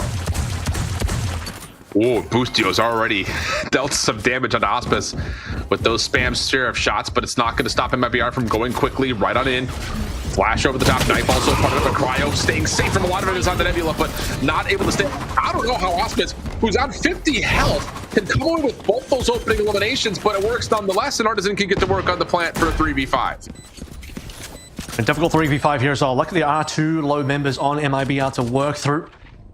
But look at this post plant as well. Plenty members playing super far off site. Turret to spot any potential flank. There's not going to be one, but they're careful of it. Whoa. Salvo damage is significant though in the back halls. 100 Thieves will clear it. And this plant is not exactly in the safest of spots to watch this from the back side of B-Man. You have to watch it from Pillar, and okay, that'll work out. Just shoulders from Verno. As soon as a toggle comes through, everyone's channeling at the same time, and MIBR's post plant at Pillar will stay safe. Pistol 1 as MIBR kick off map 5. Yeah, just a couple low members there, and 2 members left onto site. They'll get cleaned up, but it doesn't really matter because the MIBR hold off site is still large and strong. Good start for MIBR now as we come into a second round, and I feel like they lost a decent amount of pistols on that last map as well. Yeah, Ascent, both pistols went the way of 100 Thieves, and that first half of Ascent, the pistol and the following rounds gave them a lot of buffer to be able to survive against the 6 rounds in a row that MIBR did eventually get. So let's see what MIBR can do. Aspas super early on the Phantom. Another quick look here for MIBR down B main. On the opposite side, 100 Thieves with the Haunt playing through A main or just trying to take away some space, and they will realize that they have predicted this incorrectly. Quick rotation on the way over. Gravity Vortex, a mere distraction as they're able to essentially sidestep that and get to work on the plant deep around halls. And Aspis up top as soon as all these nebulas fall. It's going to be down to how good is the aim going to be, because here comes the rest of the utility. And yep, Alon Artisan and Aspis both together. Doing a nice job to clean things up. Busio catches 2, but not enough to make much of a deterrence to that post plant. MIBR quickly 2-0 up. One of the things that was quite good about the way that 100 Thieves were able to beat EG on this map in that opening day. 13 of 5s, Busio holding onto sites, getting frags, and we saw a little bit of that. Obviously, this was part of a retake, by the way. Really quickly, Cryo already showing at round 3 operator. 3 times in a row he's been able to do that. But yeah, Busio can really anchor well. Play back through a little bit of the magic that he showed versus EG. That will be a difference maker, but I'm very interested to see how Cryo is going to navigate this one, because he was able to do so much in his winning game against EG on this map. Utility being searched out early for 100 Thieves. A stealth drone through middle. Not going to reveal anything, but it allows Xander in particular to stay pretty safe at A main. And for MIBR, this is feeling almost like Icebox-esque, where we're just going to use the same exact stuff to get on over to this B site. Different look though, with a little bit of a split hit through mid, but Busio there to meet it, finds both members, and MIBR have been pushed off from this bonus through B main. There we go. Busio showing up when he needs to. Also long on the flank coming through as well, as a little bit more. Yeah, Xander gets the peek out. Enemy remaining. That works. Easy. All right, so no bonus for MIBR. Flawless round for 100 Thieves to get there first. And now the real action could start with full purchase coming back from both teams.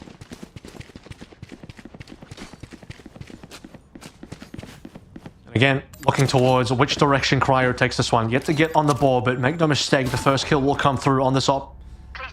Like they're through this round. Right now, MIBR leaning over towards A side, which I don't think they've spent much time on so far. Seems like every single round they've really been keen to move over towards B, and Cryo wants to make sure he's going to get that punish if it happens again.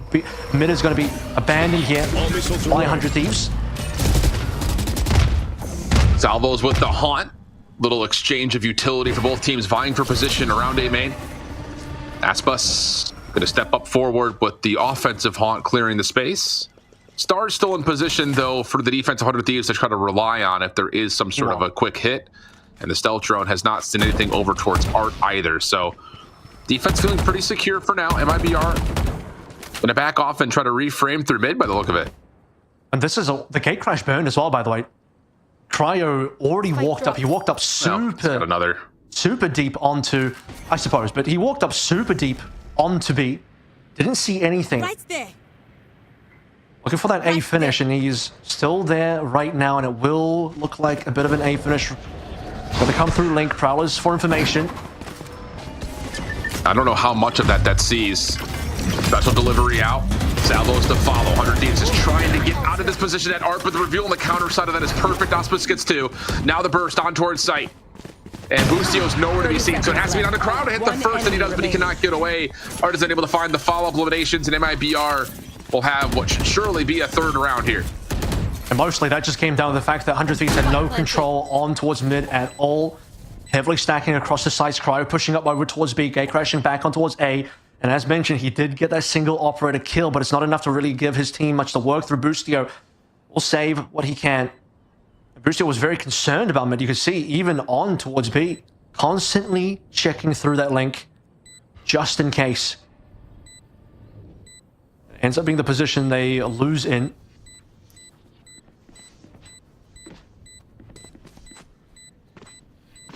So far, I'm happy with what I've seen from MIBR on these approaches. I think there's going to be a level of which team will blink first on these battles at A main when they're at full purchase. I mean, for 100 Thieves, again, it's really kind of the same situation for both these two teams. Like, not having a Vice means that you're going to have to take control of A main to feel a little bit more secure in your Sentinel setup at B. So there's a level of, again, how much is 100 Thieves going to try to extend to kind of get Xander into position at A main, like we've seen for a couple of rounds, versus what MIBR wants to spend in terms of trying to flush that position out as a way to get some sort of a stage to set up for any possible approach towards A. So it's going to be an interesting battle to keep an eye on. See if Aspas ends up buying here as well. And not looking likely. Play through the knives, yeah. Yep. Get out of my way. This time you can see Boostio start here as well. Suppressed. Much more concerned about the mid where they end up losing last time. Cryo as well. That's going to open up some of the side angles. Arsena just peeking. He'll be playing a little bit of contact here and just falling back. Playing off that smoke as well. Now, Prowler doesn't really see too much, but this walk-up, yep, is going to have to be using the null command just to try to gain a little bit of space and a little bit of freedom to move forward. This lurk battle, though, immensely important. Butio and Cortesia opening shots better for Cortesia. Now back over to the site we go. Cryo, Asuna on top of the site, doing what they can do, and while they're doing it good, it's one of those things where it's just look over this direction, look over here, little sleight of hand. Not sure who to find as everyone's tucked into corners, and 100 Thieves respond to the hit beautifully. Pulling over the players. I mean, Asuna first up. There. Playing off that smoke. There. And on top of all of this, the fact that Cryo is also there to receive. Operator now back in hand as well after winning that round. Nice and important too. Ults being built up. They're already back over towards the A side of the map. This time, I mean, we basically didn't really have any mid play coming in at all, aside from the two lurkers meeting each other. I'll find you.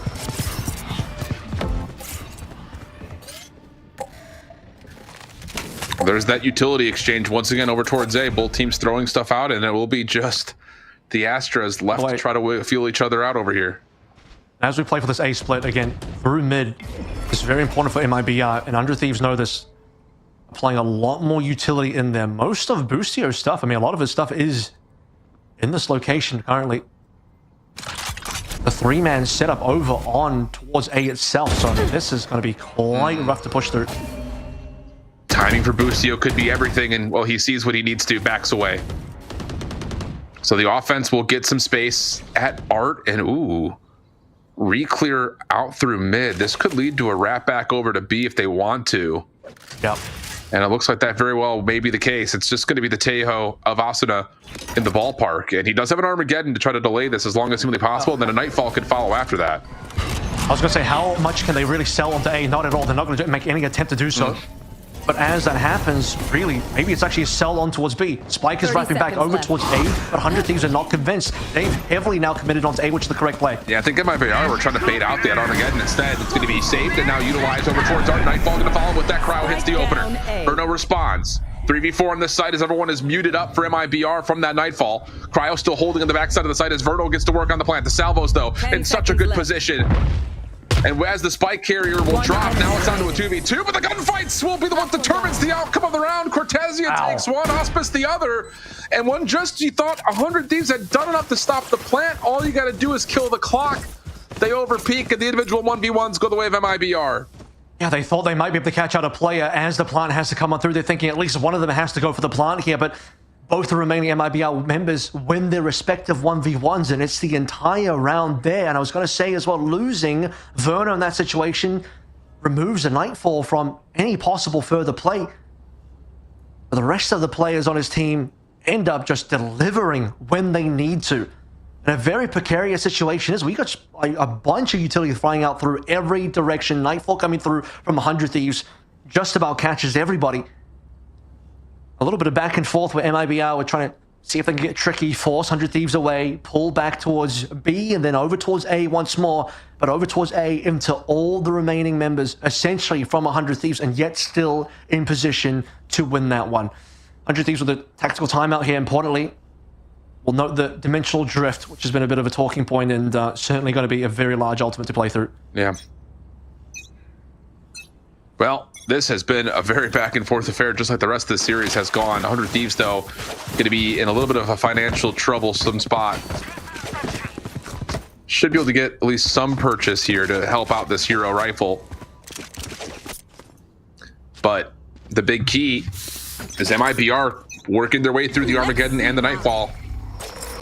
And now they've got a lockdown and nightfall of their own if they need to. Good reveal, at least initially, over towards the connector at A-Art. Notably, the hero rifles on Asuna, who is initiator for this map. Obviously, still more than capable of frag overseas, as we've seen on previous rounds. But it does mean that Dimensional Drift is less likely to come through on this particular round, given that Cryo's only walking through on pistol, very low buy. 100 Thieves not particularly interested in investing too much, but maybe they can just set something up in terms of a trap on towards A. How much does us plus and the rest of MIB really want to walk into this? They're looking for some sort of a pop flash triple peek if you're 100 Thieves. But the Nebula will stop that play for now. You should run. Asuna got spotted. There's the lockdown. It's going to force 100 Thieves to have to clear the site out. And the question will be, do you use something like a Dimensional Drift to try to retake onto this? Alvo's trying to block a little bit of time. Asuna isolated, or is he? That's a huge first pick. Nightfall going to be called in. Only really connects the thing though onto one. So yes, you've got the plant, but you've got the Dimensional Drift. You've got the lockdown. You've got a Cosmic Divide. These are all useful tools for 100 Thieves, even with limited purchase. It just comes down to when will they use this, if at all. Prowler gets deleted. Still on the side. 100 Thieves now trying to stack up. There's the lockdown. You got to work your way in, though. You got to find some way to break this up. The lockdown now followed up by the Cosmic Divide. Cortesia in the corner, looking for the first contact on the Boostio, while the rest of the team is playing over through Secret, and MIBR find every single kill. 100 Thieves stuck just to their last player in Asuna. I think they're both detained? No. There is only two. That one of them had already fallen, and MIBR, that is a huge round of punishing one on 100 Thieves. And that's this is why I wasn't particularly convinced if 100 Thieves were going to actually lock in that much of their ultimate bank for this round, because they just didn't have any money. On any other round where they had the actual guns to play through, that would have potentially have been a different ending for the round. But those players that decided to, okay, we're going to play off the lockdown, let's start actually retaking, get onto site, they just get wiped out by the rifles at MIBR because they were all essentially on pistols. Arsenal got that kill, floating around the mid-map, causing some problems and chaos, but he's the only one that actually has a real gun. Yeah. What a round that one was, though. So expensive for 100 Thieves. Again, I think in theory, you look at what they have available on paper, and they hit everything probably in the correct order, in the correct positions, but it's just so difficult to fight with those weapons. So now Cryo onto the operator. Cosmic Divide is out. Cryo backing away. Has a Dimensional Drift if he needs to try to find a way to scout this out. If there's going to be some sort of a contest either on this plant or in the post plant, but Cryo hits the first. Can't get away though. Too much trap in play. Boostio follows up, and what a snap that is for a second onto Zenom. And not even done. He finds more than that to just get space through Art. So Cortesia, no, not going to happen. Boostio catches his third. And it all rests on Diverno for the 1v4, and he's outside the site. And Boostio has been so clean in multiple of these rounds. Guns finally on board for 100 Thieves. They'll be able to also collect the operator again after Cryo delivered on that. Still waiting. Diverno has really nothing to do in this particular round now. MIBR certainly have money, but they can't really do much to win this round. Final 1v1 just to make things interesting.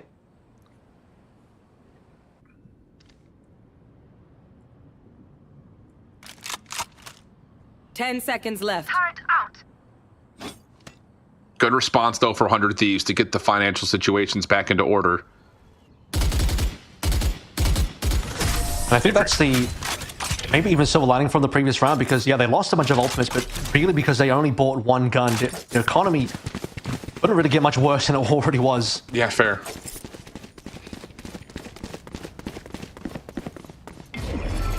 Well, MIBR taking a look at this next round. We'll have the null command to spend. Cryo still with the operator, but with the Dimensional Drift as well.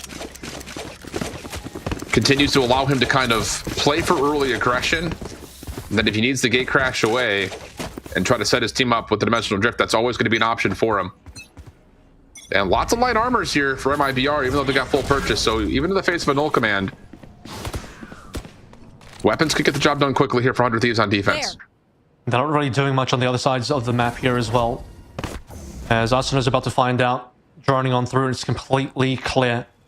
There. Boostio's already moved back over towards the A, and honestly, he's held down this positioning so well, this link over towards A, consistently putting down extra utility around those areas and preventing them from losing on that side of the map. Oh, that's big though. He used able to get the haunt off before that ult command gets spent. The fragment in the corner really doesn't do too much. And honestly, MIBR a little bit late to the party. And yeah, you can see it. Artisan's gonna fall, trades back and forth. Pinch truck goes to kill feed. Cryo connects though for 2. And it just leaves Cortesia by himself. And there's nowhere to go. Boostio really stepping up here in map number 5. And that's just another one of those moments that it's just a good prediction from 100 Thieves. They beat the timing of the null command, suffocate that front entryway. And MIBR gonna have to talk about it again. And look at Boostio, he's on top here. This is what I'm talking about. This is the level of performance that I saw from Boostio and 100 Thieves when they were able to take down EG on this map, and they made it look easy. So far, this has been a lot less easy. So 4 to 5 on the round count. But given how consistent Boostio has been in these last few rounds, holding down mid, winning every single duel, it might be now looking at a situation where they don't really have the best money. No ultimates to play through either. Null command, they would have liked to have gotten a lot more value on that last round as well. This isn't even a situation where it's like they're not losing to Cryo, they're not losing to the operator. He has found a couple of picks, but largely MIBR just can't get any clean post plants on the sites themselves. They've been hitting A multiple times. At what point do they start considering B again? B, then you have to start thinking you might end up playing into the operator. That's exactly, yeah.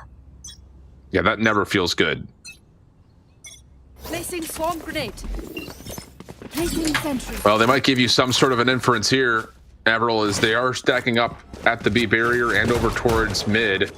So maybe some sort of a look here, but again, it's just the purchase does not feel good about trying to walk down B main into a waiting operator.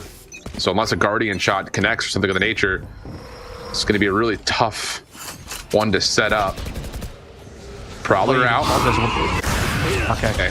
At least forces the gate crash. Follow-up stealth drone just to delay a little while longer, but the walk down through B main could still come through with that gate crash being forced. Once more as a Boostio. How much more can he do here? Not quite. Both players spotted each other though.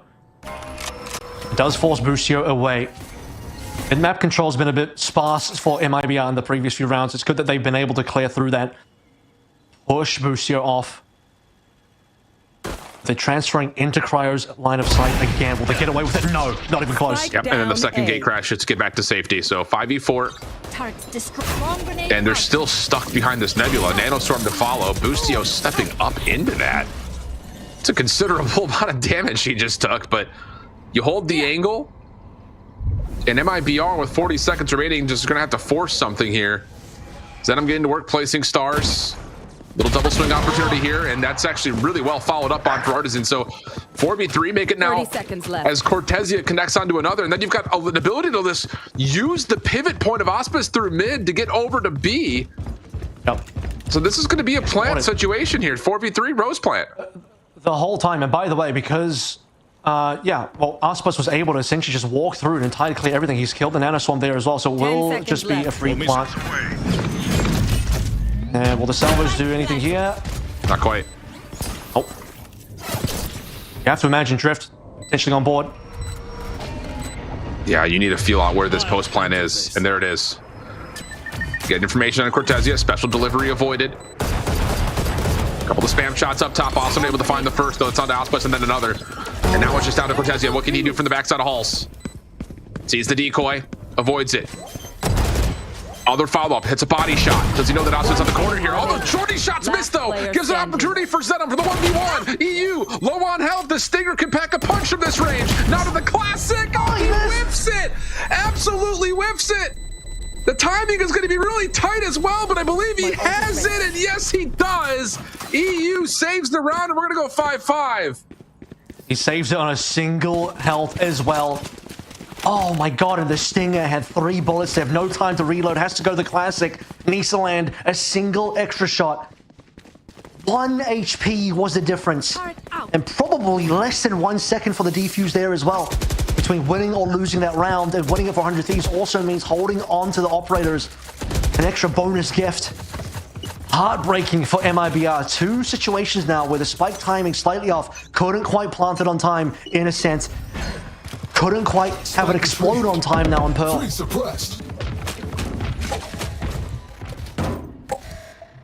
Oh, what a frustrating round for MIBR. So close.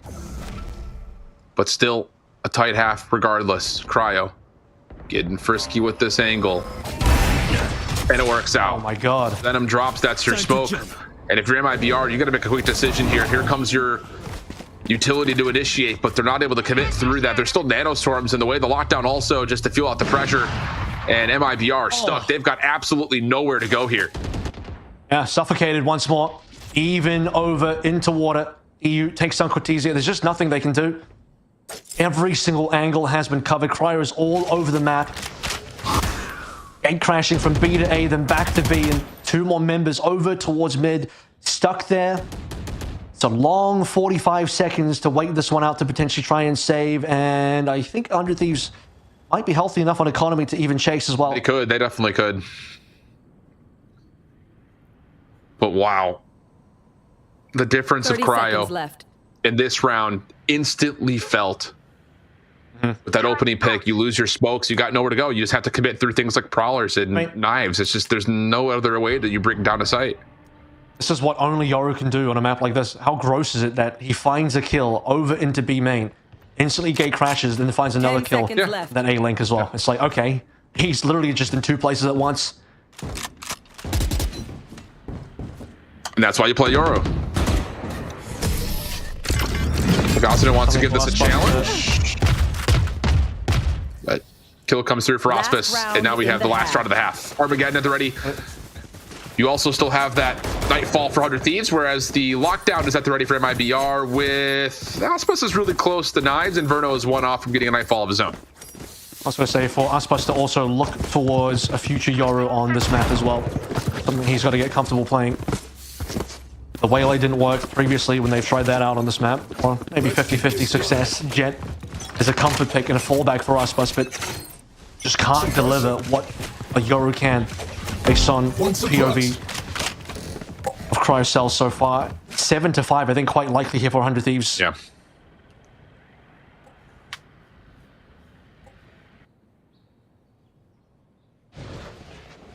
Prowler to check out Art. Does force one of the stars to be placed. Boostio blocked by this Nebula, but actually going to step up into it. Ooh. Looked for something there, but no, instead, Nebula falls, and Boostio will catch a different corner and just confirm that Auspice and the rest of MIBR have at least worked their way into Art. Good information gain, though. You knew he felt like something was happening in that direction. Didn't quite find contact until the end there, but only gets out with his life. 100 Thieves know they've completely given up mid. You even look at EU's positioning here, making sure that no possible flank can come through. He's going to walk back to his team. Lockdown. Knowing that the Tejo is that far away. Going to call the lockdown to see if you can get some space. That is a really good Nightfall to try to slow this down, though. Can Boostio find some timing? He's going to take a lot of chip damage and be detained, but can he stay safe in the corner? Armageddon trying to keep him alive. And yes, Boostio is still up and ready. Now trying to shake off the detainment. Are they going to expect him to be this close? Well, Cortesia at least puts the punish in, but it may not make much of a difference. 12 seconds on the clock. 100 Thieves now here with numbers, and they're going to close the half 7-5, only dropping 1. A hell of a response, and we swap the sides as we head to our halftime break.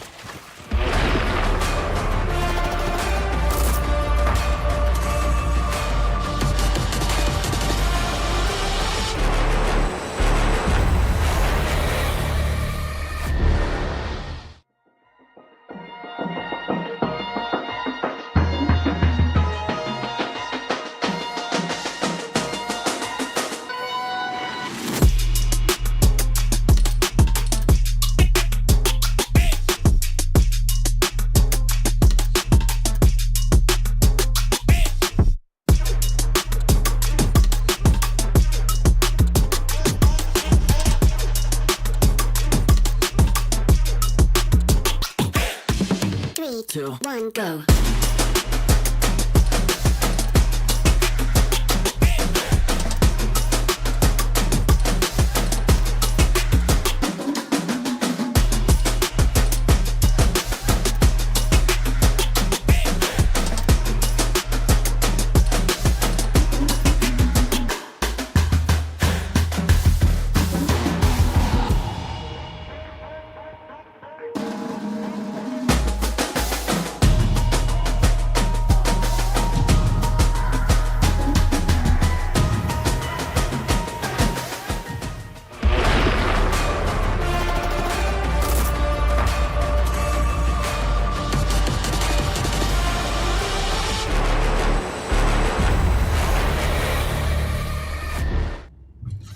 7-5 the half in a series that we keep talking about being just about punch for punch. And now a chance to see if there's going to be any separation off this pistol. 100 Thieves swapping onto their attacking half, up 7-5. I think Booster just did so much work on their defensive side, holding down mid. They knew it was going to be a vulnerability given how those early rounds went. A lot of those early rounds won by MIBR, losing mid control. Now the opposite side of things, 100 Thieves looking to close this one through, send themselves over to Riyadh. They got 5-man walking into B. Well, behind this gate crash and these stars, there's going to be a chance to get a little bit deeper into sight. Haunt for the defense, trying to stave this off, but the gate crash does get utilized to get Hall's control. Boostio looking for something on connector, able to see a couple of shoulders. Seize is in play, not affecting the MIBR defense, but enough space for Asuna to get the plant. Full retake situation now, low HP onto Cortesia as well. Uncomfortable as the high ground here. Asuna falling off the angle, slightly playing off-site. Anzin up first. The knife gets deleted early. And MIBR is still trying to find some sort of an opening angle. And keep your eye on the post plan. Asuna is all the way back towards pillar. So this has to be clean. And initially it's just even trades back and forth. 2v2 situation. Cryo still holding onto the backside of Halls. Has the ability to gate crash back towards safety. Salvo out to stop the defuse for now. And then eventually Asuna, who had stayed tucked in towards pillar the entirety of the round, finishes things off, and 100 Thieves take the pistol in the second half. He just couldn't quite get Cryo down. He was low HP, but had the exit option. A problem for MIBR. They had no idea what Asuna was. Time runs out there. Cryo got 3 in that opening pistol as well. What an absolute madman. And that opening pistol is going to give 6 in a row now, considering the end of that first half as well. That momentum continues forward. Cryo into an early Phantom. MIBR's woes on this map haven't ended just yet. No. Back over. They're going to look towards 100 Thieves on A this time. Utility exchange. Pretty even in most regards towards A main. Doesn't really allow for too much, but MIBR are going to take a secondary peek over towards main, and that Prowler will, I believe, see quite a bit. And so an instant rotation for 100 Thieves over towards B. Ospas in the way. Doesn't hit the first shot, and now has exhausted his dash, and he's stuck at pillar. Trying to still stay alive and well. Nanoswarm will eventually push him out from behind cover, and the first blood is tallied, but MIBR have the time to rotate over. Looking for more sheriff shots. Cortesia hits the decoy. Artisan with the fragment, just trying to give himself some space to work with. But with all this smoke cover and 100 Thieves still with the superior firepower, how do you actually repeat this? And the answer is you might not be able to. It's a little sloppy from Cryo initially, but the kill still comes out. And this will be a 5v2 with 100 Thieves looking good. What will be a pretty convincing bonus after this. Ospas is just slowing them down slightly, but he needs at least for a 1-to-1. Sheriff just couldn't find the mark at all. And then for the rest of MIBR, they don't really have the weapons to play through for a 4-on-5 full retake. The only opportunity they had, maybe taking down Cryo, who's missing a couple of shots, but still connects anyway. All right, a little bit tricky from Verno. At least get the extra 1 consolation. 9-5 now. MIBR, this is feeling like a very desperate situation now where you kind of have to win this gun round. Oh, yeah, sure. Otherwise, what are we looking at? You're looking at 10, but probably 11. Broken money. You got probably completely 11. broken money after that, so it is really rough.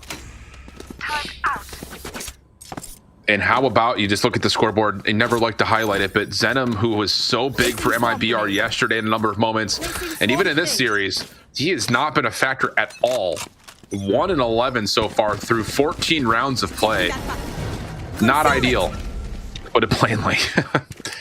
So he'll be on Pie Watch as the rest of 100 Thieves make their way once again quickly over to B main. MIBR don't really have the numbers to hold this off initially, but it's a show of force and then a track backwards, killing the noise, trying to create doubt. Still dropping a couple players off here. This could still be a bit of a run back. Obviously, gate crash available means that Cryo can always fall off this positioning. It's actually sure if he actually spent it. It doesn't look like he has, but the fact that we have still so many main members leaning over towards B could speak to the fact that they're going to finish there for 100 Thieves. So they pulled over quite a few from MIBR. Is a single drone going to be enough to keep MIBR interested on A? It's just going to be Cortesia, who is the so far top fragger so far on the MIBR side. on first contact. They've lost mid control as well, by the way. Boostio has control of that. Marginally so, but MIBR 30 are going to seconds step left. up and see if they can contest the play through B main first. Look at the deep star placement though from 100 Thieves to try to block off tower. There's actually nobody there though. So can this forward defense actually hold? And so far, yes they can, but EU pulls this back, leaving Auspice on the site by himself. Help on the way as Verno makes his way quickly over, but the plant will come through 2v3. EU stepping up but shut down. Leaves now just one. And there's nowhere for Asuna to go. So MIBR commit to playing on top of the site. They avoid a lot of that deep utility, and it works out nicely for them to catch the gun round. Yeah, though they just managed to be able to rotate in time as well because they spent a long time over on towards A, sensing that nothing was really going to happen. And as he makes the call to have the rotations on board, and it means that MIBR get there in time to receive 100 Thieves pushing on in. They needed that gun round. They needed it badly. Has Dimensional Drift ready to go through. We need to start seeing the opportunity for Auspice to maybe even pick up that operator soon as well, but they need to string rounds together. They need to build their economy to start putting themselves in a position to make that happen. Still handful of light armors here for MIBR. Trying to avoid 100 Thieves getting double digits, but Cryo on this Dimensional Drift likely to be the execute call in terms of what 100 Thieves want to do to get onto site. No way for MIBR to respond to that, at least not at the moment. So it just comes down to, can they deny a staging point for this 100 Thieves offense? That Prowler through mid maybe sees one, but Who's next? here we go. Dimensional Drift through Art. Xander for a first blood on the Zenom. That is massive. Just no smokes available now for MIBR. Artisan just trying to stand tall on the site, able to take down one. That gets us back to a 4v4. Cryo exits the Drift. Asuna working on the plant. We're going to get a 4v4 post-plant setup. All coming through from the spawn though. Mid has been held by Boostio. This is still a really, really decent post-plant situation. Zenom once again, he's just not able to find anything first. Death, still one kill is only what he'll get. Yeah, Cryo on this advanced angle, able to find one more, even while at low HP. Eventually overwhelmed MIBR, so they move quickly, though the post plant has exited over towards Art. Asuna the one on the corner. Nanostorm to deny. You still have a star in place here as well for a Gravity Vortex, so the likelihood of MIBR even getting this to half, very, very Almost low. Cortezia trying to jump onto it. There's the Gravity Vortex to pull them off, and there's just not going to be time here with the salvos in the mix. MIBR trying to escape from the spike detonation, but 100 Thieves will get the double digits. I mean, the perfect players alive, 100 Thieves at the end there for an off-site post-plant. You have so much delay, Nano Swarm stars, Gravity Well from the stars, obviously, then Salvo on top of that. No chance for MIBR to really get anything done there, but another tournament, you brought this up, but Zenom is just not really finding anything on this map so far. He got completely run over. 1 to 12 now. It's an ugly look, unfortunately. And again, hate to bring it up as well. Rest of his team on double digits here. Not in a situation that you want to see yourself in as the player that's been very big on previous series and previous maps, and MIBR now trailing 4 rounds the final map. Yeah, I mean, going into this map, Zenom was just Right there. -4 across all of the maps to this point. Like, he's been providing. It's just not been the case here. So now the Armageddon for 100 Thieves, the next tool that's available for them on this offense. Trying to get to 11. MIBR going to split the map with a lot of focus into these mid-connection areas. In particular, you kind of keep an eye on Verno, who's throwing shoulders at Art, but the stealth drone allowing a bit of a walk down here at B main. Guardian going to be heard, but Auspice up top. Does he catch timing on a shoulder to get one for free? EU, no, he's seen him instead. And now 100 Thieves are maybe looking just to burst onto site here as the stars get placed towards tower, and here comes the execute. It's your fear. Nightfall in play. Picked up from the orb. Armageddon. Also in towards the link. Yeah, and Cortez has got nowhere to go. The Prowler also hits him right in the face. So Asuna working for the plant, wide out in the open. No defensive tools for this retake with any sort of ultimate. So you're going to have somebody connect, and no one's finding the shots. EU and Boostio finding the second level of kills. And MIBR are going to have to back off and try to save, looking at a 6-11 tally. Yeah, I mean, saving to allow your opponents to get to 11, but in a situation where you didn't really have money to come into this anyway, neither option sounds good, but you're not getting a 2v5 in there. All being taken from 100 Thieves, double offensive ultimates, Nightfall into Armageddon, flushing out multiple areas of the map. Auspice being found straight away. He was looking for that first pick. And now the gun being potentially dropped. Not quite. Verno will win the 1v1. That's the small consolation prize.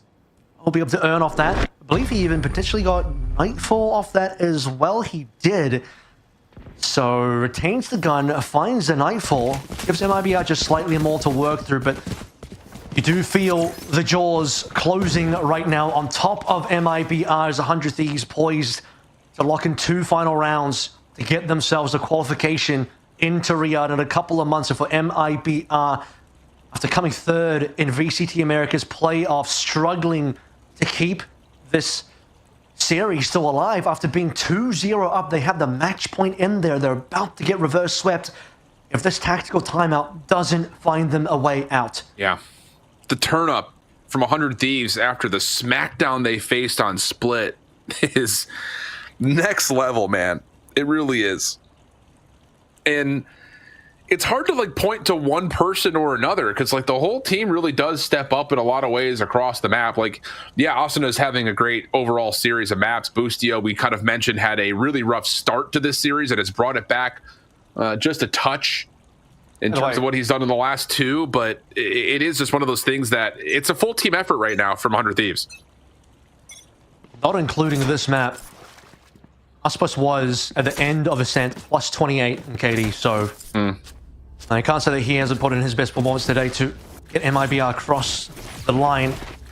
Can it happen again now? Because this just been so clinical from 100 Thieves.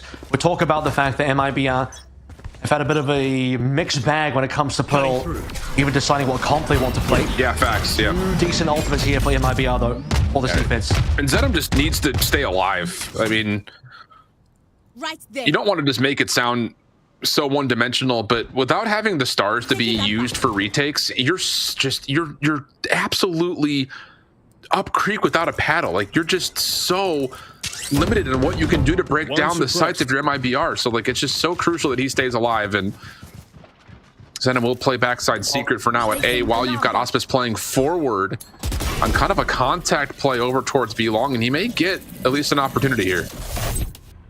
How many MIBR members are walking down into mid here? They really want Boostio down. Are they going to be able to spot him? Oh, that is good information. Oh, A couple of kills on. Oh my god. I was about to say, and well, the sentry turret, okay.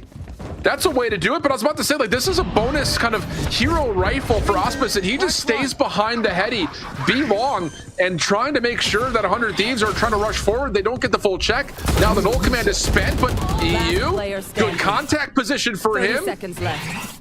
Can they stop Artisan from coming back to life? They're still baiting him. Oh, EU, a chance at it. The one, but Verno hits the shot to the low health pool member, and MIBR stay alive to get to 7. man, that was really tricky. EU could have potentially have won that one. He isolated the angles, needed the secondary kill. If it wasn't for the fact that Null Command was also there for the res, that would have been 1 alive only for MIBR, which is critical considering where they are in the economy right now. But Aspas delivering over on aggressive angle on the B side of the map. We were so focused on rooting out Boostio over into mid. Aspas gets himself a nice double to give his team the breathing space to be able to win that round. And now he gets himself a Blaze Storm as well, so economy being retained because he doesn't have to buy it. Exactly right. Early knife for MIBR. Trying to showcase a little bit of aggression over towards A main. Zenom will catch the orb to get closer to a Cosmic Divide. But for 100 Thieves, different look here. Trying to set something up with some aggression through mid if they decide to commit the Prowler and the Stealth Drone. It'll just be the Prowlers exchanged for now. Information exchanged for the most part evenly as well, just knowing that the Fades and for 100 Thieves, the Tejo's playing at mid. I think it does potentially reveal a bit more of a mid presence here, given that Turrets destroyed. the default for Verno would probably be more along the main side of A. Verno is going to be up for contact here. He's surely seeing players. Okay, never mind. He's inside of a smoke. That would make more sense. Prowler to follow, though. Focused Auspice, who's going to be in some trouble. Nightfall going to be called in. Auspice trying to step up, and he's good for a couple. Make it 3, just locking down headshots. Now up and over the Nebula, trying to find Boostio. He knows he's in there somewhere, but the spike is down in the round, likely with that over. And MIBR behind the knives of Auspice and the Nightfall. likely to get to 8 without much cause for concern. Boostio trying to find one more, but instead it's going to be a flawless round for MIBR, and the script has started to flip. And this is the thing, right? Because 100 Thieves are not on 12, they're on 11 here, which feels really closable for MIBR. And Aspas didn't have a gun for this round, but Bladestorm is all he needs. A player that we've highlighted multiple times, was a little bit quiet in the first half, not a lot to do here. But on the second half, has suddenly come alive, and overall, over the course of the entire series, we pointed out how much impact he has had on just about every single map, delivering once more. And a flawless just means economy back into swing for MIBR, when they've been pretty poor throughout the entirety of this half. 100 Thieves, tactical timeout to get them over to 12. Dimensional Drift back in. And one more buy before I think they might go broke. So their money is just okay enough that they can do a reasonable buy into the Dimensional Drift play to make something happen this round. And I'll be interested if they're going to continue to play the Dimensional Drift through Art into A like they had the first time, because as much as they got onto site with it, it wasn't enough to actually control things like Flowers or Secret. It just ended up being kind of a scrappy battle over the top of the site. But we'll see if 100 Thieves decide to continue to utilize it, and if they even do it in this round, because it will be Sheriffs and just the Stinger for Cryo. So maybe if you hit a shot somewhere, maybe there's an opportunity to try to continue to play forward with these ults, but we'll see. They're going to opt to save a bit more money here instead of really hard committing. I think with the Stinger, you can still get into a pretty nasty spot with it. Notably, look at Aspas, though. He has Outlaw ready to go. He's not in the right space for it, but over onto A, maybe the rest of MIBR, Zenom included here. Yeah, Prowler to unfollow. Then able to get to the orb and get back, but here comes the play out, and that might be all right if Crowd can get a second, but no, Verno just keeps dancing with the box, and Verno is teeing off. Able to find 3 before being traded. Zenom will finish the final 2, and quickly MIBR will get to 9. Zenom will get his Cosmic Divide off the couple of kills there as well, on top of cleaning up the orb. That could have been really tricky if they don't hold that position properly. They start dropping a lot of guns, but a lot of membership from MIBR to retain the fact that, okay, you lose one, but we're going to be able to hold the line. Aspas not a part of that play at all. Outlaw discarded. Now it's time for Operator. This will be the first defensive Operator round for Aspas. He's already delivered on other rounds, particularly a Bladestorm round. Now it's time to see what he can do with a sniper. And 100 Thieves are walking into it. At least for now. Who's next? Just a Nebula pullback, a temporary smoke comes out. Aspas feeling the pressure, sees a leg of EU. Dimensional Drift clears this all out, though, and yeah, 100 Thieves are very aware that that Operator is in play, but Cryo, with the Cosmic Divide out, will clear out B halls. Spike will make its way on.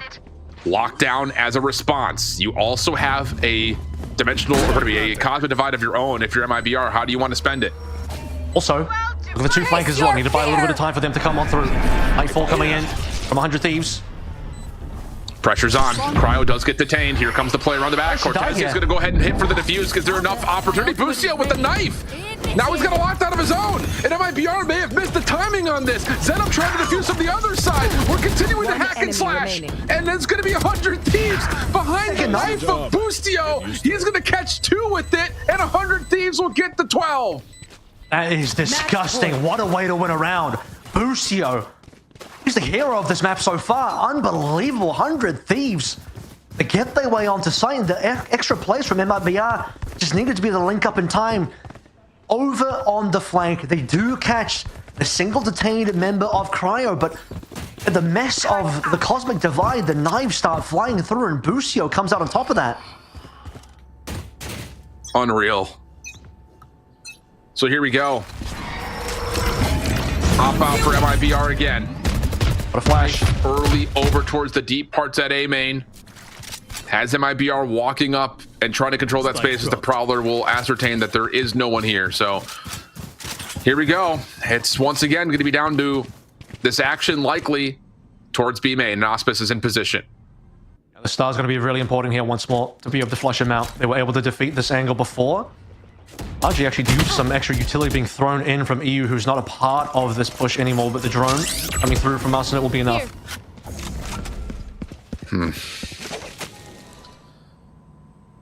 The walk down going to be pretty decent here. Salvos are out. Partisan gonna be in some trouble. Hospice hits the decoy with the first shot. Nebula blocks the line of sight. The nanostorms are in position. Cryo trying to play around the back. Not gonna get the shot as Hospice. Cortezio only able to find one. And here we go. 2v4. You're gonna have the Nightfall. Verno trying to work this with Zenom, who's had a bad map. Not the worst time to find kills though, as the Armageddon is called out over towards mid. I'll find you. Pawn in. Here comes Zenom for the first contact. Finds his first. Is there a chance for more? Zenom stepping up in a major way, but can he find all four? No!